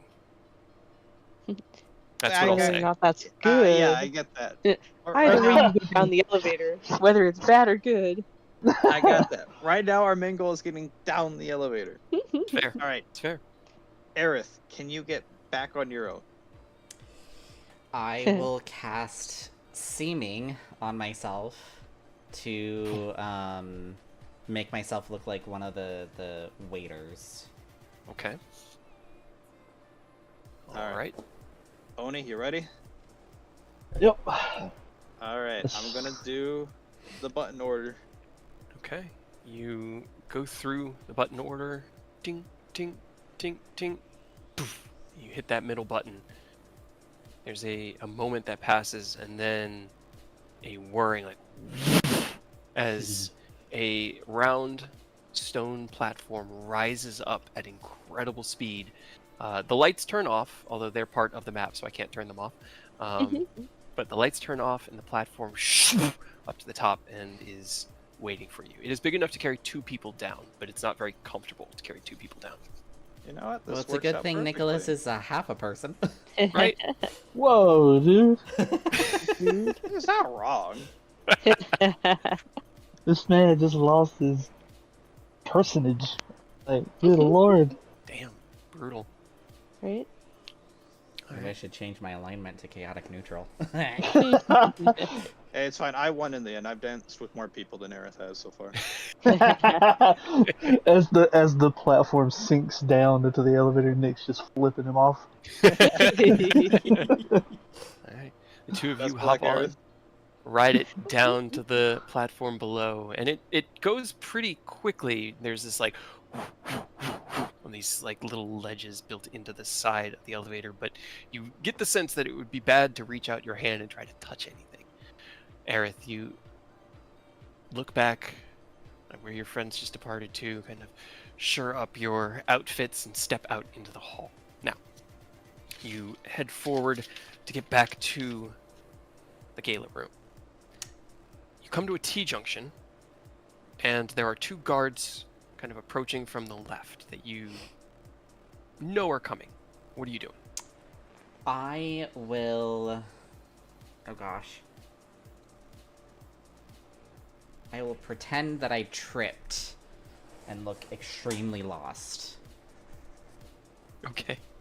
Supposed to stay on the job. I don't know where he is. I'm sorry. Roll me a performance check.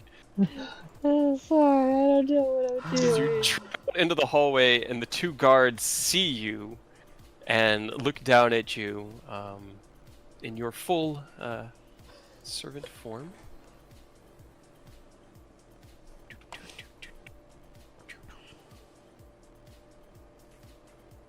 I'm gonna have like... my eyes are like I'm about to cry. Because That I'm like tracks. such a failure. They look down, and one of them kind of reaches down and holds his hand out for you. Like, who are you? What are you doing back here? You shouldn't be back here. I was trying to do my rounds to get all the food to the party, and I got lost. Please don't fire me. They look at each other as they like help you to your feet. Roll me a persuasion check. Fuck. I know. My persuasion is worse than my performance. Oh! 16 not bad. bad. It's not bad. Okay. They nod. These hallways can be very confusing, especially for your first few weeks here. Come on, let's get you back to the kitchens, and then you can get back to work. You stand guard here. I'll get this one to where he needs to be. Come on. And he takes you like by the wrist. He's not dragging you, but he is forcefully leading you in the opposite direction that you came. Do you let him? Yeah, I'll let him. Okay. Eris now forced to work in the kitchen instead of dancing. Yep. Drags you down and turns right down a Funny. hallway. And all right, well, just try to stay in this hallway here. As he catches into another one, you look and you see a whole bunch of servants kind of moving up and down this hallway, and you look down to your right and you can see this is the hallway on the opposite side of the back wall. Where you came in on the left, you're now on the right. And he leads you and he points to a doorway that's not leading directly into the gala, you know that much, Mhm. but off to the right, as it's like a smaller servant's door, and as the servants are coming in and out, going both directions, carrying trays, he goes, that's where you belong. Get to work, and don't let us catch you wandering these halls again, okay? I give him a big hug, and I say, thank you so much. Yeah. This is my good deed for the day. He stomps back to his back hall to stand guard. You head into the kitchen? I'll slowly make my way to the door, and then see if he's still, like, looking. Are, like, people, like, coming in and out of the kitchen door? Yeah, it's pretty much constant as like the food is being replenished and depleted, plates and drinks are being brought back, and you probably get one or two people through the door every 10 or 15 seconds. I'll... Is the guard still looking? He does, yeah, he would actually. He would watch you to make sure that you're going to where you're supposed to go before he turned around. So he kind of like lets you go, points you to where you need to be, says his little thing under his breath, and then kind of like takes a couple steps back and stands into the hallway and seems to just be watching. I'll go into the kitchen. Okay, you push your way through the door into the kitchens, and it is filled with screaming and shouting from one end to the other of food to be delivered. Wine needs here. Velanestra needs more drinks. We need more nectar. Somebody get down to the copper. I mean, it's just Is constant this noise. an enclosed kitchen? Like, the door that I went to is the only entrance and exit? There is one other one, and it is on the opposite side. Like, the room you're in because I didn't think I was going to need the kitchen room. So, make that for it. So the room you're in, you came in. I'm going to draw a little crappy one right here and give you guys a little reveal vision in my dark space. You came in like over here, and there's another door over here that's exactly the same. It's one of those double doors that can go in either direction. You know that you came into the gala over here, and there's another entrance over here. It's like these hallways kind of bookend this large kitchen that you now find yourself in.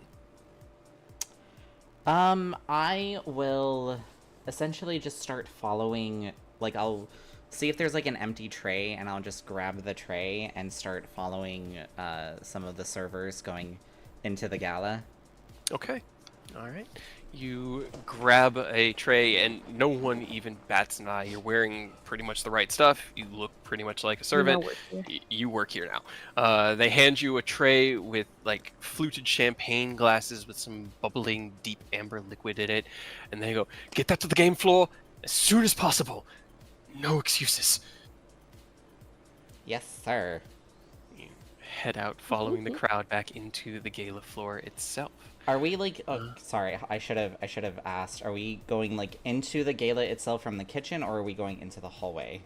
You go back into the hallway, and the hallway, you'd have to go out, turn right, and then that would lead directly into the gala. So, I have a tray of champagne flutes. Chug. Cause like I'm trying to like wanting to like misty step and drop seeming, so I could. Remember, you can't teleport. Oh, is that true? Mm-hmm. Teleportation magic doesn't work within the castle. Oh, that's right. Go into the smoky section and then you can transform back. Yeah, I would That's deliver true. it and then, yeah, go there and just transform back as you go into I like forgot a about the smoky cloud of section. smoke. I'll do that. I'll go into the gala. I'll follow like everybody, go into the smoky session, and you know, like place the tray down, and then drop seeming as like this as like the smoke gathers around me. Roll me a stealth check with advantage. As you walk out in your seeming form and down the stairs, the Eladrin man that you pass grabs one of the flutes and goes, "Thank you." And you give him a nod and you walk into this very smoky, obscured lounge. You set the tray down on the table before you, look around. You don't see anyone looking at you. Most people here are too interested either in their games or their partners or whatever. You drop your seeming spell, resuming your normal Aerith form here within the smoke of the And then I'll pool just lounge. make my way down to like close to the tables and then near the dance floor. Okay, so down this way? Yeah. Okay. You cross the lounge, hearing the sounds of people playing pool as they're enjoying their day and gambling away. You step back up, and Ken and Mia on the opposite side of the dance floor as you are kind of just jive into the music. It hasn't really gotten into any of like the formal dances yet. Tanya is still sitting up on her throne, and there's just a number of people that are out on the dance floor. There's more that are actually in front of the band themselves, just sort of in like a mosh pit, essentially, just enjoying the music at face value. And as you spin around Ken and Mia, you see Aerith step up out of the pool lounge and back into the gala proper. Well, that's a good sign, I think. You guys can talk to each other. Yeah, I was gonna say we could talk. We're still telepathically linked. You Yeah. guys are all good, right? Everything's Aerith going is fine back. so far. Good. Okay. Are we supposed to still like distract people or just kind of hang nope. out? Hang out, have fun, do some games. We will let you Enjoy know the if party. you need a new distraction. Yeah, this was. We were here in case Plan A fails, so let's enjoy ourselves. And as Okay. Best. Ken will, I guess, gesture to Mia to, I guess, escort her around. I guess make conversation. Like, Oh, look around. like, just like, you know how a guy will like extend his arm for the Mhm. lady to wrap Mhm. her arm in, and yeah, Yep. She absolutely does, and uses you a little bit for trying to regain sense of how to walk correctly. Right. That was a Little lot bit. of that was a lot of height to gain at once. Oh yeah. Almost an entire foot. Right? Crazy. I looked at it and I was like, I swear, if she rolls a 10, that would be so hilariously That's just perfect. great. Oh Of course. man. All right. So as you begin to do the rounds, kind of just getting a vibe check and talking to the various people here, you begin conversations with a number of the Eladrin who all find themselves absolutely fascinated with your heritage. They were enamored. Your display. How did you? Is that your natural form, young man?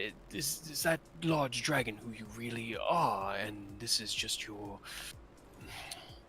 guise that you're wearing Disguise. amongst us. Yes, exactly, a guise.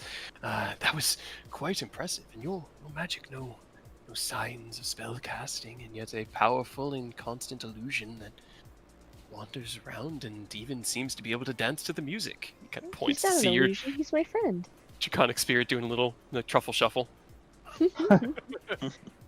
Well, to answer your question, who knows? to not answer your question. I see what you did there. That's very clever. Well, you're learning how our world works very quickly. And, you know, we've been hearing these rumors of dark times in your world and rising tides of threat and danger. But if the gods are walking on the material plane itself, then I think we'll be fine here. And I'm going to get some more drinks. And he turns around and goes back over to the bar. You join in a few games. Who, probably over here with this poker table, you not push, but she scooches out of the way so that the two of you can sit down and you join this low stakes game of Yeah. Harrowhame I'm so good at Hold'em, this game. where you, Lose magnificently. I'm sure. yeah, probably. But there's no real gambling involved because there's no, like, unless you want to bet tokens, you're just able to play without really having to worry about it. And knowing Mia, I think that's what she would want. So, as Either that or she's- if they agree to do it like we did before where they tell us one thing about them. roll me a persuasion check.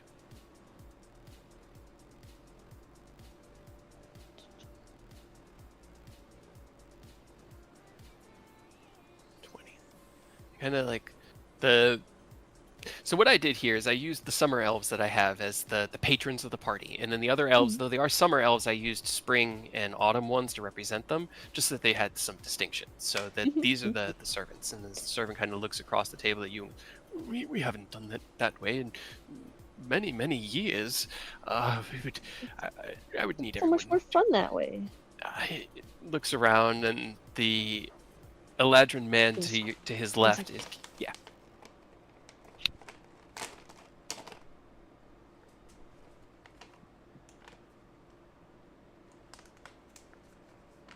What happened?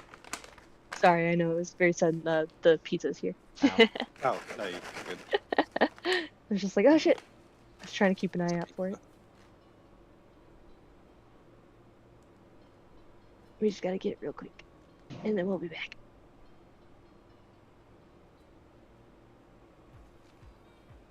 So far, so good. Next we Holy die. jeez. No, we'll be fine. We'll totally be fine. What Now the we fuck dance. happened? That's the next step is we dance. They Well, dance on the dance floor. We 3 gotta of us dance away. dance. No, we're gonna be dancing. That's the next step. We have to dance across the 100-foot pathway. In time you with guys- the music. By the way, I would have kept one of those champagne flutes just for myself. Okay. I should have mentioned That that. sounds fair. Yeah. As you put down the tray and shake off your seeming, you reached down and grabbed a champagne flute that was surprisingly right there. No one was drinking it. And had that with you as you stepped up into the gala floor. A draconic spirit ran up to you and licked you across the face. I'd Unfortunately- give it a little pet / scratch. The summer elf at the far end here is not amenable to trading truths or secrets or answering any sorts of questions. I He's know. lame. He is. I can hear Gina booing behind me. She's divvying out our pizza. Save me a slice. No, I'm kidding.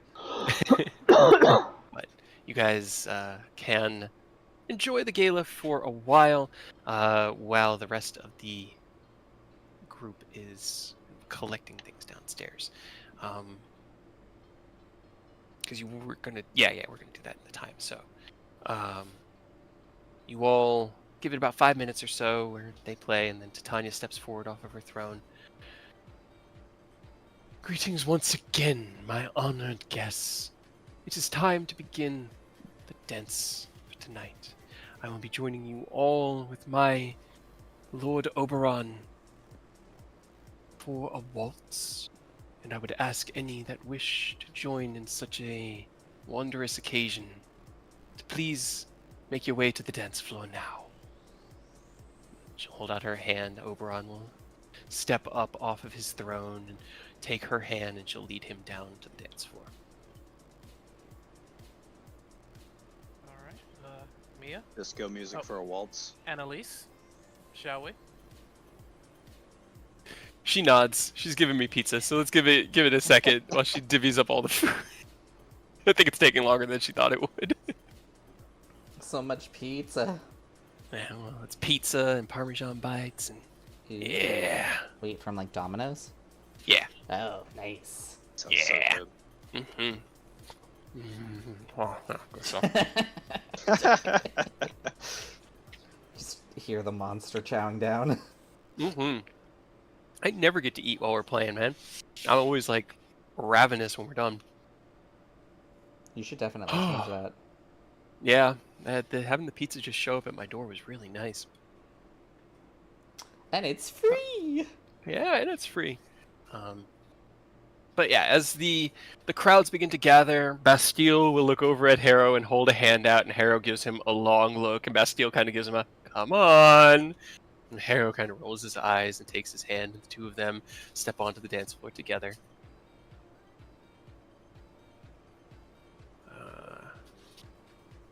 Guess Ken and Mia. You're gonna follow Ken, right? Yeah. Make your way to... I don't want to move too many tokens. And then Aurora, this is an apology to you as a person. I am sorry. What'd you do? I am going to use copywritten music because I need this song in this moment. It is the only song I've been able to think of while I do all of the prep for this gala, and it's been in my head for like 6 weeks. So... Well, thankfully, I don't have that many subscribers for YouTube to notice too much, so... Good. Okay. So as You could also go into the jukebox and just turn it down all the way until the that's song's true. done. You could, if you wanted to. I mean, I Just kind of in want to hear case. this music anyway. Ah, that's true. Probably just leave it looping. Okay. Just waiting for her to get back to her computer now. She struggles to lift up the plate that weighs 3 pounds. Which pizza did you put on the plate? God, we would just load it up so we don't have to come back. That's smart. All right. Hey, You're end of making the me song. hungry for pizza. Perfect time. Okay, I wish I could have shared it with everybody. That would have been just like Right? the best thing to take a break right here, eat, finish things up. Oh, 100%. But as Titania steps into the center of the gala room, she looks over at the professor, who is the lead performer, who looks back at the troupe and gives them a nod. 1, 2, 1. He starts counting, and they begin their song as you all begin the Waltz for the Moon. Oh, I know this one. Yes. You better. 100% agree. 100% agree. Can Ken and Mia and Aerith, who are you dancing with? Whoever... Dance with Cliff. Dance with... There is a single lone man, Eladrin male, that doesn't have a partner, and he's kind of like walking off. He looks a bit stern, maybe a little bit like he's had a rough night so far. I'll, whenever I see, like, a waiter with the tray pass by, I'll like place the champagne flute onto the tray, and Okay. I'll go to the Eladrin, and I'll just say, "Would you care for a dance?" And then like gently lift my hand up. Roll me a persuasion with advantage as you set down your champagne flute and walk over to him, and he nods. Harris about to make this man's night. Kind of like looks you up, down. You're one of the visitors. I am. Who would I be to pass up such an offer? And he takes your hand and begins to. Do you lead or do you let him lead? I will let him lead. Oh, I was about to Begins say to lead you- dominance. No. Lead you through the waltz. I am not that forward. Can Ken and Mia both please roll me performance with advantage? Mhm. You have training from me.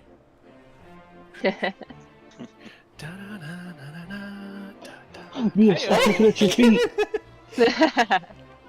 As Ken My face! feels the It's even music worse now. itself flow through him. Mia, you begin to stumble around, shake your head, and just lift your feet gently off the ground. You don't need to worry about how tall you are when you're hovering.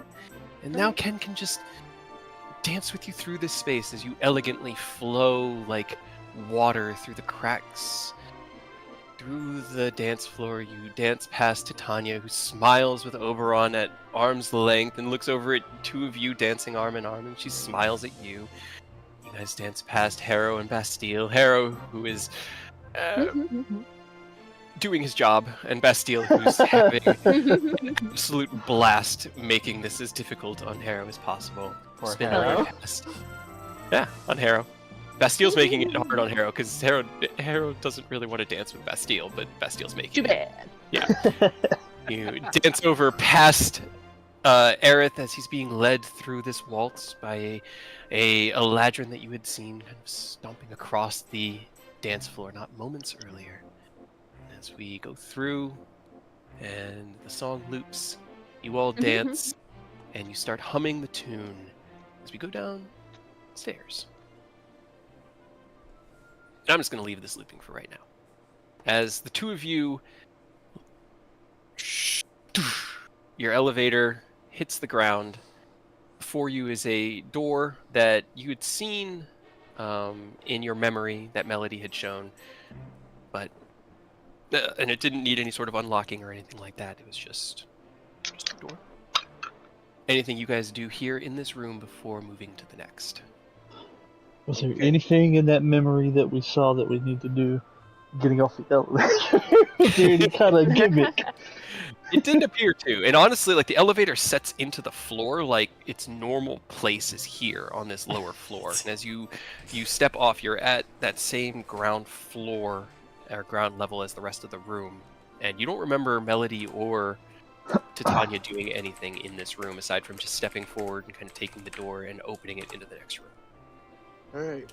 Oh, I guess we're doing that. Also, you know the pattern, correct, Oni? For the floor? All I remember was that it was what, left, right, left, back and forth like that or something. Step left. Step right. Yep. So, while they're dancing upstairs, we're down here, but we're doing it for our Yep. lives. Mm-hmm. Yeah. Yep, exactly. Yeah. Okay, Oni, Perfect. show. You know what, Oni, show me a demonstration. I gotta make sure you can do it right.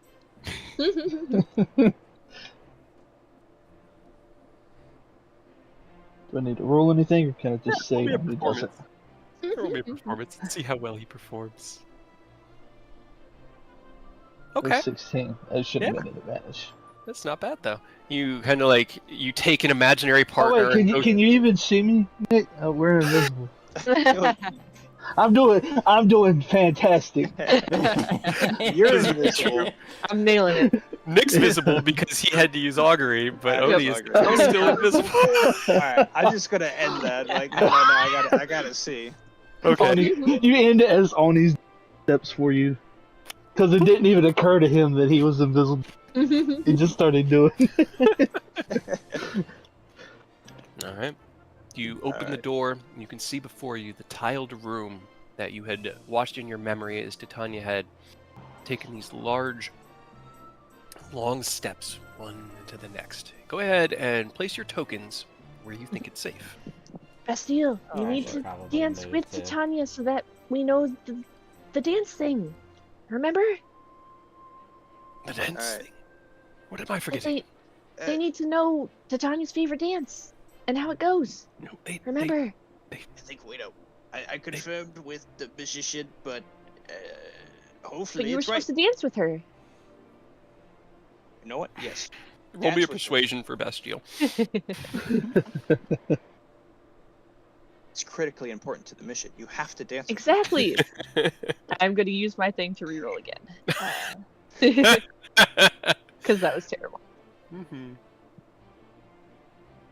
I think it's a magical guess, but please. Listen, if we're putting ourselves in danger, the least he Damn can it. do is dance for our amusement. He It's true. hears you in his mind, and there's like a stop in the dance, and he lowers the hands he's holding with Harrow, and he gives him a bow, and he looks over at you and goes, "Very well," and turns around and walks over to Titania, who is dancing merrily with Oberon, and he holds out his hand. "May I cut in?"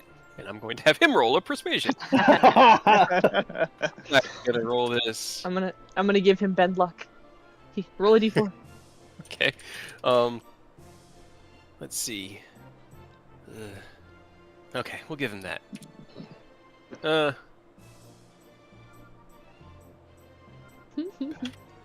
That. Yeah, that'll work. Plus 1d4. So 38. Hey. Because he rolled really well. She smiles at him. Can't say no. Of course, my Lord Bastille. Lord Eberron, if you would not mind. And he gives her a bow. Yes, my lady, I'd be more than happy to allow my friend and ally, Lord Bastille, this dance with you. And he steps out and kind of turns around and holds his hand up towards Chandria, who has just been watching all of this. And as she looks out, she kind of blushes a bit and then stands up and will come down and she'll dance with Oberon. And then Bastille will dance with Titania. You know what? Before I do this, I would like to put on my robe. Okay, you take a moment to put on your robe, making sure that you're nice and comfy again. And so I don't immediately get one shot. Mm-hmm. I'm gonna send my dragon to dance with Harrow. I think he's just going to acquiesce at this point. Good He just man. knows this is his life. So, step left, then step right. All right, Oni, I think it's so middle left, middle right, middle left, so on and so forth. Are you in Alright, agreement? I will trust you. I don't trust myself. That's why I want your support. We will That also seemed watch, like what we saw. So and we're gonna watch I do Titania dance. think so. We'll watch Titania dance as well and relay to them. It's like forward step, and then a shift to the left. And then they kind of recenter. More of like a turn around. Forward step, shift to the right. They recenter and turn. So that they're kind of moving in this like almost like the crossing of a star, you know, how it crosses in on itself. They leave this like perimeter where they're always moving in this small area, but they're shifting left and right. That sounds right for a forward. Yep, one way to find out.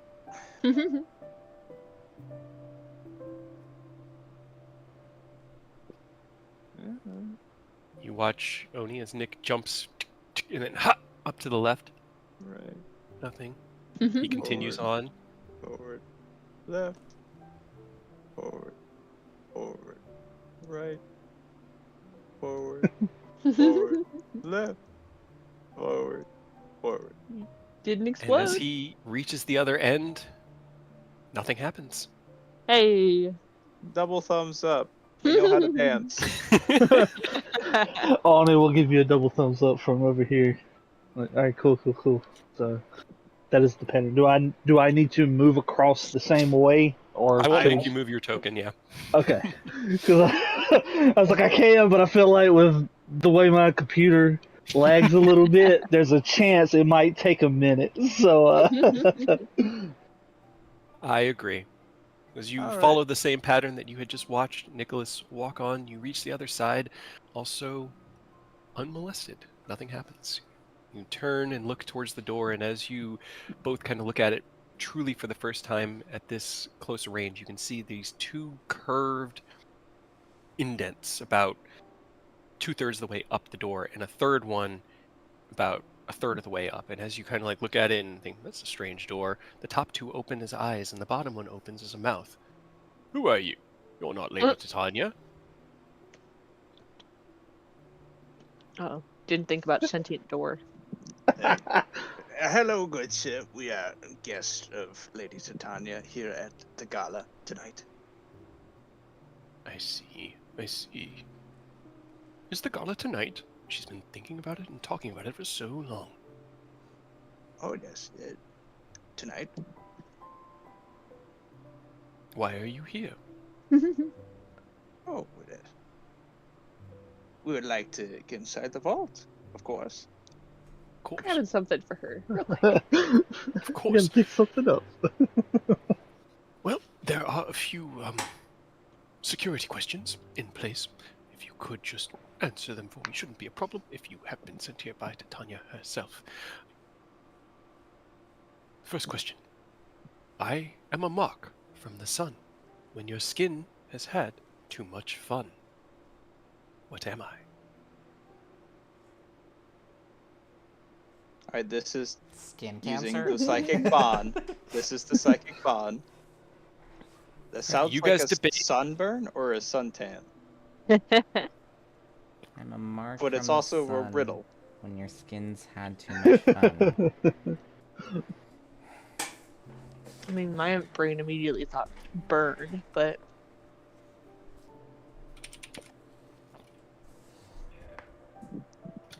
Yeah, I could Yeah. definitely see it swinging either. I'm leaning Yeah. kind of towards burn, personally. So sunburn or burn? So burn.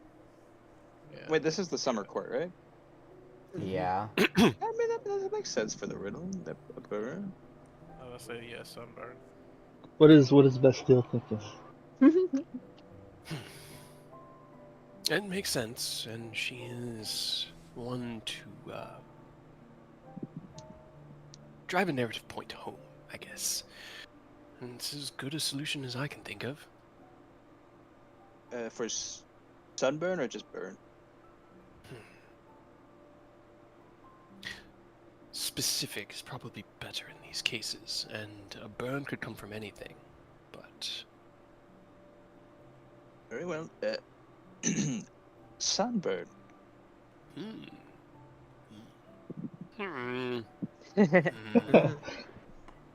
That's good enough. Second question. I like this guy.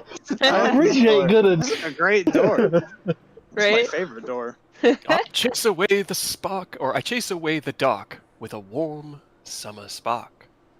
What am I? Chase away Chase the away the dark with a dark. warm summer spark. Summer A spark. firefly? Sounds like a sunrise.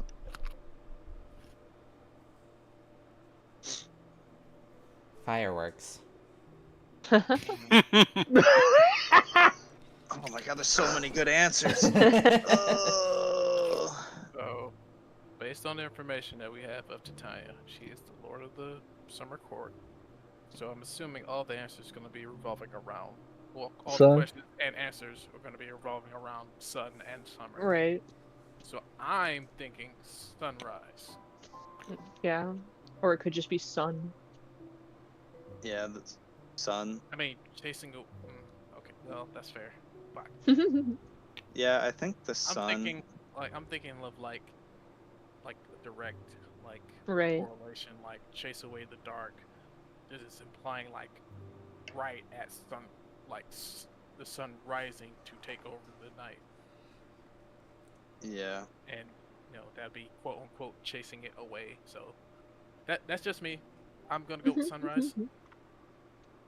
I kind of have to. Sun and sunrise are both. I want to go with sunrise as well because I think you're right with the chase away. Yeah, and if the And last first time was the door- any indicator, yeah, he said he good said enough. So close enough. I'm cool with that. Bastille, you good? My only concern is we don't have sunrise. The sun doesn't that's move. Right. They don't have sunrises. I always forget he's in this call and can actually provide you with these things. I'm sitting here just biting my tongue and going, "Oh wait, no, he could actually tell them that." Hold on. So then how do they know what the dark is? Wait, with the Dark sun? can still exist. It exists in shadows and places that are hidden. You can block the sun. It doesn't need to rise and fall. I would say the sun then, because the sun will still always chase away the dark. Mhm. Bastille, sun good, better. I mean, it could be like a Sun. candle or a Else? lantern. Maybe sunlight.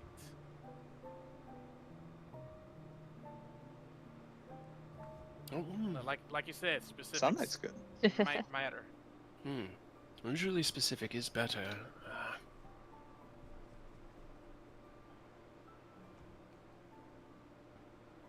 I vote sunlight. I think I will leave it up to you to decide. My vote, one way or the other, could sway things, and I don't want to do that. I'm for just the sun. Anyone else? I mean, I'm fine with sunlight. Like I trust Ken on this, and like we were just saying, the door.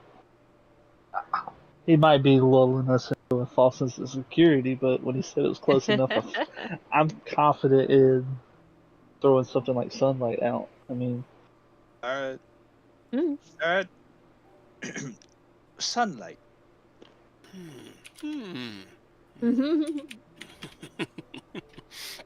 You have been sent here by her. This last one should be easy then. Bask in my light, but too much will smite. Tan for a while, then cool down, all right. What am I?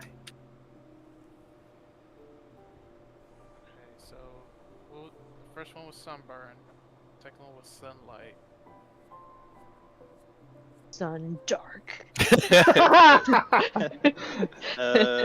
Shade? No, it's I don't saying think bask shade has in light. my light. Right. Yeah, well, yeah. Bask in my light, but too much will smite. Tan for a while, then cool down, alright? What am The sun again.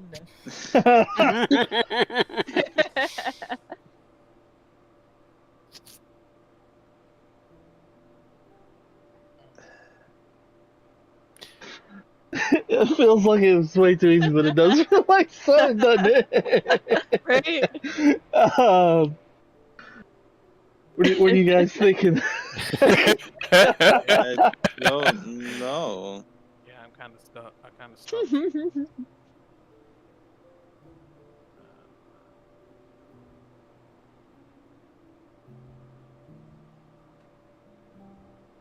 Sun shower.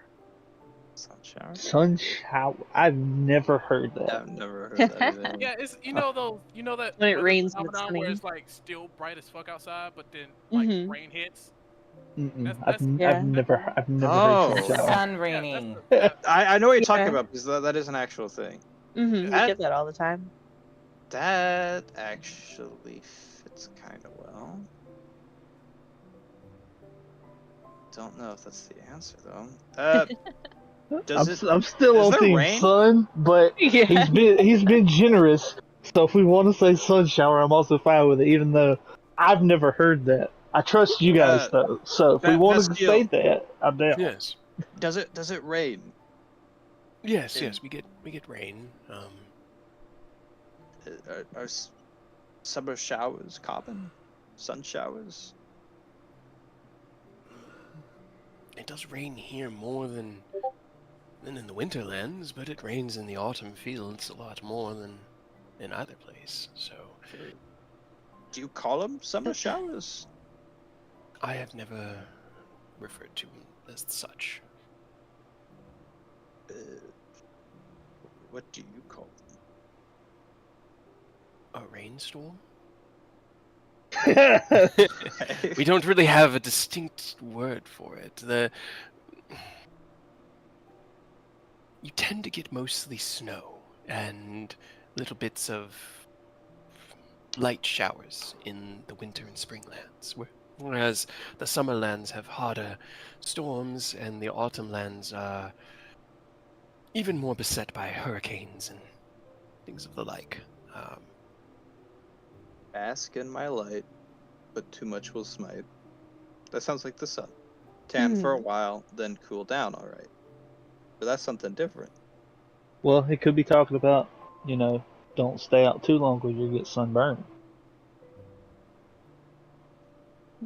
I'm with Fox here. Sunshine. I'm on team Mia Sun. The sun. I feel like it was It sunburned. it feels way too simple, but I'm with it, She kind of won me over because I don't know, man. I mean, like I said, he has been generous though. So if we want to try to be more specific, hopefully he doesn't hold it again. So if we want to try something else, okay. But I'm Oni's vote right now is sun. I feel like probably that first one was tan or burn, and not like suntan or sunburn. I will say, then cool down is throwing me off so much. That's why it clicked with like sun shower for me, because I was like, Yeah. all Right. that heat and then all of a sudden you cool down. What can do that? So I was like, Besides, well, like the my hand- shade, Yes. but I don't know. Yeah, I'm still definitely not team sun shower, but if that's what you guys want to say, No. I'm with you. If you guys think sun, It feels too Bastille, you're easy. dancing with Titania. You wanna ask her? It feels too easy, but it feels like I feel like it's the fifth. What was the number question? I can never remember the specific number, but it feels like that again. Where 15. it feels like I'm overthinking it. That's why I'm kind of with Mia on this one. Should I make the thumbnail that puzzle picture? That Chekhov Yeah, I guess the sun. I mean, Hey, Titania, what's your third security yeah, question? Bastille, just ask her this riddle. I'm sure she'll answer it for you. It won't be suspicious at all. Alright, we're going with the sun. I mean, if it's wrong and it shuts and then you just put a window in the door, fuck it. Yeah, Well, dude. I'm worried he'll start screaming or something like, "Help! Well, Cowboys trying to get in." ready up a silence. That's Right, what I then was- silence that bitch. I want to get a silence ready just in case. Okay. You begin to cast out silence, speaking the incantation and preparing to drop it just in case. What's your answer? The sun. Sounds so sure of yourself. Good, good. You were sent here by her. Wonderful, wonderful. So then- dumb. Oh, thank God. We overthink every time, man. I'm gonna be honest, Titania had really shitty security. Right? All of them right, like 100%. I think this is why when it comes to riddles that come from like elementary school grade, adults just get so fucked up over them. Yeah. We get bogged So down in much the fun. and not the big picture. Good, good. Well, please. Let me just get out of your way. And like, the eyes close and the mouth close, and the door just swings in. And while I Thank you very finish shoving kindly. food in, the vault is Do you think we can revealed. ask him about the bonus item? Lady Titania told us to also gather the secret item, but I'm very old. It seems to have skipped my mind. Do you remember where it's stored? I might do that. I'll think about it. As you On the open way the- out, I almost forgot. Another secret item. As the door swings open and you look beyond, you see the treasure chest mounted there in the center plinth, the same one that had been described to you by Bastille. He had told you to take the whole chest, don't open it, as opening it is what activates this magic, which is why the hole was required. What you guys doing? Before anything, what are these? Those look like other pedestals that have, each one of them has, well, 3 of them have an item on them. One of them has what looks like a book. The other one has a small figurine. From this distance, looks like it's of a bird. And then let's see. Oh boy. We taking everything? Robbing her blind? Hell yeah. Leaving Todd in a note card? In a canoe. In a canoe. Man, we didn't even need the window. You didn't. Right? This has gone suspiciously too well. Don't. was very well planning, and you guys have rolled well, so you know. Sometimes things go well. Okay. Where is it? I will say I do want to use Quick Look just to see if there's any other hidden magical things nearby. Okay. So as you look into the room right now, you haven't entered the room yet. You see the chest. You see 3 items. You see the book on one plinth. The other plinth has like a bird on a small figurine of a bird, and the third one has what looks like a harp on it. What are you guys doing? Oh no, wait. They're pedestals. Yes. Does it look like the items on it are like locked in place on it or like inserted on it something? They Like kinda are. like a key into something? They are all resting on what looks like a fabric. You can't see what's underneath it. It's just sort of sitting on this like display felt fabric. And one is missing. One is missing. Yes. I feel like that's That is- probably the sword. I'm also worried that we need 4 items to move the chest without... Alright, I'm just gonna do this, just to... see any... Put Todd on the 4th pedestal.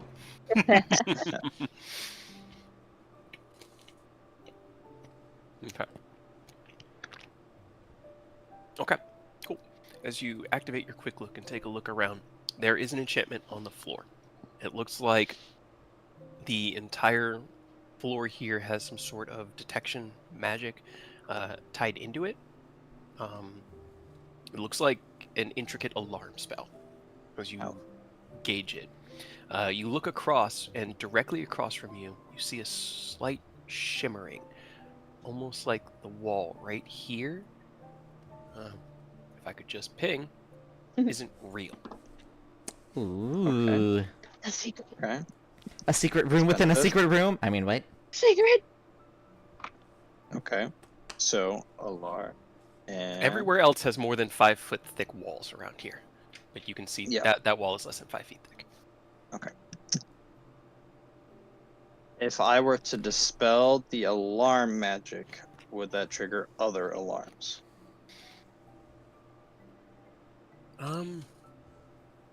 Only if there were, specific alarms set up to do that, but you don't see those here. Potentially could dispel it. Alright, Oni, what you think? I definitely think dispelling the alarm is at least the first thing we need to do. For Okay. sure. So let's dispel magic the alarm. Now, what level should I cast it? It seems That pretty is the intricate. yeah, I was gonna Yeah. say that's the $1 million question, and knowing that it's in Archphase Vault, probably high. 7th or 8th level? Oof, I'm. Yeah, Aerith, what are you two feeling? Casters I mean- with high level magic, what do you think? Is it Bastille, go all in on dispelling that. I'm It sure it's so strong. I would go all in. would be unfortunate to Alright. swing hard and miss when we knew we could have swung Yeah. harder. I would go high or go home. Alright. Swinged. Alright. Swing 8th level harder. spell slot for dispel Okay. magic. You don't need that. Is- It's fine. You call Probably not, forth actually. the most potent well of magic available to you, and you focus it into this dispel magic incantation, this simple kind of construct of arcane power that is just used to break constant arcane structures. And as you release it out in this massive wave that pulses across the room and almost like ripples off of the far walls and then radiates back in, you watch as all of those little intricate lines along the ground of the alarm spell dissipate and fizzle away into the air. And there is nothing. The book, all the items are magical, obviously, but there are no more like incantations, enchantments on the room itself. What level was the alarm spell? It was 8th level. Ah! Good shit. Good shit. It was roll for it. This is why I defer to the high level Alright, cast. go home. Well, Alright, technically, so- I'm a Nicholas is punch boy. higher level in wizard than I am, so. Mhm. Alright. Oni, start shoving everything. here's my- Into the hole. Here's the thing about the hole. And I So know it doesn't have to be on the floor. It does not. You can put Oh, it on a it wall. does. Yes. Can. It just has to be. It just has to be a flat surface. Now, the whole thing is, it's not like the window. It still just creates that little Mhm. pocket. You can't go like. But Through yeah, it. it doesn't have. It doesn't have to be on the ground. It just has to be flat surface. So. Because when I made it, I wasn't doing it intentionally, but I populated it and I looked at the map and I went, "There's nowhere for Oni's hole Yeah, to go." that was why whenever he's like, "What do? We need him to cut the alarm off so that I could get against one of these walls and like float up and unfurl it down." Okay. Well, your flight doesn't work, but Well, I can You- climb. I've got to you climb can climb speed. up. You kind of clamber up and up to the wall, and as it unfurls along the wall, and there's this like clattering shifting as gravity moves within your hole, and everything that's in there kind of readjusts. But now there's a 10-foot diameter hole in the wall that you can stuff things in. How big is it? Because it'd be hilarious if we take all the statues too. Where's the gay I don't- joke here? I don't. I don't know if we can fit all of this. Yeah, it's not as handy as the back of Holt, but it is. we can It is definitely nice get enough. The chest and the items for artifacts. sure. Okay, Yeah. perfect. Okay. All right, Todd, I'm gonna set you where the chest is, and leave that note card in your mouth. Very good. And when they do show up, what should Oh, I actually, do, Nicholas? how tall are the statues? They're about 7 feet because they look like armored Eladrin knights. If you want to lay them on sides, we could probably take a couple because I'm looking. It's 10 feet deep. So We could We take could- one just if to you just annoy her. wanted to, I guess, just when we put it in, make sure we put shit all the way back. That way, when I close it, it's on the bottom of the hole. Take one just so that Bastille can put it in his throne room Yeah. or whatever. Bastille, what do you think? Just take one of the statues to annoy her?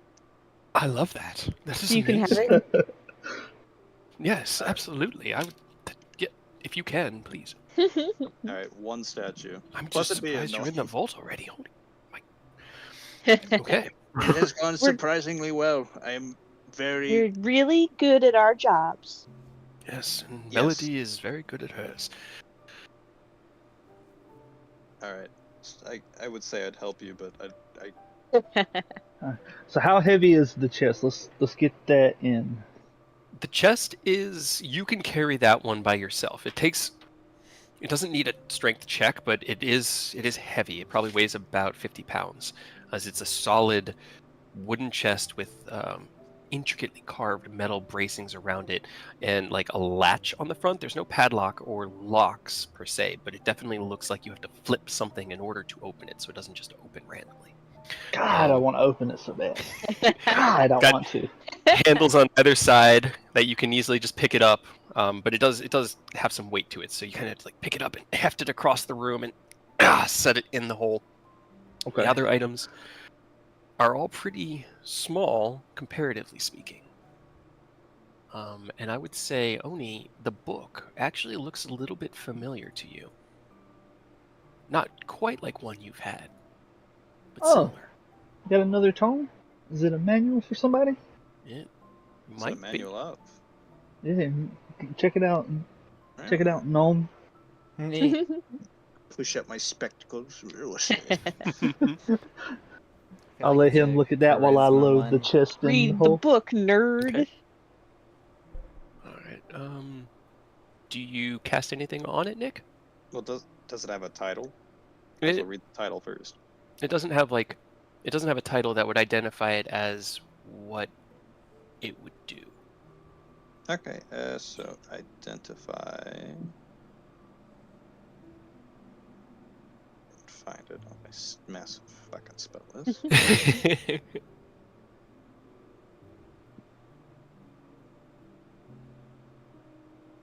I know it's on my spell list somewhere. What spell? Okay, what level is it? It's Is first that level. level. Oh, that's probably why I'm looking.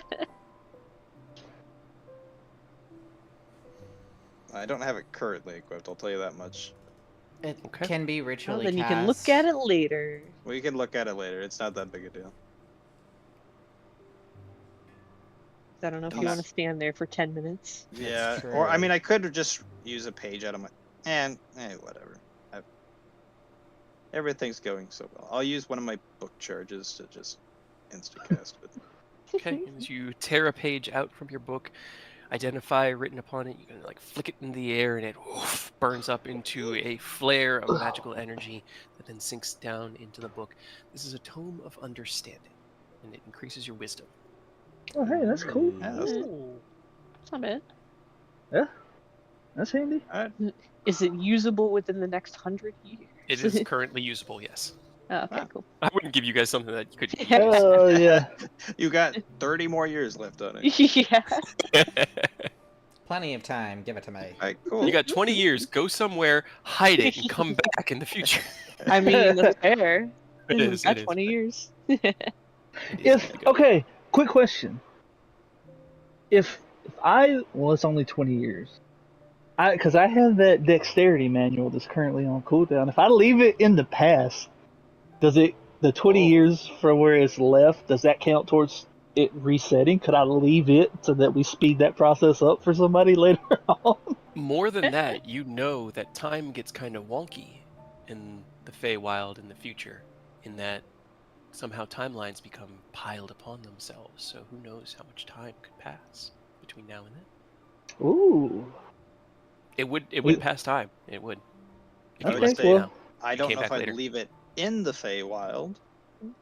Well, you'd have to leave it in the Yeah, Feywild, we got to leave it here for the time to just pass. somewhere 'Cause secure, I guess. I don't know where that would be, but I mean, I'd talk to the other Nicholas. Maybe give it to the other Nicholas. He has a library. He can store it for you for 20 years. Sure, I'll just mail it to him. Carl. Amazon will do that, right? And to Nicholas 1.0. I mean, Original if we can get it to him, I don't have any problem because I've already see, Oni has lived long enough. He's used this thing twice, so he doesn't have a problem giving it to Yeah. somebody else, you know. And well, if Kate was just saying, like, we could cycle potentially like the whole time of it by leaving it in the Yeah. Feywild Yeah, times. exactly. So like, if we could find somewhere to stash it away that somebody else isn't going to get it, we can come back after we solve this problem in the future and dig it up and get another dex buff for somebody. What were the other two objects? It is a harp and a small bird figurine. Oh, please tell me it's the sentient harp. More sentient We'll weapons. identify it later. I'm going to position Todd with his magnificent top hat with the note. Okay. Can we? Are we able notes to on the take the note. things off the pedestal? Do they react at all if we do? You try? Oni will look at Nick like, is it I okay don't if we s- try to grab the I mean, the Quick tome look real should quick? still be up, so I don't see Yeah. anything else. Okay, There's yeah. no- Oni will lift the tome up to see him. any alarm blares, like Indiana Jones style pedestal sink or raise because it's not weighted anymore and the giant boulder rolls through or something. I thought about it, but no. You raise the book, and with the alarm spell sufficiently dispelled, nothing happens. You have a Okay, book. yeah, we obviously take all of it, right? I mean, Oh yeah, you have to take all of it. Bastille, what do you want on the note that we're leaving to Tanya? Something that will truly embarrass her.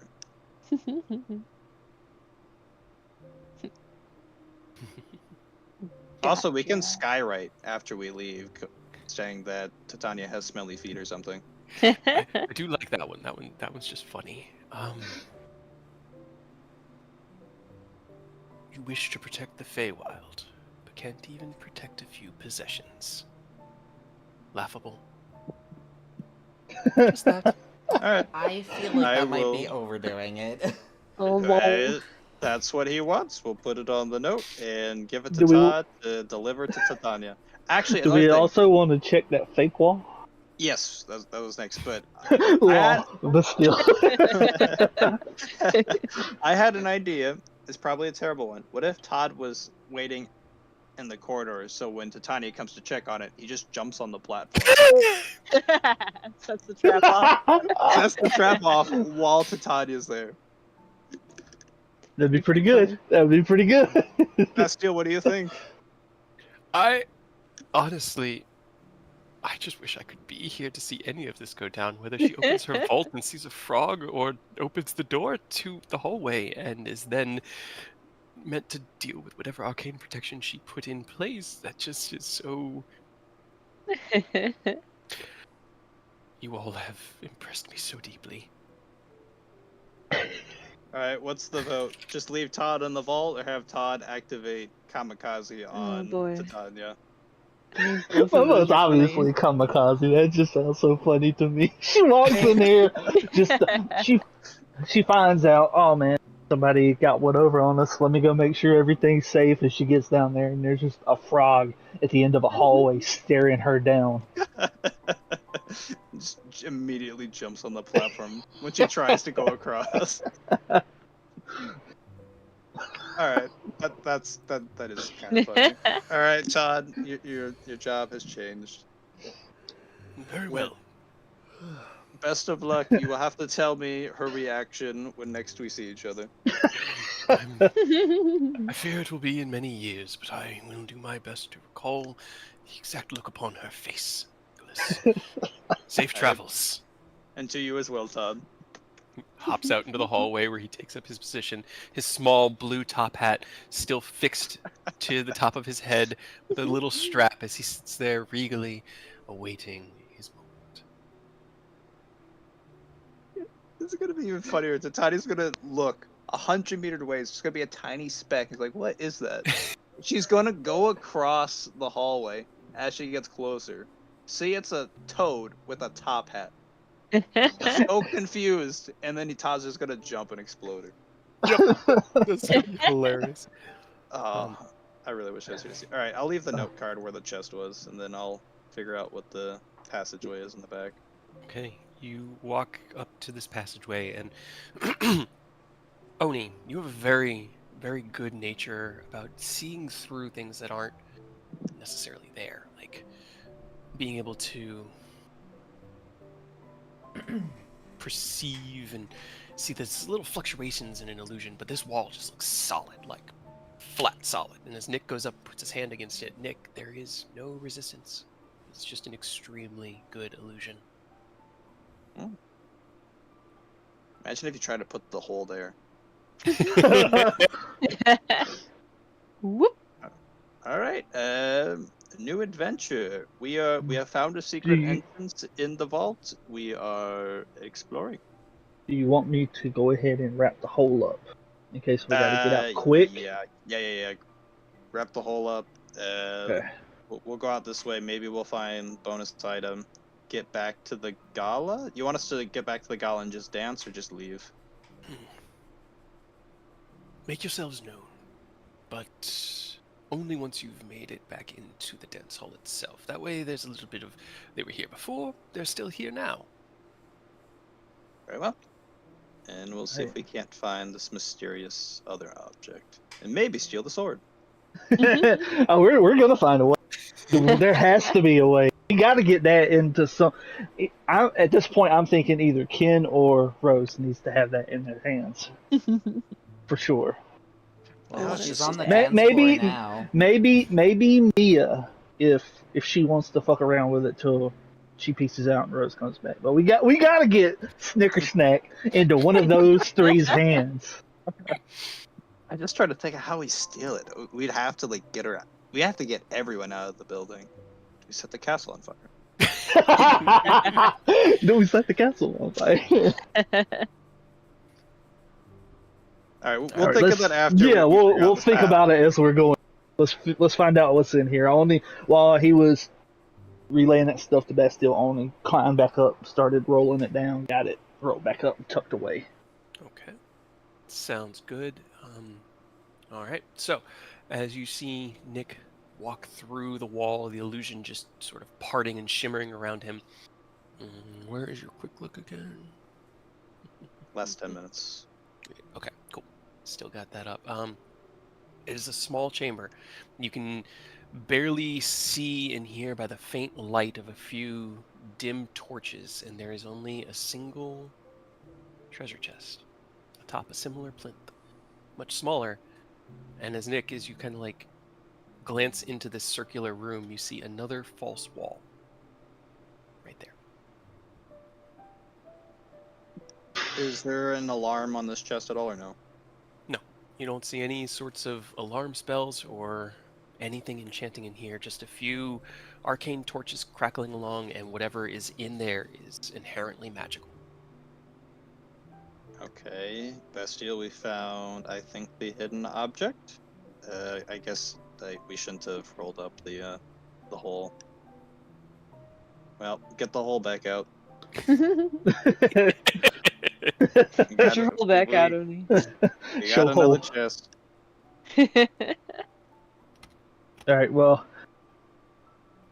real quick, walk over there, see if it's heavy. And I'll just kind of skedaddle up this wall, unfurl it real quick, get it back open, so that we can fit a second chest in. You give it like a little test nudge, Nick, and it's heavy, but not as heavy as the other chest. It's a little Okay. bit smaller, but it feels like the contents are lighter. Okay. Bastille, could we maybe go 50-50 on the item? I know you want the flag, but hidden object? Do you want it? Or keep Yes, desperately. If it is hidden and it's something I'm not even aware of, then that is what I would use to most eloquently embarrass her. Very well. Thank Alright, you, then. my dear Nicholas. All right, Nick, be ready. I'm gonna pick it up and dash just in case the door tries to shut on us. All right. Okay. Yeah. Oni's gonna scoop it up and then skedaddle. Okay. Like Guess double we should've dap. We should have checked for manual traps. Action dash, action, step of the wind, double dash. He is skedaddling. Okay. As Oni turns and skedaddles, the wall there is an illusion. It never really opened as a door, but as Oni through the illusion, there's a from your side, Nick, as you see a door slide down and lock this side of the wall with a physical wall. You are now separated on two opposite sides of the room. Oopsie. Nick, I told you to skedaddle. I mean, I feel like I should have had more warning so I could just move rather than be in the same room. It's a tiny hallway. I'm an old man. That's you know what? Fair hindsight is back 2020. Only That's says as he's me. putting his chest in the hole and climbing and throwing it back down. So is this Now- illusion wall still here or no? Yes, the one that's in the other room is still back there. Well, might as well check that. I got Do not die, Nick. We are separated now. I put my robe on for a reason. Okay. You poke your head through this illusionary wall, and there is another short hallway with a small room in it, and in the center, a teleportation circle. Ah! Well, to the bedchambers. I will meet you there. Bye. Do we You jump wanna in go- it? No, I was gonna talk first. Okay, slight problem. I have been trapped in the vault. I'm pretty sure I Yes. can use pass wall or stone pass to go through it. But I have also found a teleportation circle, which I'm like 90% sure goes to our bedchambers. Well, I can tell you that whatever you all did, she has noticed. So, Oh, Uh-oh. back up in the gala room, because a lot of time has Leave passed. Todd. You all have, Leave Todd. you- Leave Todd. you all have been dancing and enjoying the beautiful music. Eventually, the draconic spirit dispels as the spell comes to its close, and Harrow returns to his small corner to um, brood. And Aerith, you learn that the Eladrin you're dancing with is named Zanlis, and you have made his night, as he has just gone through a horrible, horrible breakup and felt himself alone and unwanted in this moment at the gala. And as you reached out to him, he is eternally grateful to you and seems enamored. Ken and Mia, you have danced and twirled and watched as Bastille danced with Tanya, and the two of them together drew eyes from around the entire room as these two posing archfey danced in what looked like the most loving and beautiful waltz that you've ever seen. Thousands of years of practice into a single craft showing itself as these two creatures of pure charisma captivate the room. Titania then returned to her throne as the music returned to its normal kind of... Zrixus. Yeah. I was like, oh shit, crossing the streams. He got no. This is a crossover episode. The boys are back. Pip just the ceiling. I've been here the whole time! Check out my guns! Titania has returned. Do have snakes. You snakes. Oh my god, fucking that game.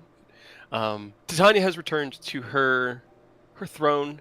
Bastille has found himself a new companion to dance with. We'll just go with, oh, I don't know, pull somebody from over here. And it is cutting up the dance floor as well. What are the three of you doing after the kind of like ceremonial dance, which was about 10-15 minutes long, of like 2 or 3 different waltzes back to back before Titania bowed to Bastille and returned to her throne? Has Mia shrunk back down yet? No. No, that's permanent. Yeah. That's her height now. Yeah. Oh, okay. Yeah. Wild You gotta magic, get man. You gotta get new commissions. You gotta change all the heights, all the artwork. I need you to take the layer with Mia and just stretch it. Oh no. Yeah. Unless I roll that one again and then roll A 9. an odd number. Mhm. Just kind of how it is now. Oh well. Yeah. But I'll still be having a good time, just giggling and laughing with Mia, and probably had a drink or two in between dances. The gala itself has been elegantly beautiful. The music fills the room with this perfect sound that echoes off the scalloped ceilings and reverberates in without causing any sort of distortion in the music. And the different bardic performers utilize their own inherent magical abilities to enhance and diminish their own performances throughout the evening to help bolster their allies, their friends, as this troupe continues to play through the night. And about 15 or 20 minutes after the main dance of the evening, Titania immediately kind of sits up straight and looks to her left and then to her right, and then looks over towards the guards and signals. And as you had been keeping your eyes on her in the peripheries. It's kind of your job. The three of you have noticed, and Bastille, and this is what Bastille will say, that she has noticed as well. Bollocks. Well, actually, hey Oni, how about you come to the teleportation circle with me as I place the window on the wall? Okay. I was gonna ask, did you want us to split, or did you want me to come this with? way. Close the door first, the vault door. The window so Alright, you can Arnie will go over there dramatically and smash through. slowly close the door. Okay. Because he was pretty chill and friendly, and I'd hate to wake him up if he went back to sleep. There was a small, almost sounds like a creaking of a door, but it's a snore. And as But, Nick throws up one of the windows, I love making the snore sound. It's so much fun. You climb through the 2-foot opening, through the illusionary wall, and then through the security wall that dropped down behind it. Only will And- close the window behind him. Look it. Okay. All right. I guess we're going to Tanya's bedroom chambers. Should we go invisible before we do this? Would it be an action to activate the teleporting? Yeah, it's an action to activate it. But it's not Okay. casting a spell or performing an attack, so you can do it while invisible. You don't have to cast the spell to activate the item. Okay, so if I do invisibility, it will Mhm. dispel. Okay, Yeah. well, let's do that. Just make sure it's And- attacks or spell. I mean, worst case scenario, we use it and then I cast it. So Yeah, no, you can make yourselves invisible and then activate the item, no problem. let's do that. And actually, it means Aerith's not here. It's not a 4th level spell. It's a 3rd. Nope. Ah, all right. You Bonus. cast out your invisibility, step onto the teleportation circle, and feel it vroom, vroom, kind of activate and pull both of you into that no space, and then vroom, redeposit you back on the other end of the connection. Downstairs now, within the gala hall, Titania is speaking earnestly with one of the guards and kind of looking back over towards the door. He nods to her fervently and then gets stretched. Nope. It's stretchable. He walks down off the stage, and he's not running, but he's definitely moving with purpose. What are the three of you doing? Just gonna, hey,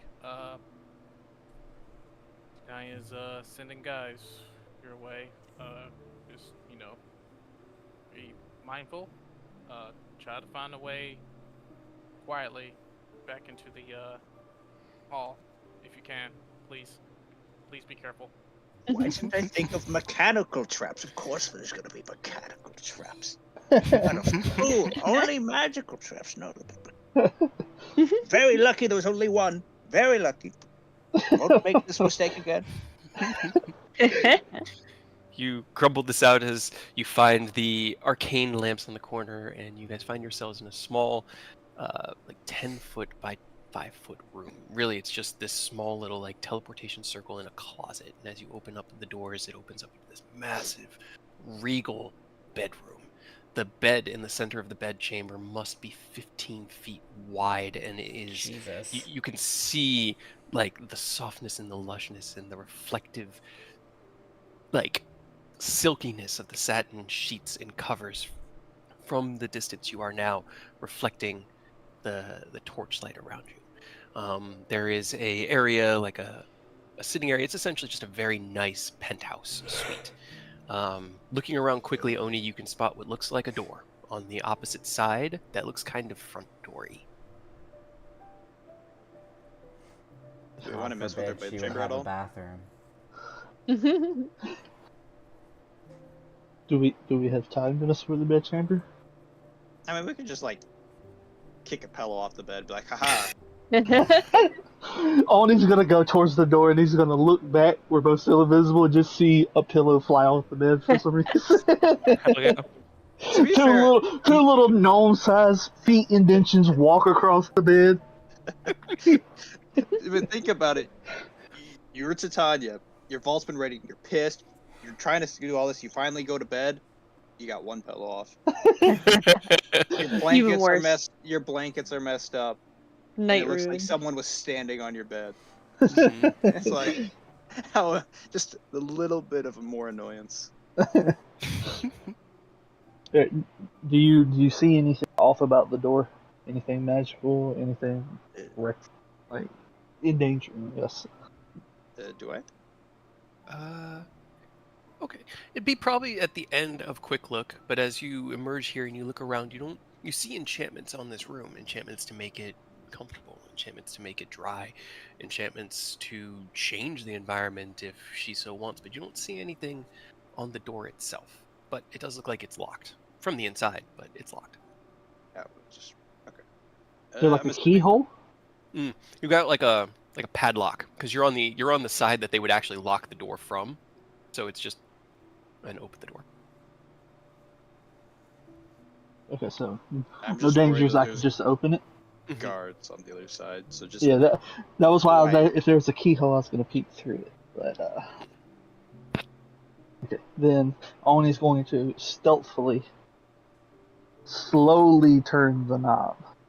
Okay, roll me a stealth check with advantage because you are invisible.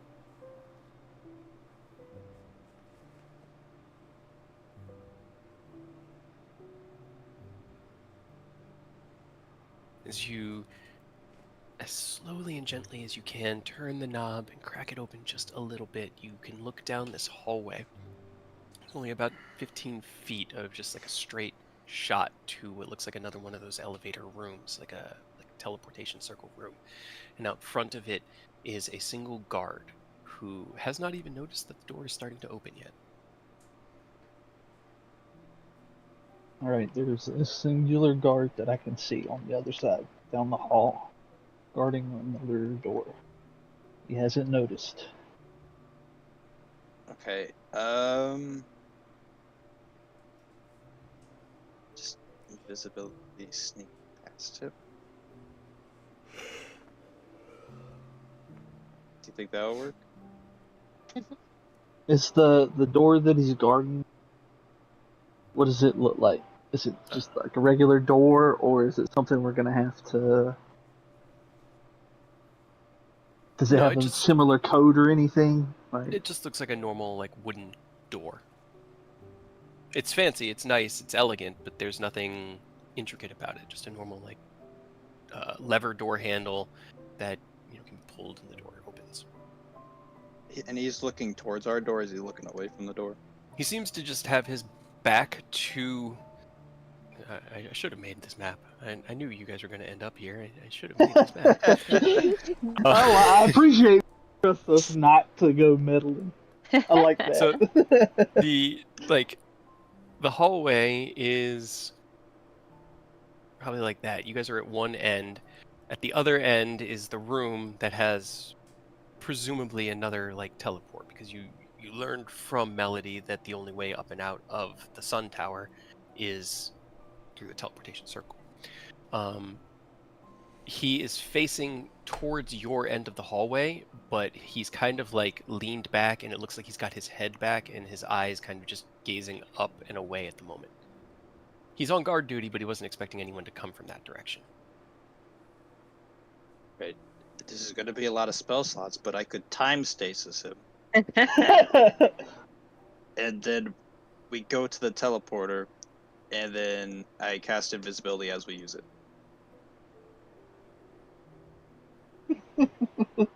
Or we could try and stealth it. We could just stealth it, which would save me the spell slot. Yep. A lot of spell slots. All right, let's stealth it. We and can. Then... So here's the thing. We could lure him here and just walk by him. You know? Okay, that's fair. I'm not very stealthy, but I will trust you on this. Well, because he's guarding the door, I don't think we're going to be able to open the door with him right there. Okay.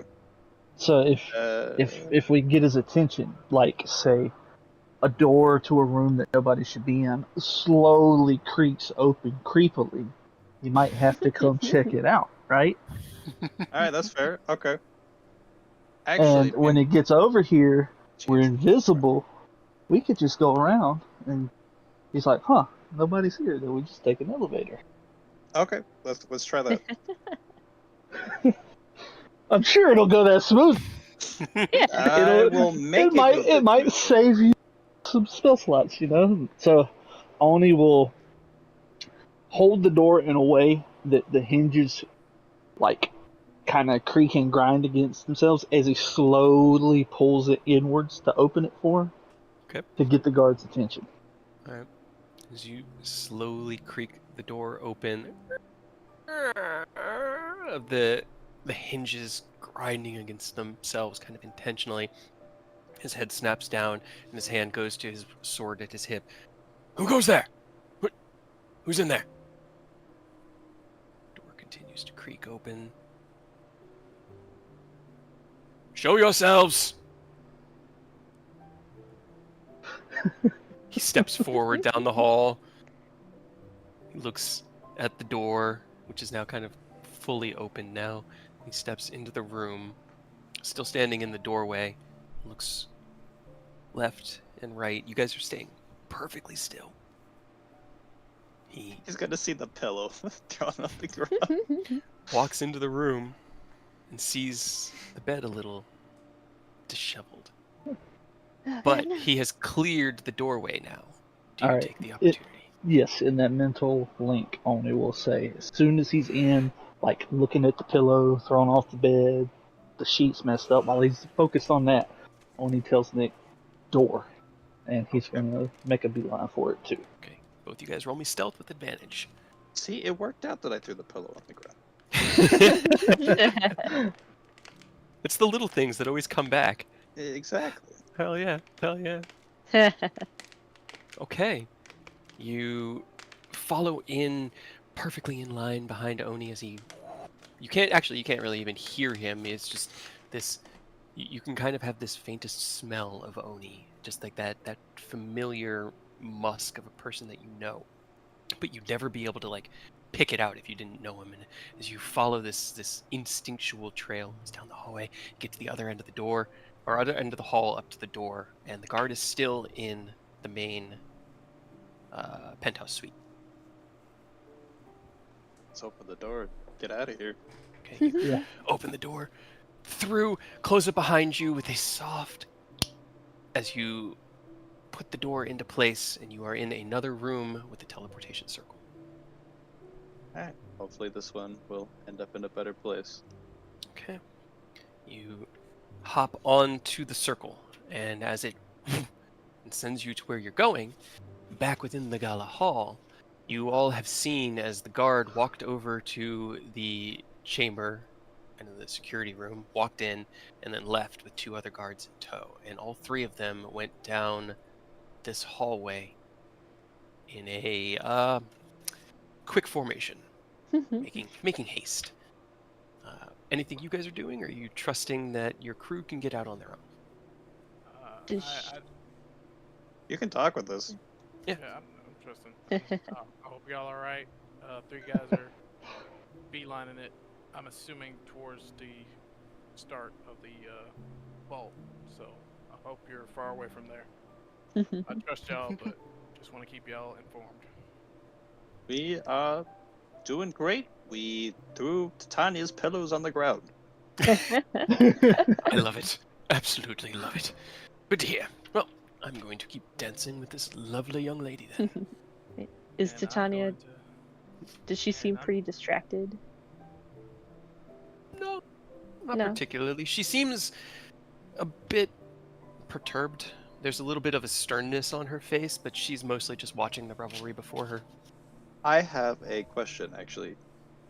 My Okay. robe, I put it back on.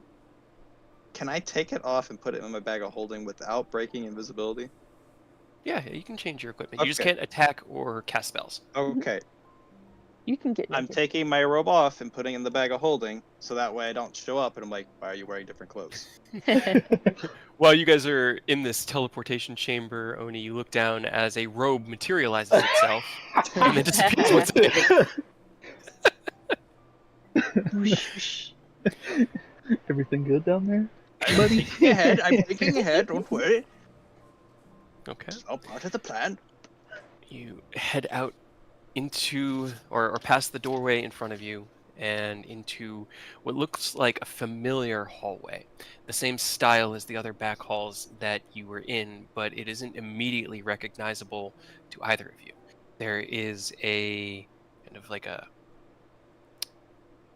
there's a hallway going left to right, and then gotta get my perspectives right here because I know where you are on my map. I just need to turn it. Oh, I can turn my map around. There we go. Off to the right, you can see as there is like a pathway that leads to the left before. So like this path continues on. Draw it here. Where are we looking? This. There's this. I have to show you guys where it is in a second. So Okay. yeah, I have to actually reveal it. And here. So like this is what you guys are kind of looking at as far as hallways. You're right here. And there's a door, and each of these is a hallway. So there's a hallway that turns up to your left before another one that goes off to the right. And then if you turn left, it's a T-junction.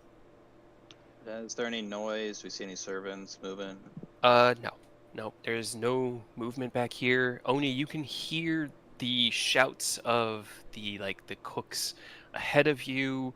Not Okay, too that's far good. away. That's good. Let's in that link on it will mention I can hear the cooks, which means the kitchen is nearby, and if we can get to the kitchen, maybe we can get our bearings and find a way back to the main hall. It's from Yeah. this direction-ish. Okay. Yeah, I said we go to the kitchen and we just follow where all the servants are taking the food. Okay. Can you guys roll me a stealth check since you are invisible and it has advantage since you're invisible? 35. God damn, guys. I just want you to fail one thing. Nick, No. Nick, This is a just- perfect plan. We have- Oni's holding we Nick's spent so many hand hours. like a parent and his kid right now because they're invisible, and he doesn't want Nick to lose him because that was a I mean, you nat are 20 on the faster than me as stealth well. check. Absolutely. You creep out into the hallway and turn right. And as you approach that left-hand turn, you can hear voices in the distance. Apparently something set off the alarms downstairs. Lady Titania wants us to go and investigate and let her know if there's anything amiss. But it is coming from over in this direction. As you turn left to head this way towards where you heard the kitchens, you hurry down that hall. The hall ends in a T-junction, and to the right you can see a mass, half a dozen or so different waiters and servants moving down the hallway towards the entrance that they have been using over here. You fall in line kind of behind them, and then as they're moving through the door into the main gala, you quickly dart in and have made your way back into the gala. You are still invisible, but you're here. Let's go into the smoke area and do what Eric did. Just like walk out of the smoke, disable the magic. Be like, oh yeah, we've been here the whole time. Yeah. Pass me your pipe. We'll make it look real. Yeah. We gotta Add to do the it quick though, because I don't want Titania looking this way with her true sight. Yeah. That's true. Okay, you So we get in there, drop the invisibility, and we'll just act like we're smoking. We might even really smoke for a second and then come out. Okay. We gotta calm the nerves. you hurry down and kind of push past the Eladrin man down here that is serving drinks to the pool players. And as you flop onto the couch, dropping your invisibility hidden by this smoke, you take out the pipe, and just as you blow a wave of the smoke out, it kind of twirls, and the Eladrin moves into that view and kind of looks over at you with a, "Oh, I didn't know there were people here. Oh, I'm so sorry, my lords. I wasn't aware that you were waiting here. Is there anything that I could bring you? Food, refreshments? Do you need more herb for your pipe?" Champagne, please. "Yes, absolutely. And you, my lord?" The same for me. "Fantastic. I shall return anon. One moment." And he will turn around and make his way to the kitchen. You guys have made it back into the gala hall. I'm sorry, Bastille, for alerting them, but other than that, we have done well, I would say. Yes, very well. You've made it here. I can see you all enjoying yourselves. Titania doesn't seem any the wiser. I would call that a roaring. And at that moment, Rary's telepathic bond ends.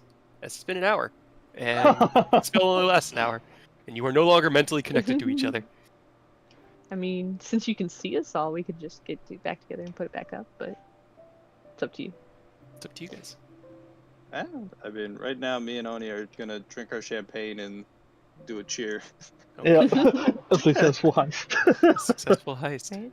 Hell yeah. I've just been Even thinking of stole a stupid ideas. statue. Should have stole a pillow. No, we should have stole the pillowcase and left the pillow. Yes. Yes. Steal like one of the bed sheets. Now, do you all stay at the gala until the end? Do you wait it out? I've been trying to.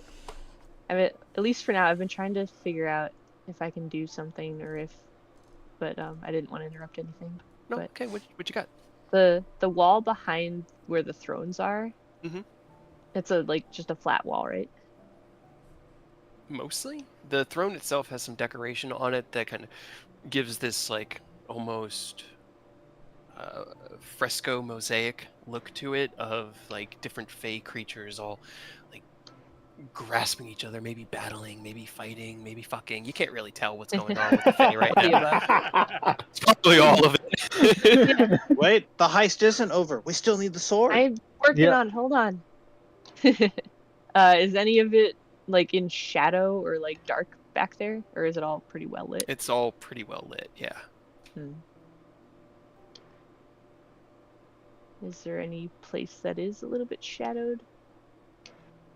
You trying to do? Trying to find a place that it might be able to blend in a little bit. Do you need us to make shadow? I mean, there's like these areas to the side of the throne are, but nothing. I mean, that's kind of why they have this raised plinth, so no one can come to them without having Right. to go up the stairs. Potentially work with that, maybe. I need a flat, solid surface that's like darker. That's close to the thrones. You said this side, like over here? Yeah, I mean, since the throne is larger, it's casting shadows off to either side of it. Where the area like right next to the sides there, because it's about 6 feet, like a stage, a raised Mhm. stage platform. So you could tuck into those shadows there. Well, I'm just trying to see if I were to make a shadowy door, if it would blend in. Would that count as teleportation? I don't think so. What can you at least just DM me what spell you're trying to use? I can help you figure it out. Yeah. I But if reveal it's- everything to everyone, but like the more I know, the more I can help. Huh. I know. Hmm. This is a very long video, by the way. I know. Like I said, I wanted to get through the gala. It had to happen in one. I will say that when my Discord kind of like glitched, so did my OBS. So as soon as it came back, I did start recording just to be sure. Okay. So I think. But it like, might get cut. Yeah. It's fair. We'll And see. But we'll playing the game and enjoying the time and the story we're writing is really what's important. So. Can you cast invisibility on objects? No. see. No. So you Only could creatures. you could get one into the side back there, but there's really no way to fully obscure it. It'd still be somewhat visible, and anywhere to get close enough to grab the sword and like into the demiplane, it'd be too obvious that you would Well, know I better than to would risk grab that. it. I would make it go in there itself. Well, How? It's not my fault. With animate object. Oh, no. It's up to you. I can't tell you no, but He's also not saying yeah. I'm not saying that it'll work, but I'm saying there will be rolls associated with it, and that could go poorly. So, consequences and cows. Do you want me to put up the telepathic bond again? Before you do your idea so that we're all in on it? Well, if step 1 doesn't work, then I don't know if I would do it, because I don't want to, like... We got this far, and I don't want to make her, like, kill us. But I want to get Snicker snack so bad, Right? bro. I feel like if you can get that telepathic link back up, and Yeah, we've either way, we've got a little while. We can try to like brainstorm a little bit before we head out. I will also And- say, sorry, go ahead. Nah, that's it. I was just gonna say, and if we can't come up with something, obviously, still look successful heist. But Demiplane I feel like we wouldn't can work get either, right? Teleport and demiplane both wouldn't work here, correct? Not entirely sure. Well, You know teleport, but demiplane is kind of its own unique thing, isn't it? Could one of us demiplane? I can't because I use my 8th level, but you demiplane. Other person animate object, put it into the demiplane. That's what I was trying to do, but if I can't hide it, and then... Because I can always make all my spells, like, completely separate from myself by using subtle spell. Not. But at the same time, is a like, is a if she's just gonna demiplane the see it. same as like a pocket dimension? Because if It's- not, if you Yeah. make me invisible, I can clamber up the wall where nobody's watching, grab it, and just swing into the door, and you can drop it. And then like, oh, where did it go? What happened? And then you guys could just get me out the next day, right? Yeah, I can just open it again tomorrow. Okay. I mean, I guess get a bunch of snacks and drinks before you go. So the plan is put up the telepathic bond, make you invisible. You're going to grab the sword as she does the dimension, and you're going to jump in with the sword. Or Yeah. I Well, could put wouldn't people notice that she's invisible, that she disappears because she's Hmm? one of the? She's Oni- she's not He's going not going invisible. invisible. Oni's gonna be invisible. Oni's Oni's gonna be invisible. okay. Yeah, I'm thinking because I've got the best stealth and invisibility, Yeah. double, like advantage So for what if- good stealth. What if I put, like, the demiplane, like, up near the ceiling, and then I could, like... You could be up there, and then I could telekinesis, like, throw the sword up to you. Or slowly put it up there, I guess. I don't know. One of us I mean, can make a distraction. That also works. Like I got no problem. So That's why still- is doing that? Someone okay, else could after distract? let's just assume real quick, narratively. Let's go ahead and get that link up so that we can talk Yeah, to link up Bastille. first, Mhm. yeah. And I figured- Bastille, do you think you could try to get one more dance with Lady Titania? Or at least another decent distraction. Maybe like call it a show of goodwill between all the courts coming together. A dance of unity between all like the bigger heads, If she's pushing for this, that would be perfect for her image. And give us the chance to steal her fucking sword. That would be something, wouldn't it? Let me try. And he looks down at his dance partner. He goes, "It has been lovely dancing with you, my dear, but I have business to attend to." And he gives her a kiss on the forehead. She kind of like staggers back away from him, a little starstruck. What am I? I'm just going to get her to dance. That's all you need from me. Okay, so double check with the plan. Turn Oni invisible. Mia's dimensioning, doing the dimension. You're gonna then Demiplane. toss up the object. Yeah, demiplane. Toss up the object to Oni. We'll grab it, jump in the thing, and then when she walks to her throne, she's gonna see the sword missing. Do we also want to put an illusion there? Oh, Make she it has look true like sight. It it's- don't matter. It don't matter. She has Yeah, true sight. she has true sight. What if Right. you always want to do it? When fabricate a replica of it, and we just put it back there while they're dancing. Can we put something else there just to be goofy? Put the canoe. Oh god. Here I was thinking, I'll put the sword in clear view. They wouldn't be foolish enough to try to steal it in clear view. We sure are dumb. Okay. I guess if we do this and it starts to fail, do we bail on the plan and run away, or are we staying to the end of the gala?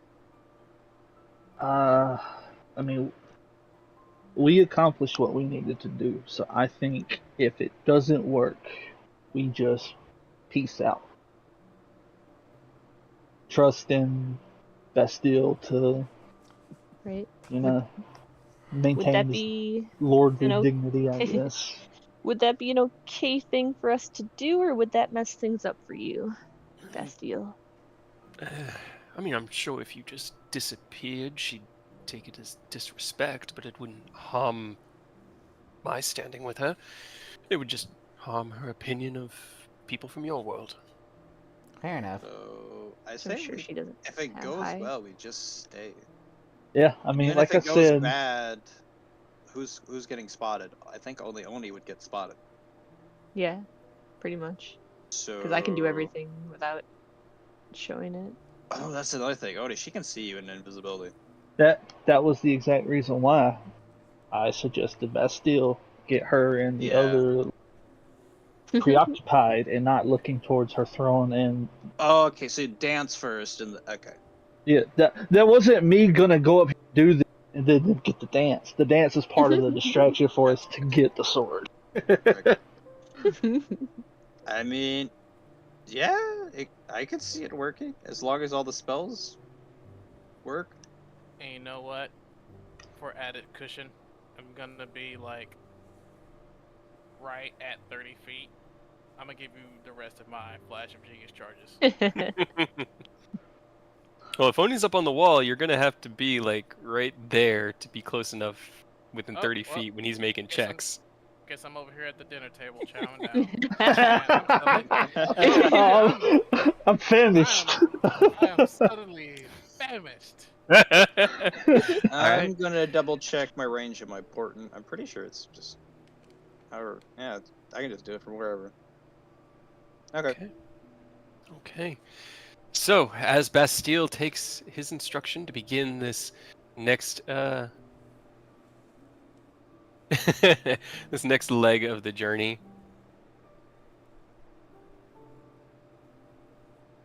Should I use greater invisibility on Oni just in case? Up to you. it would just enable Oni to like attack if he wanted to and Which hopefully maintain he his shouldn't invisibility. need to, Yeah. but it's up to you. I will also say, Ken, and it hasn't been narrated, but the sword has been talking to you all night.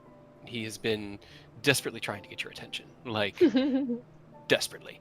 And I don't know, have you responded to him at all? Because it's something I should ask. Is it like a mental thing? Can I like respond like Mhm. mentally?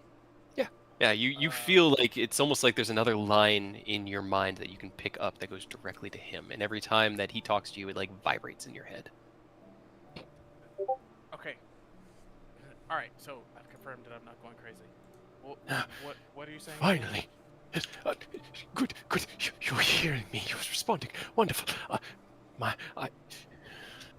You have to help me. I have to get out of here. We have such work that needs to be done, and it is imperative that I return to the material to execute my purpose. Please, you are, as me, an enemy of the chromatics. Okay. So you just want to smack down some chromatics? Fair. Yes. I can dig it too. We're trying to figure out a plan, so just hang tight, okay? We might have a way to get you out of here. Phew, incredible. This is something else. I never thought I would be free from her grasp. She is so strong, so ruthless. This is... Alright, so just bear with us, okay? Yes. Just hang tight. That's all I can do. Literally can't do anything else. Am an immobile sword. Yeah, so I'll just also relate. It's like Yeah, so I've confirmed that sword is talking, and it wants out bad. Well, We want the sword wants out. Win-win for all parties involved. Let's do this. Bastille strides up towards the throne, and as he does, Titania looks down at him with a questioning smile. My lady Titania, I would ask of you one boon this evening. We have already danced, but I find myself so enamored by your presence that I would love another. Please have the band start a new one and allow us one more moment of reverie to truly show the love and bond between the peoples of the Feywild. Let us, you and I, summer and winter, dance together without any frivolities leading into that, with this simple request from my hand. And roll him, big ass. Ugh. That's not great. uh-oh. I'll give him advantage. 'Cause maybe. Oh, he rolled the same thing. Okay. Oh. Flash of genius. Okay. As you look over and see Bastille kind of floundering, and he looks over at you, you Give him a thumbs up. yeah, you give him a thumbs up, and there's this moment of like Titania realizing that Bastille looked over to this Outworlder, and she sees it too, and she just drops her head. And goes, 17. well. Let's give him a 17, just in case. No, just make it a 17. Just plus make it a his 17? modifiers. So, okay, so it's a Plus 40 with Flash of Genius. Unless you wanted to pull back Flash of Genius. I mean, that's 40 with flash, so that'll be a 35. So that should be more than enough, right? Should be. Okay, yeah, I'm gonna let him get that 35 and then help Oni with his stealth. Alright, as Nick casts out his portent, once again kind of redirecting the flow of probability along the path that has been foreseen. Titania smiles down at Bastille and drops her head ever so slightly and shakes it side to side. It is not what I would have expected to hear from you. I thought you would be the most opposed to my proposition. She hops down and looks over. She gives a smile over to Oberon, who just pulls up the mask that's in his picture and kind of puts it over his face before you can see this, like, the rays of the cheeks behind it as he is too smiling, but, like, kind of, this is him taking a back seat. She steps down. Very well. Minstrels, if you would not mind reprising, let's try a new tune this evening, as Lord Bastille and I once again seize the dance floor in honor of all Fey, both here in the Feywild and our brothers and sisters cast amidst the other planes. And she'll take his hand as he reaches it out to hers. The band will start a new tempo, a new beat. It isn't Waltz for the Moon. But I don't have anything else really prepped because that was my one dance that I had ready. So they begin to dance, and as they start to Again. dance, what's the plan? What you guys all doing? Invisibility, go Oni! Alright, and then I've got a reach of 60 feet. Is there a place above the throne, kind of up closer to the ceiling, that's more in shadow? Not. No. It gets more light as you go up because all the lights are okay. kind of cast up. So it's that was the problem that I was trying to, because it's like it's more shadowy down lower than it is up higher. Is The higher there you a go, it's Banner above the throne?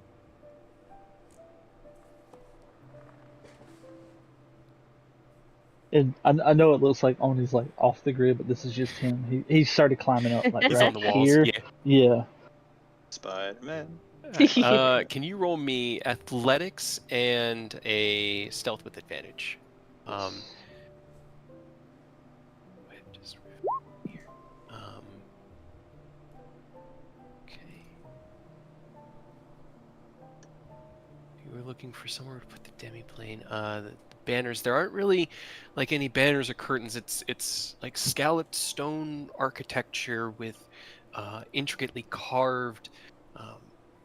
They called the like the crown molding that goes up, and it comes in like these different tiers, and each one of those Mm. has like lamps loaded into it, like Mm. arcane fires that are burning up and illuminating the tier above it and above it and above it, and it all kind of like scallops up and inward, so there really isn't any shadow up. It's all just down.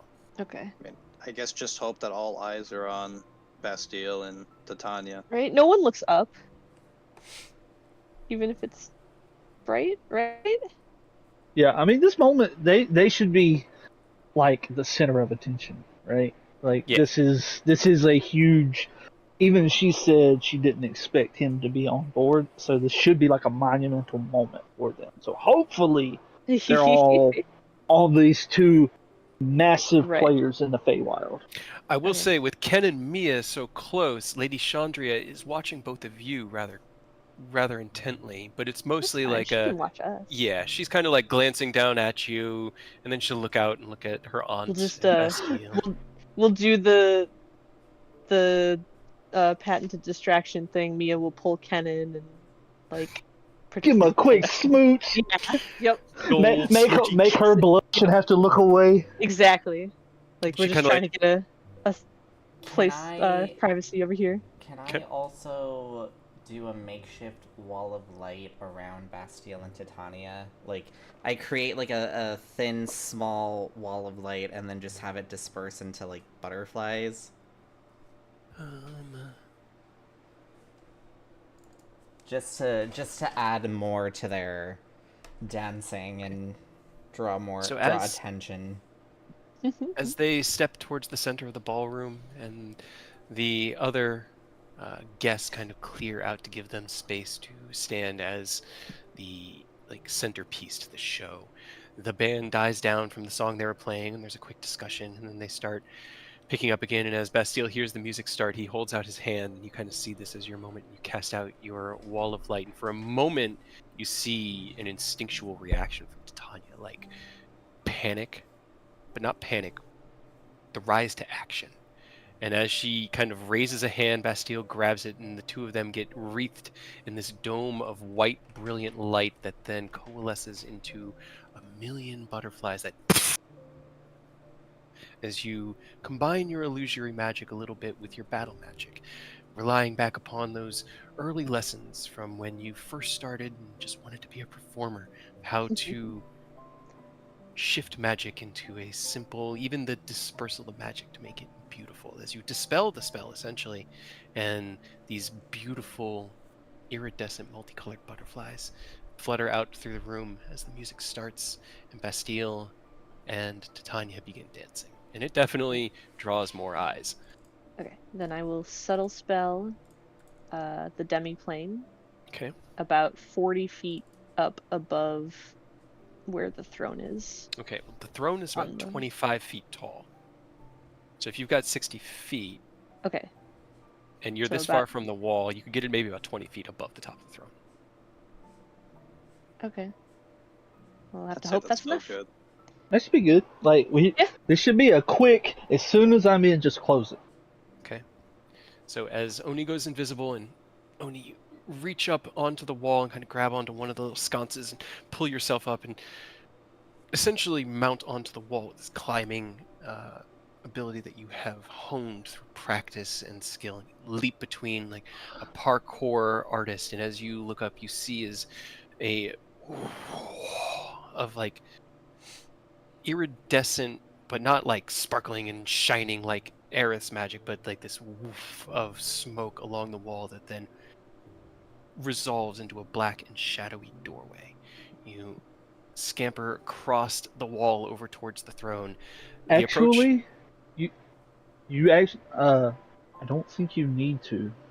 In the mental link, I realized that I don't think you need to telekinesis. If I can because summoning my shadow isn't like casting a spell or attacking my echo. I can put the echo up by the hole. I can grab the sword, instantly trade Just places with switch. it, and just climb in. Yeah, Okay. that'll save you from looking even more suspicious. You know.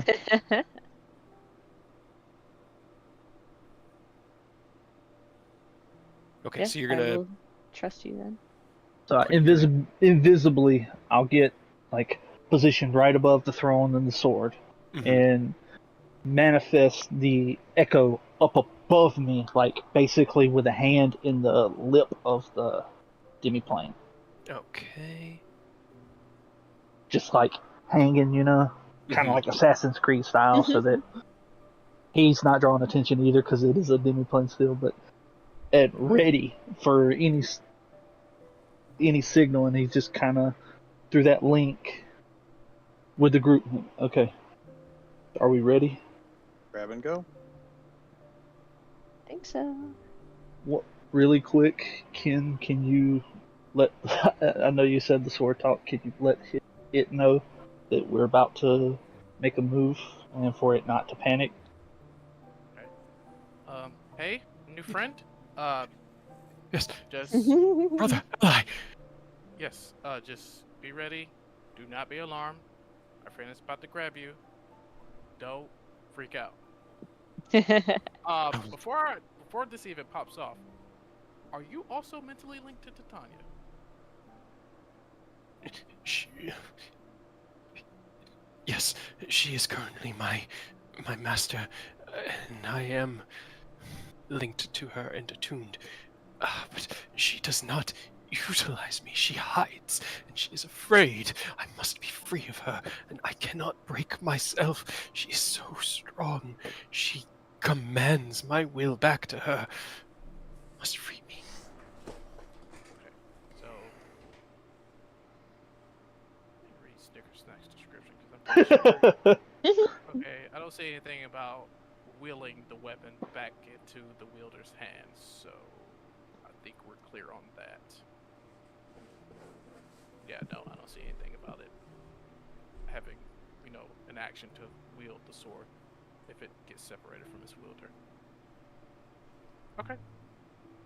Okay. Okay. Now, everything you guys have brought to bear, every aspect, Ken's flash of genius, demiplane, invisibility, Titania Oni's also rolls a 3 in perception.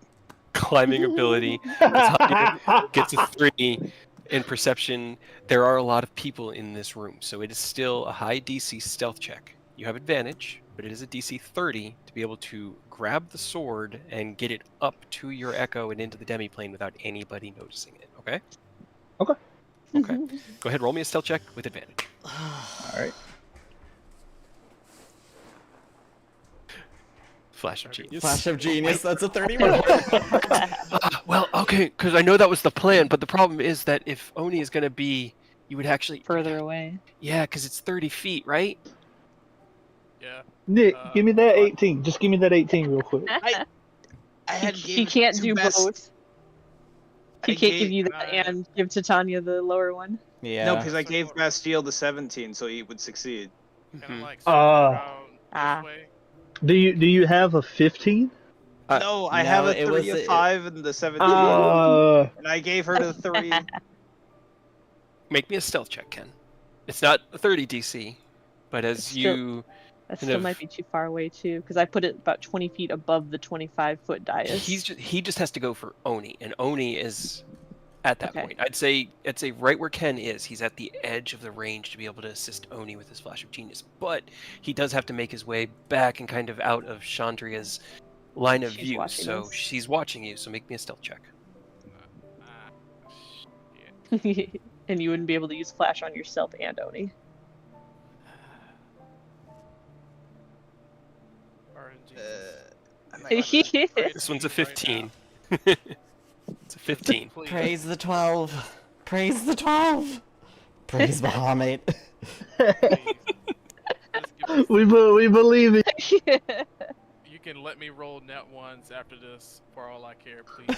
Just give me this one, Call the dice a good girl. Whoa! Hey!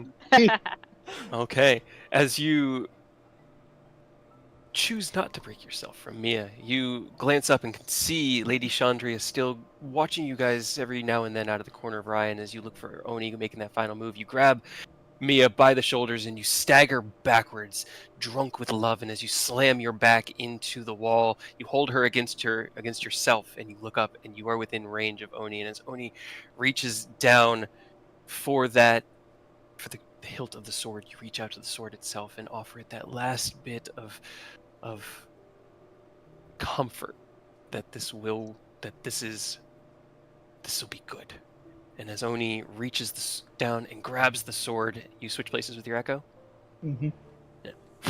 You see as the sword vanishes, as it is now being worn or carried by somebody who's invisible. There's then a translucent Oni that appears there before dissipating. You look up and you can see as Oni pulls himself into the demi-plane and onto the other side of the door. Okay, and then I need to, because I can't just drop it, so I need to subtle spell, dispel it, and hope I can hit my 8th level. Roll me a charisma check. Charisma. Well, since Oni secured, can I use my remaining charges for Mia? That's fine. You could if you needed to, but Hell yeah. Could I do major image to, as he like did that, to just put up like make it look like the thing was never there? the sword is still there? No, not the sword that's there. Like to just kind of obscure it a little bit better as he did it. But true sight. Ah, should be right. I think we're good. I think we're good. Yeah. She rolled high enough to close her thing, so. As Oni flips in through the demi-plane, Mia, you, in that same moment locked with Ken, look up and will your own magic away, this pulse of dispelling energy. And the door fades away. I The do dance... need to make 2 rolls. You do. Oh, no. For fairness sake. That is true. Just gotta roll higher than a 1. Okay. Okay. Hell And yeah. then I gotta roll higher than a 5. Roll me 2 D100. Ooh. Ooh. Uh-oh. Oh no. Double distraction time, I get. No, wait, Uh. that's the good one. Okay, no, that was just I get all my sorcery points back, actually, which is nice. Yeah, Hell and yeah. then Uh, 51, a spectral the shield. shield I'll just- hovers. Yeah. I'll just get my sorcery points back, hell yeah. Okay. Gotta use a lot of them, The so. perfect crime. As you reach into the weave of magic and push out this dispelling incantation and break your own demi-plane door, scattering the shadowy doorway into mist, you feel as the weave of magic around you kind of tightens and then radiates into you, and then it loosens like a warm massage, and you feel a good deal of power has returned to you. All right, now we can't talk to Oni for a day. I hope you got plenty of snacks and drinks right before you left. Took a potty break. It's fine, dude. One day ain't nothing. And you I've been gave alive Titania 400 plus years. One day is just a drop in the bucket. You gave Titania the 3 on the perception when she turns around, right? Correct. Okay. All And if right. she's looking again, I'll give her a 4. She just doesn't notice for the rest Or of a the night. 5, sorry. Or a 5. Sorry, it was a 5, not a 4, Trying to- but still. Okay. All right. Okay. All right. So as the song concludes, Ken and Mia, your heart racing. Aerith, you had watched this from the distance, knowing what you were looking for, but trying not to give away anything. Is there anything you would have done in these situations? Probably. I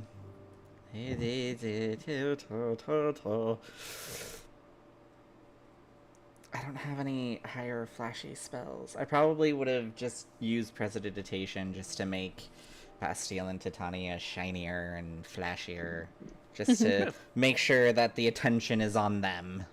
Sounds that they would definitely appreciate that. And as their dance concludes, they look into each other's eyes, and Bastille kind of tugs her arm and pulls her in like a tango spin into a tight embrace, and whispers something to her, gives her a kiss on the forehead, and then spins her out and gives her a deep and cordial bow. My Lady Titania, I am honored by your invitation, your presence, your hospitality, and most of all, your attention. She looks at him kind of like, uh-huh, uh-huh. Smiles. I hope you remember such things in the days to come, Lord Bastille. I will need your aid, I am sure. He smiles and nods, and she turns around and begins to walk back. And there's a moment where she looks up, and Nick, you do have to reach out and and she seems to, Don't look. she like shakes her head and like rubs her eye. I am growing exhausted, so much dancing. And she climbs the stairs and gets in her throne and sits down beneath the empty placard behind everybody. And as Chandria kind of like turns her head to the side and speaks, Ken, you can hear like essentially gossiping about you and Mia. Eh. Anything else you guys want to do right now? I spend the rest of the night with Zanlis. Zanlis? Zanlis. Zanlis. I was about to say, I mean, if the heat is on, the heat is on. I mean, obviously we won't get too crazy, but Speak for yourself. half distraction, half real. Yeah. Hey, we're here and hopped up on adrenaline. Yeah, that's fair. All right. Nick, anything you got? I was gonna say, where are the gnome ladies? But there are There are no women here. Where are the gnome ladies? You could go talk with Meadow or Melody, whatever her name is. She's not a gnome, but Make sure you take oh, your maybe pills. Oh, That's a low yeah, blow, man. I'll just flirt with someone twice my size. It's fine. Hey, why not? Mia did. I mean, he's almost twice. I'll just hang out with these people at this table. Sounds good. Okay, Get well, myself well known. I am going to.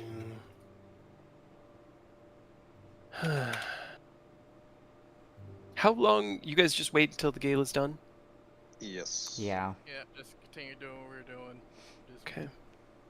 dancing, eating, having fun until I guess the gala's officially wrapped up. Don't want It goes. abruptly leave. That's fair. It goes for about an hour after the final heist. Just one more.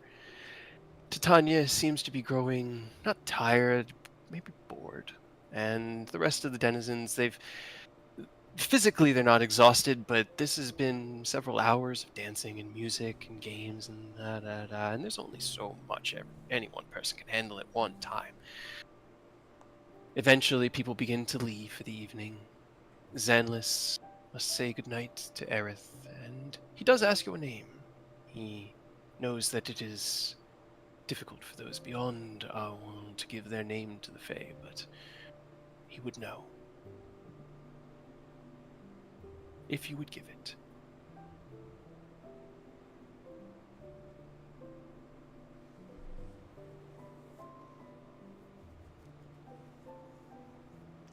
Do you, Aerith? What? Sorry. No. Oh. I blinked. I'm so sorry. What happened? As you are parting for the evening, Zanlis heading back to his home to rest and prepare for the next day, he thanks you for the dance, the attention, and for brightening his evening, and asks for your name. He knows it is not something that the people from the material willingly give the Fae, and if you do not wish to give it, he wouldn't be insulted, but he wishes to know who he danced with. Is he like taller than me? Like, Yeah, what's- he's okay. he's like 6 feet. Okay, yeah, he's taller than me. I lean up towards him, you know, like wanting to like whisper in his ear, He'll kind of lean down to meet you halfway and turn his head. and I will say I go by the name Arcus, and then give him a kiss on the cheek, and He say smiles. I had a wonderful night as well. As did I, Arcus. I hope to see you again in this life or another. Gives you a bow, and then turns and heads towards the front door to the gala to follow those who are also heading back home. As he bows, I give a little curtsy. All right. He walks away, stops just for a moment, and keeps walking, eventually making his way to the front door and out into the city. Boo, follow him. Are you telling me I should get lucky tonight? Yes. Why not? It's the Feywild. It's the first time that we've had that we aren't dying. You know what? Sure. Yes. Yay! All right. From the mental egging, Such Yeah, is that encouragement. mentally still up? Yeah, I'm like, go, go, go, go. you sigh and All that man Aerith. run out the front door. You kind of look left and right, and you can see just as his heel is leaving view into the garden path that just goes off to the left out of the front. You turn and follow after him, and as you catch up to him, you kind of like reach out and grab his arm. He stops and turns around and looks at you. Is there anything you want to say before we fade to black? One more eventful dance should close the Quote night. unquote. Damn. Quote unquote dance. He kind of like spins his hand to take yours in his and goes, I know the perfect place. And he will lead you to his home within the city. Hey. Hey. Hey, fiance. Faded to black on Oni, will fade to black on Aerith. Oni, you grabbed a handful of drinks and snacks. You've got like 4 flutes of... Actually, no, because you had to climb a wall. What did you grab? He just grabbed a handful of snacks. It ain't nothing crazy. What did you shove in your pockets before you Tucked jumped it in into the your demiplane? robes, parkoured up the wall, and jumped in the demiplane. So you sit in a dark, lightless, empty space, 30 foot by 30 foot.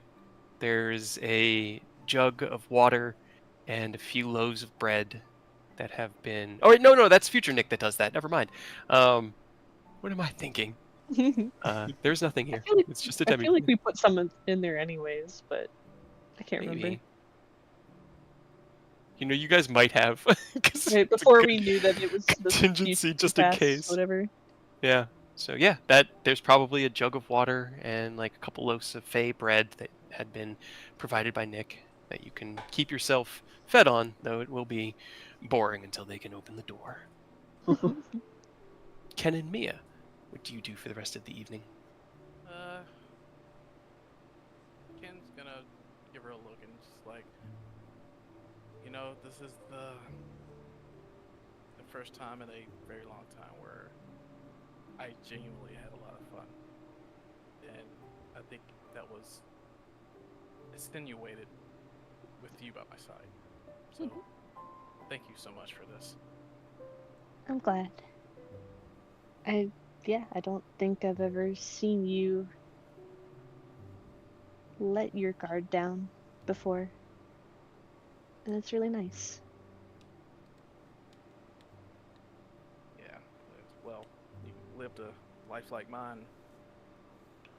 Letting your guard down can lead to I bad know. things. But I'm happy to be here with you and whatever we're doing. And honestly, every day that I've been here has been a lot of fun.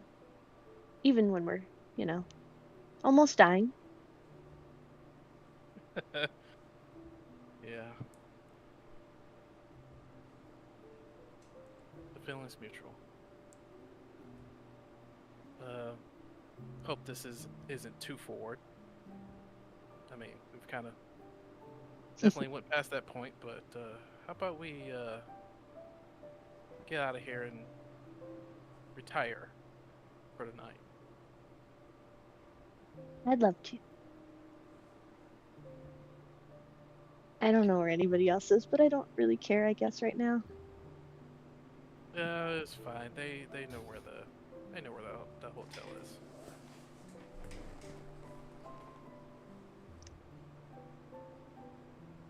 Well, that's true. Yeah, Oni can, but we can't talk to him because the Rory's telekinetic doesn't go to Nope. other planes of existence.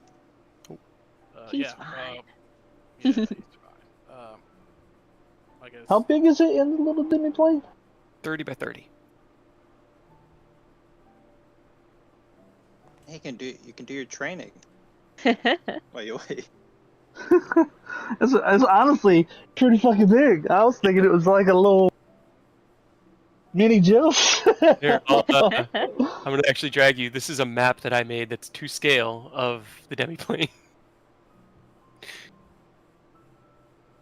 It didn't drag you. Roll 20. What are you doing? There we go. That time it moved. So I made this map because it's an actual this is the 30 by 30 of me as demiplane. Man, that's honestly nice. So Mhm. much room for activity. And anything you leave in there, build in there, or do in there is permanent. It just stays. So you can build it up and shape it however you want, like a small apartment. Yeah, been meaning to have some time to go in with Ken and have him like fabricate stuff so we can actually like build shit in there. It's just one thing after the other, though. Right? Yeah. All Yeah, right. We'll get a long break after this. Yeah, well, I'll use the link and just let everyone know. I think it's about time for us to get out of. I think me and Mia are getting tired. Gonna go retire at the hotel. Just remember, we'll be leaving early in the morning tomorrow in order to get out of here before anything's really noticed. So have Yeah, fun, well- but be ready to go. Yeah, we won't, stay up too late. Can do. Is Goes there for you a as way? well, Aerith. I saw you leave. Sheesh. I'm Can busy. Make sure you Can come we- back with the right clothing. And I guess Mia will. I'm gonna cast Dispel Magic on, Twin Spell on me and Ken. Dispel. Break out of the Rare's telepathic bond. Okay. Ooh, that's a good roll idea. me- I roll do me- the same. Pretty sure you can just cut it off if you want. I don't know because I was looking at it Um, and I don't know if you can cut it yourself or if you have to just drop it for everybody. I see. I mean, considering everyone's going their own ways and private ways, Nicholas was probably just gonna drop it anyways. Okay, I'll leave it up to you. However you guys want to play it. Yeah, I think mission is well accomplished. So I think it's, You guys kept rolling Yeah. so well. I couldn't. I had things for if you screwed up. There were like all of these like it was going to take X amount of minutes for them to reach you depending on where you messed up, and I never needed any of it. Did flawlessly. It was well We done. made the tiniest little hiccup, and that's all we had. That was because we did think that it would be a mechanical trap. the one thing I'm decent at taking care of. I will say that after the sword is stolen, Aerith leaves. Ken and Mia, as you are heading back up, you see as the guards that had gone into the back about an hour or so ago walk out of the door and walk over to Titania's throne. And as the lead guard kind of stands in front of it, Titania waves him up. Do you guys stick around, or are you just heading out? You kind of like, Okay. at this point, you're like right here when you saw it happen. Yeah. Absolutely want to I'm close enough. eavesdrop though. Can I eavesdrop? Let's I'm trying to get out of here. Wink, wink, Okay. nudge, nudge. All right, so Before Higher you bond, priorities. then just Nicholas, go eavesdrop, and let us know what happens later. Bye. And I'll just walk by the banquet, like, oh look, food. roll me a perception check. Yes. Thing I'm totally good at. Mm-hmm. Perception. Okay, all right. As you begin to gather together the last scraps of the banquet meal that had been provided, and there's a good amount still to eat, but you make your plate. You hear as the guard walks up, "My lady, there's been a disturbance in the vault. There was some sort of frog. It was just sitting there, and as soon as we tried to cross the tiles, it leapt onto one of them, and the drones came for us. We have only just managed to break free of their entrapment, but we have been robbed." And as she says that, as he says that, she leans forward. "What do you mean?" And then he kind of looks up. "We've been robbed several times, my lady. We should lock down the banquet hall. No more people should leave. I'm sure that sounds like I should get going. As Ken and Mia are scurrying out, Nick, you hear that and you begin to make your way. Make me a stealth check. Oh no. You We're got close out of enough there. to hear him. You could have just left. I know, but I wanted to know. I know you did. Actually, I have my contingency. I'm just gonna double tap my nose and get a move on. What was the contingency spell again? Invisibility. Okay. Then roll me a stealth at advantage. As you hear this, you look up, and as Titania stands up, and she goes, "What do you mean?" He goes, "The Yeah. sword has been stolen as well." And she turns around, like, she looks up, she goes, Snickersnack, where are you? What's going on? Gods! As Nick turns invisible, Ken, as your foot leaves the door, like off of the stairway here, you hear the shout for the guards, and the guards begin running in past you, up the stairway, and into the room. Nick, being invisible, you Let's go faster. glide through the room. You kind of glide past Bastille, who looks down at you and gives you like a low thumbs up, and then just sort of follows behind. As you cruise past the guards running up, Bastille and Harrow are stopped. And the guards hold out their hands like, "My lords, we cannot allow you to leave. There has been an incident, and Lady Titania has requested that all members stay here in the gala hall." And Bastille stands up to his full height, and you see, you don't see it, Nick, because you're trying to get out, but you feel this imposing force from behind you, like the cold front before a blizzard, as Bastille rises to his full height. "I am the Lord of Winter. No peon will stop me, and I am leaving. Deal with I'm your sleeping. internal shit on your own." He reaches out and puts his hand on the soldier's chest, and there's this cold handprint that appears and shoves him out of the way. And Bastille basically just follows in Nicholas's footsteps. You can't stop me. I'm going to bed. It's a shame that Todd wasn't able to get it activated on Titania, but Right, yeah, still well, funny that her guards. sent the guards down. Hey, and it bought us a bunch of time. Oh yeah. You push through the swinging open doors. Bastille pushes the door open in front of him with a burst of cold air, calls out, "Harrow, our wagon!" And Harrow runs out to go and start prepping the horse and wagon. Ken and Mia, you guys just walking back to the hotel? Quickly. Okay, quickly. Yeah, likely. Yeah. We just want to catch some of this nice evening? Question mark? Air. Yeah. I mean, it's dusk, so, you know, the Feywild, but it's got that kind of crisp coolness to the air that feels almost like night. You're not sure if it's just exhaustion from the long day or some trick of the Feywild that even without the sunrise and sunset, there is still morning, afternoon, evening, and night.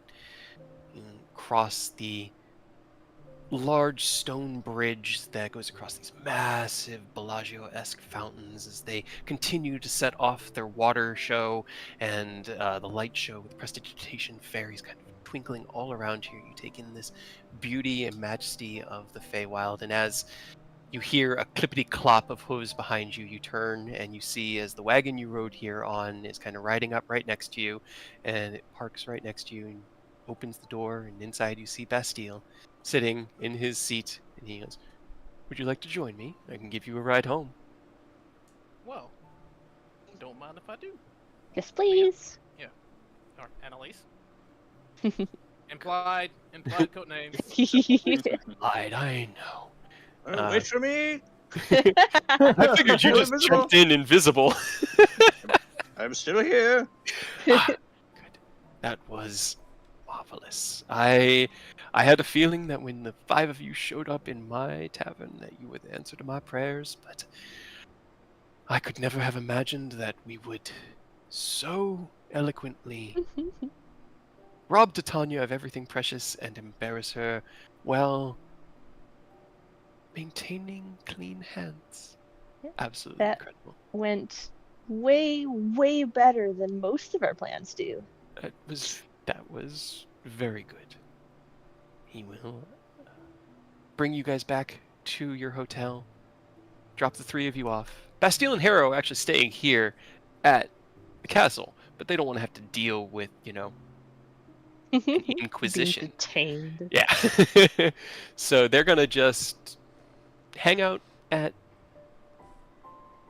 the midsummer's night with you guys. Enjoy a few drinks and games there, laugh and unwind from their own knot of anxiety and excitement and adrenaline. Mia and Ken, you find your way back to your room and unknot yourselves in your own way. And for Nick, what do you do? I think Nicholas is gonna have a laugh, like a quick chuckle to himself, because this is like the first time he's done this in a while. It went well, but he also realized, man, I'm too old for this. I'm way too old for this. He's realizing it when it doesn't go well, and even when it does go well, he's still too old for this. Exactly. Okay. But he's glad everyone else is happy, so he'll probably just do a little gnomish hymn to himself. Just read through his book until he falls asleep. All right. As you find yourself comfortably back within your hotel room, quiet without the trancing elves, you study, recite your hymn, fall asleep with a smile on your face. Damn, that was a good heist. Oh yeah. Yeah. I feel like I And we'll should pick call this episode Ocean's Fae. I have been referring to this as Archie's 11 since the Yeah, beginning. Hell yeah. Archie's 11. Yeah, Archie's 11. Because there are 5 of you: Bastille, Harrow, Melody, Glenn, Finch, and the other one that I can never remember. Cliff. Poor Cliff.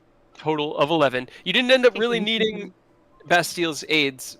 Melody was the one who had the information that you guys needed, and then it was just a really, really good plan from there. But I was like, there's no way they're going to be able to convince me that there's a logical way for them to steal Snicker Snack from in front of an entire gala of people. But Lo and behold. We put our minds to it. Once everything was done, and that was the only thing remaining, it's like, all right. We could put Now we all the could. brave power. Yep. Focus in, hone it down. And Lock it the security measure that you guys avoided, they were drones that would be released if you set off any of the alarm systems that essentially had one thing they could do.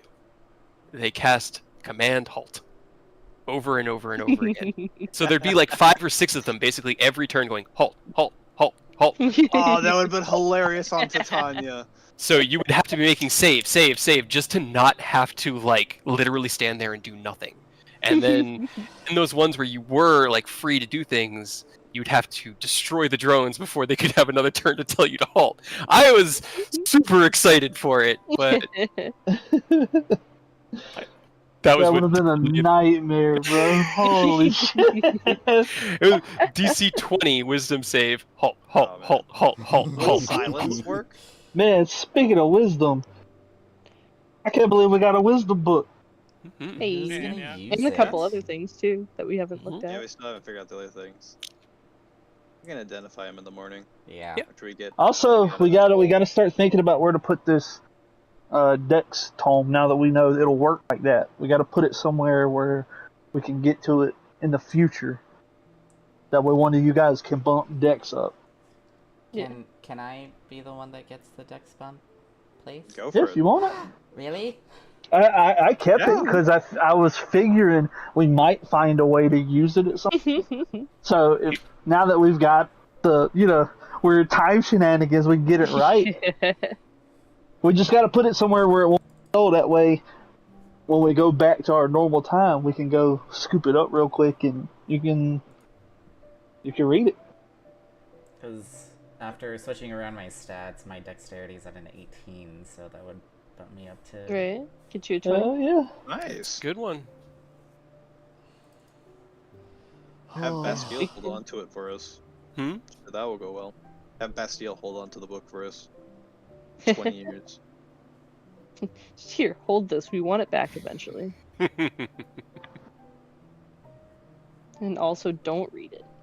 Yes. Yeah, and we got a bird, like a bird statue, and what was the other thing? A harp. I really hope the harp is what I think it is. I really do, because What that's do you just think goofy. it is? There is a sentient harp that is God. just goofy. Well, It's a helpful harp. in But the it's little bit of time that we have, Oni will unfurl the little hole in there, Mhm. and he'll just like inspect them to see if there's anything to glean from the little bird statue and the harp, since he's got a day to kill, you know. Make me an Arcana check. I'm phenomenal at those. Some would say the best, actually. Hell yeah. Hell yeah. Hey! See, there you go. I would roll Natural so 19. Holy shit. Natural 19. Every roll has been fire this game. It's been so good. It's been so good. Okay. I'm gonna make you wait till next session for one of them. But what's more interesting to you, the bird or the harp? Honestly, the harp, because I want to know if it's the funny one, whichever one Kyle's thinking about or not. Let's see.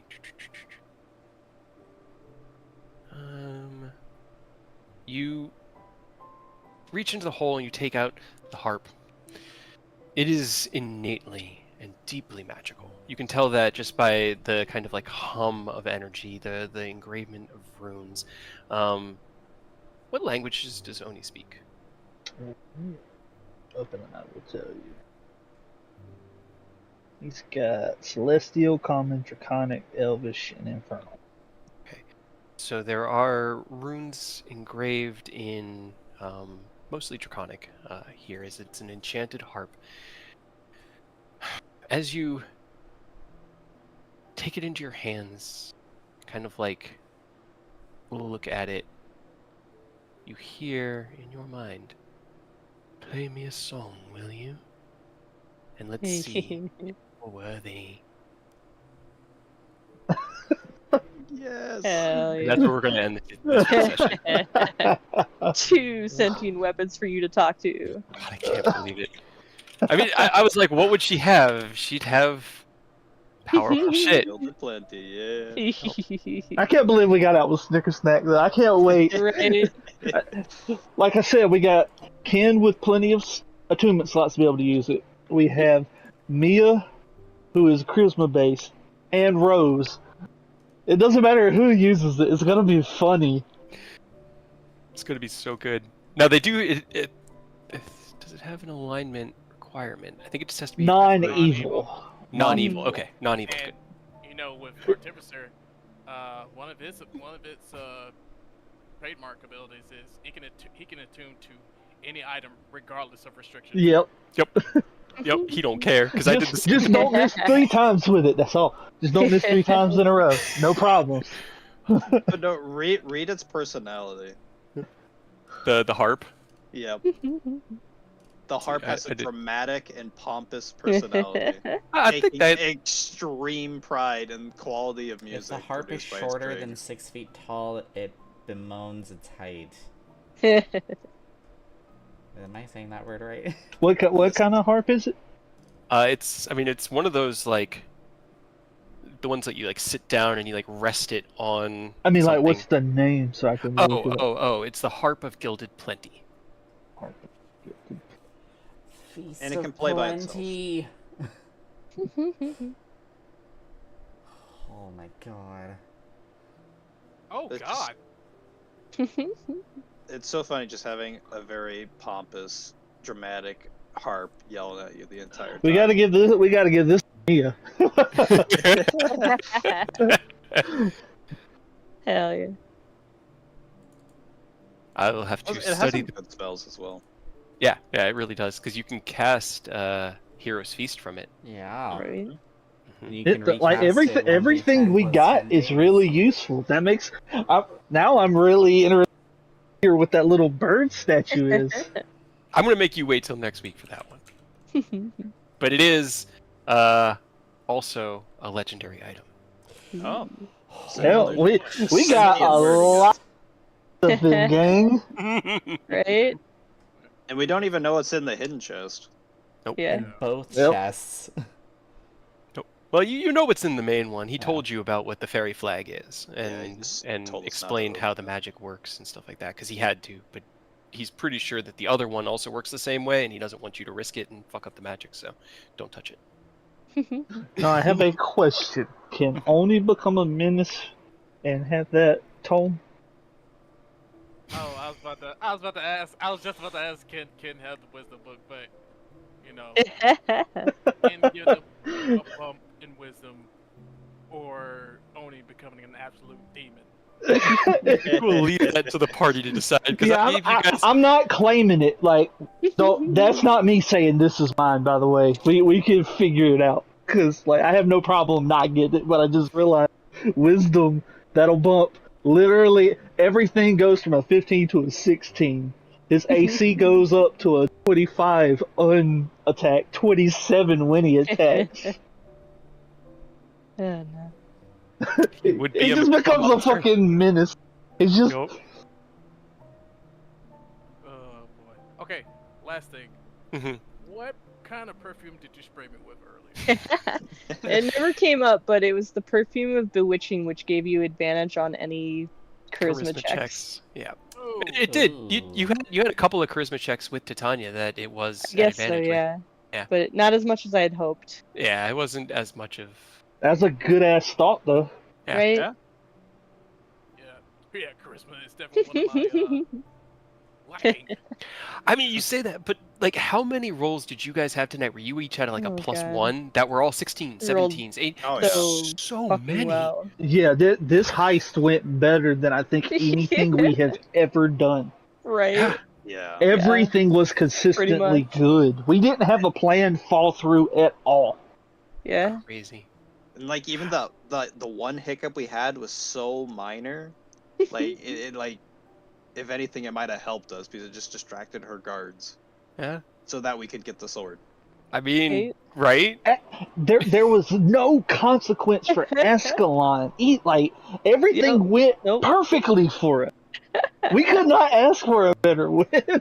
I mean, Oh. for Ascalon, they it was perfectly presented, and the Ken speaking with the Ascalon voice, like as this massive creature and speaking gently and calmly and obviously in control, that was all that Titania needed. She I just was wanted to speaking system. more in the fact that the last handful of times Ascalon has appeared, Oh. our boy died. Yes. He came out of this scot-free. Our boy's got this shit under control now. That was a good flex of how far Right. Ken has come. That was really good. Yeah, that's why I was like, I'm gonna just do this for a minute. I'm so Just a glad. minute. Flex on it. Establish dominance and then go back to normal. Yeah. I'm kind of glad we overprepared because now we just have a bunch of stuff now. Mhm. It's like dust and corrosion. We never had to use that, but we have. God, I am Nice dying one. to know what Many things. chest though. It is killing me. It's turns out it's the moment he opens it. That's what starts the whole thing. It's that Turns out fucking. Titania had it sealed away for everyone's safety, and he opens it up. And It's that chest from Doors Raiders of the closed. Lost Ark where you open it and like face melts off. Yeah. Man, when you were like, I pick it up and then I'm going to Action dash, Yeet it. action surge dash. I'm going to step. I'm like, this man has like a 300-foot movement speed. He's going to beat the door, but Nick can't. Yeah, you're saying all this. I'm just sitting there like listening. Okay, Like, ah, yes, it's a bye." brilliant idea, brilliant. As I'm not Oh, really no. standing there. I realized after the fact there was a moment. I don't remember. I think it was Call of Duty or it might have been Battlefield. I was playing something with Black, and in the same sort of vein, somebody threw a grenade at us. I was like, "Oh shit, watch out!" And I threw it. But I said it as I threw it, and because it was cooked, it was already about to go off. Black's character turned, looked at me, he's like, "What?" And then it blew up in his face. I realized that was exactly what I did to Nick, and I felt so bad when that door shut. That is so perfect. Oh my god. I felt like I was saving his life, and then I threw it right at him. And as soon as you were like, "Yep, you get through," and then there's a click, I was like, "Fuck, I did it." Whoops. I mean, there's Oh, so many ways for me to get out that it was not even an Yeah. issue, but it was still kind of funny. It's like, well, I mean, yeah, bro. so my other thing with like when I was thinking about this is I was planning this and I'm like, okay, I'm ripping off Ocean's 11, so I'm going to keep the same sequence of events: the elevator, the lasers, the pressure traps, the pressure floor in the vault room. Those are things that I have to keep. What would a Fae put to protect a vault that she has no reason to believe would ever be broken into? Like, I mean, they don't really they play tricks on each other. They put up these kinds of protections, but these, like, even Bastille had said it'd been years since he'd been here. Like, it's not something that you have to keep day to day like security up on. So yeah, the riddles were sunlight, sunburn, and sun, because I thought it'd be funny to see if you guys were willing to, like, is every answer C? Every answer can't be C in the test. That was exactly what I was That was thinking. what we were thinking. We're like, oh god, no. That's exactly Hate as that soon feeling. when Fox was like, "I think it's sun," I was like, "Fuck, I do too," and that's the problem. But it can't be. It's too That's easy. exactly what I was thinking. I'm like, no, it has to be complicated. There has to be thought. It's Titania. It's God. Titania. She has to have some sort of brain. When you were like, maybe it's a riddle door, I was like, aha! Oh my god. It's like elementary level riddles throwing off the adults. It gets us every time. It does. It really does. does. I love Oh it. man, that reminds me, I never got to use my riddle earlier. I know. Oh, what was gotta- the answer to it? Nothing. Yeah, I'm I was gonna say. stupid at Yeah, it's it was nothing. nothing. It's nothing. Oh, Because nothing Nothing. is greater than the gods. Nothing's worse than the dens of the abyss. The poor have nothing. The rich need nothing. And if you eat nothing, You die. Die. It was very clever. Yeah, I read the second part of that riddle and I was just like, oh, I've heard this before. That I know the sounds answer. familiar, yeah. I had never heard it, but as soon as you you know how they have fucking software that's picking up everything we say so they can like hone in on things to advertise. You said that there's a show on Netflix apparently about like gods, and I got a TikTok of that riddle from that show just because you mentioned it one time. it's not creepy at all. No. The FBI are great. I mean, wait. That's a strange way to say our CIA, or not CIA, our Chinese spies are Oh, yeah, of watching course. us. Like, you never know who it is. It's either the FBI, the CIA, the Chinese, the Googles, the Apples. I mean, it's just like, just pick a noun, man. I say everyone. Yeah. Somebody's doing it. As long as we can get together, tell stories, have fun, I don't really care. Yeah, it was a blast. It was really fun. No one died. No one died. Right? No one died. No. No one was, hurt. Now, nothing needs to go bad immediately so that I can open the door and let Oni out and you won't be stuck in there for the next 20 years. That could be an awkward situation, yeah. You'll be fine in I'm there. pretty right? sure I can connect to other people's It- demiplanes. I think If you I- have if to have I'm seen allowed. it or been there, but yeah, Right, you, which Nick I've been has, there. but I have. Yeah. But I'm just Don't saying, worry, if we Oni, get I'll like rescue you. suddenly yeet out of the past and back to our present future Oh, no. 20 years later. wouldn't that be funny? Sorry, But yeah, Oni, also don't forget we gotta come up with somewhere good to put this tome though, so that somebody can use it in the future. 'Cause Well, you'll have I held on to it, hoping like this would happen. So right? You'll have a day and a half of travel back to Sarnau. That we'll pick up with next week, and we can figure out what you guys want to do with the books then, and hopefully during that time you'll remember to open the door for Oni and get him out of there. We'll be Some discussing like, wait, where's Oni? He should be here. Oh, right. Weird. Oh no! God, the I mean, door. first things first, you guys are going to have to find Aerith tomorrow because Oh yeah. no one knows where he ended up. I was so worried you were gonna give that man your real name, bro. I was still like, Smart Aerith, enough no. for that. Aerith, no. Aerith, no. It's fine. I realize he's hot, but no. Did you like No, my poor false sense of booty. insecurity when I leaned into his ear? Well, so basically what you did was you cock teased him with that. Like just a little bit, because he felt like you were going to tell him your real name, and when you said that you went by Arcus, he knew that wasn't a lie, but it wasn't your real name. And so he wasn't like mad because he told you he wouldn't be upset if you didn't want to. He just a little disappointed. But then you found him in the gardens afterwards, and well, Still not didn't gonna really tell care. him my name. I mean, hey, You're like, maybe in we'll 20 see years, him in come 20 find me, and I'll years. tell you my real name. Yeah, right. Maybe. Oh man, wouldn't that be fun? Like, I have something to tell you. I'm pregnant. No. What? Nani? Oh my god, it's 3 o'clock in the morning. Yeah. It's one for me. We went hard. It was so fun. I would have been hard if we had broke apart mid-session. Come Right. back trying to Yeah. figure out what we were up to. You know. Exactly. Yep. That's, It had to be all done in Had one to happen one session. It was the only way to do it fluidly. So, thank you guys for sticking with me for this double game, and we'll pick Hey, up it with worked out the. great. Yeah. Yeah. Yeah. I am not telling the artist to change Mia's height. Don't, you don't need to do that. That's just gonna be pre height change. I mean, Yeah, I We'll, like we'll find a that way to scene shrink her.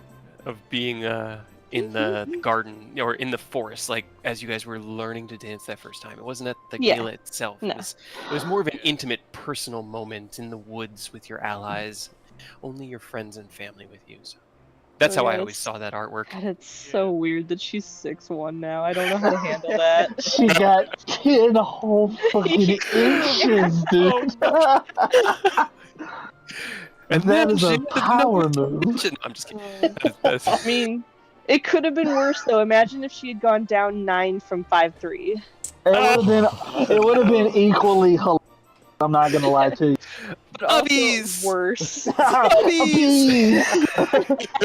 It'll essentially be like those videos that I've seen on TikTok where women would God. put their cameras on the eye level of their spouses, and they're like dating like these 6 feet, 7 feet tall men, Yeah. and they're looking at the camera. They're just like, no. And they just see themselves as if how their spouses see them. They're just like, I want uppies. I Yeah. look like a fucking toddler. Happy.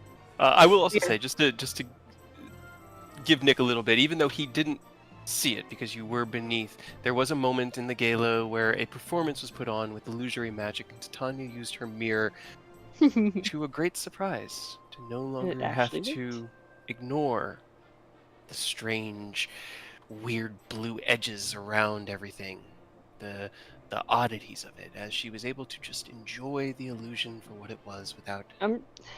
I'm sure none of this that we're giving her in the past is going to come back to bite us in the ass. To Oh, be of fair, there's not course really not. much she can do with that.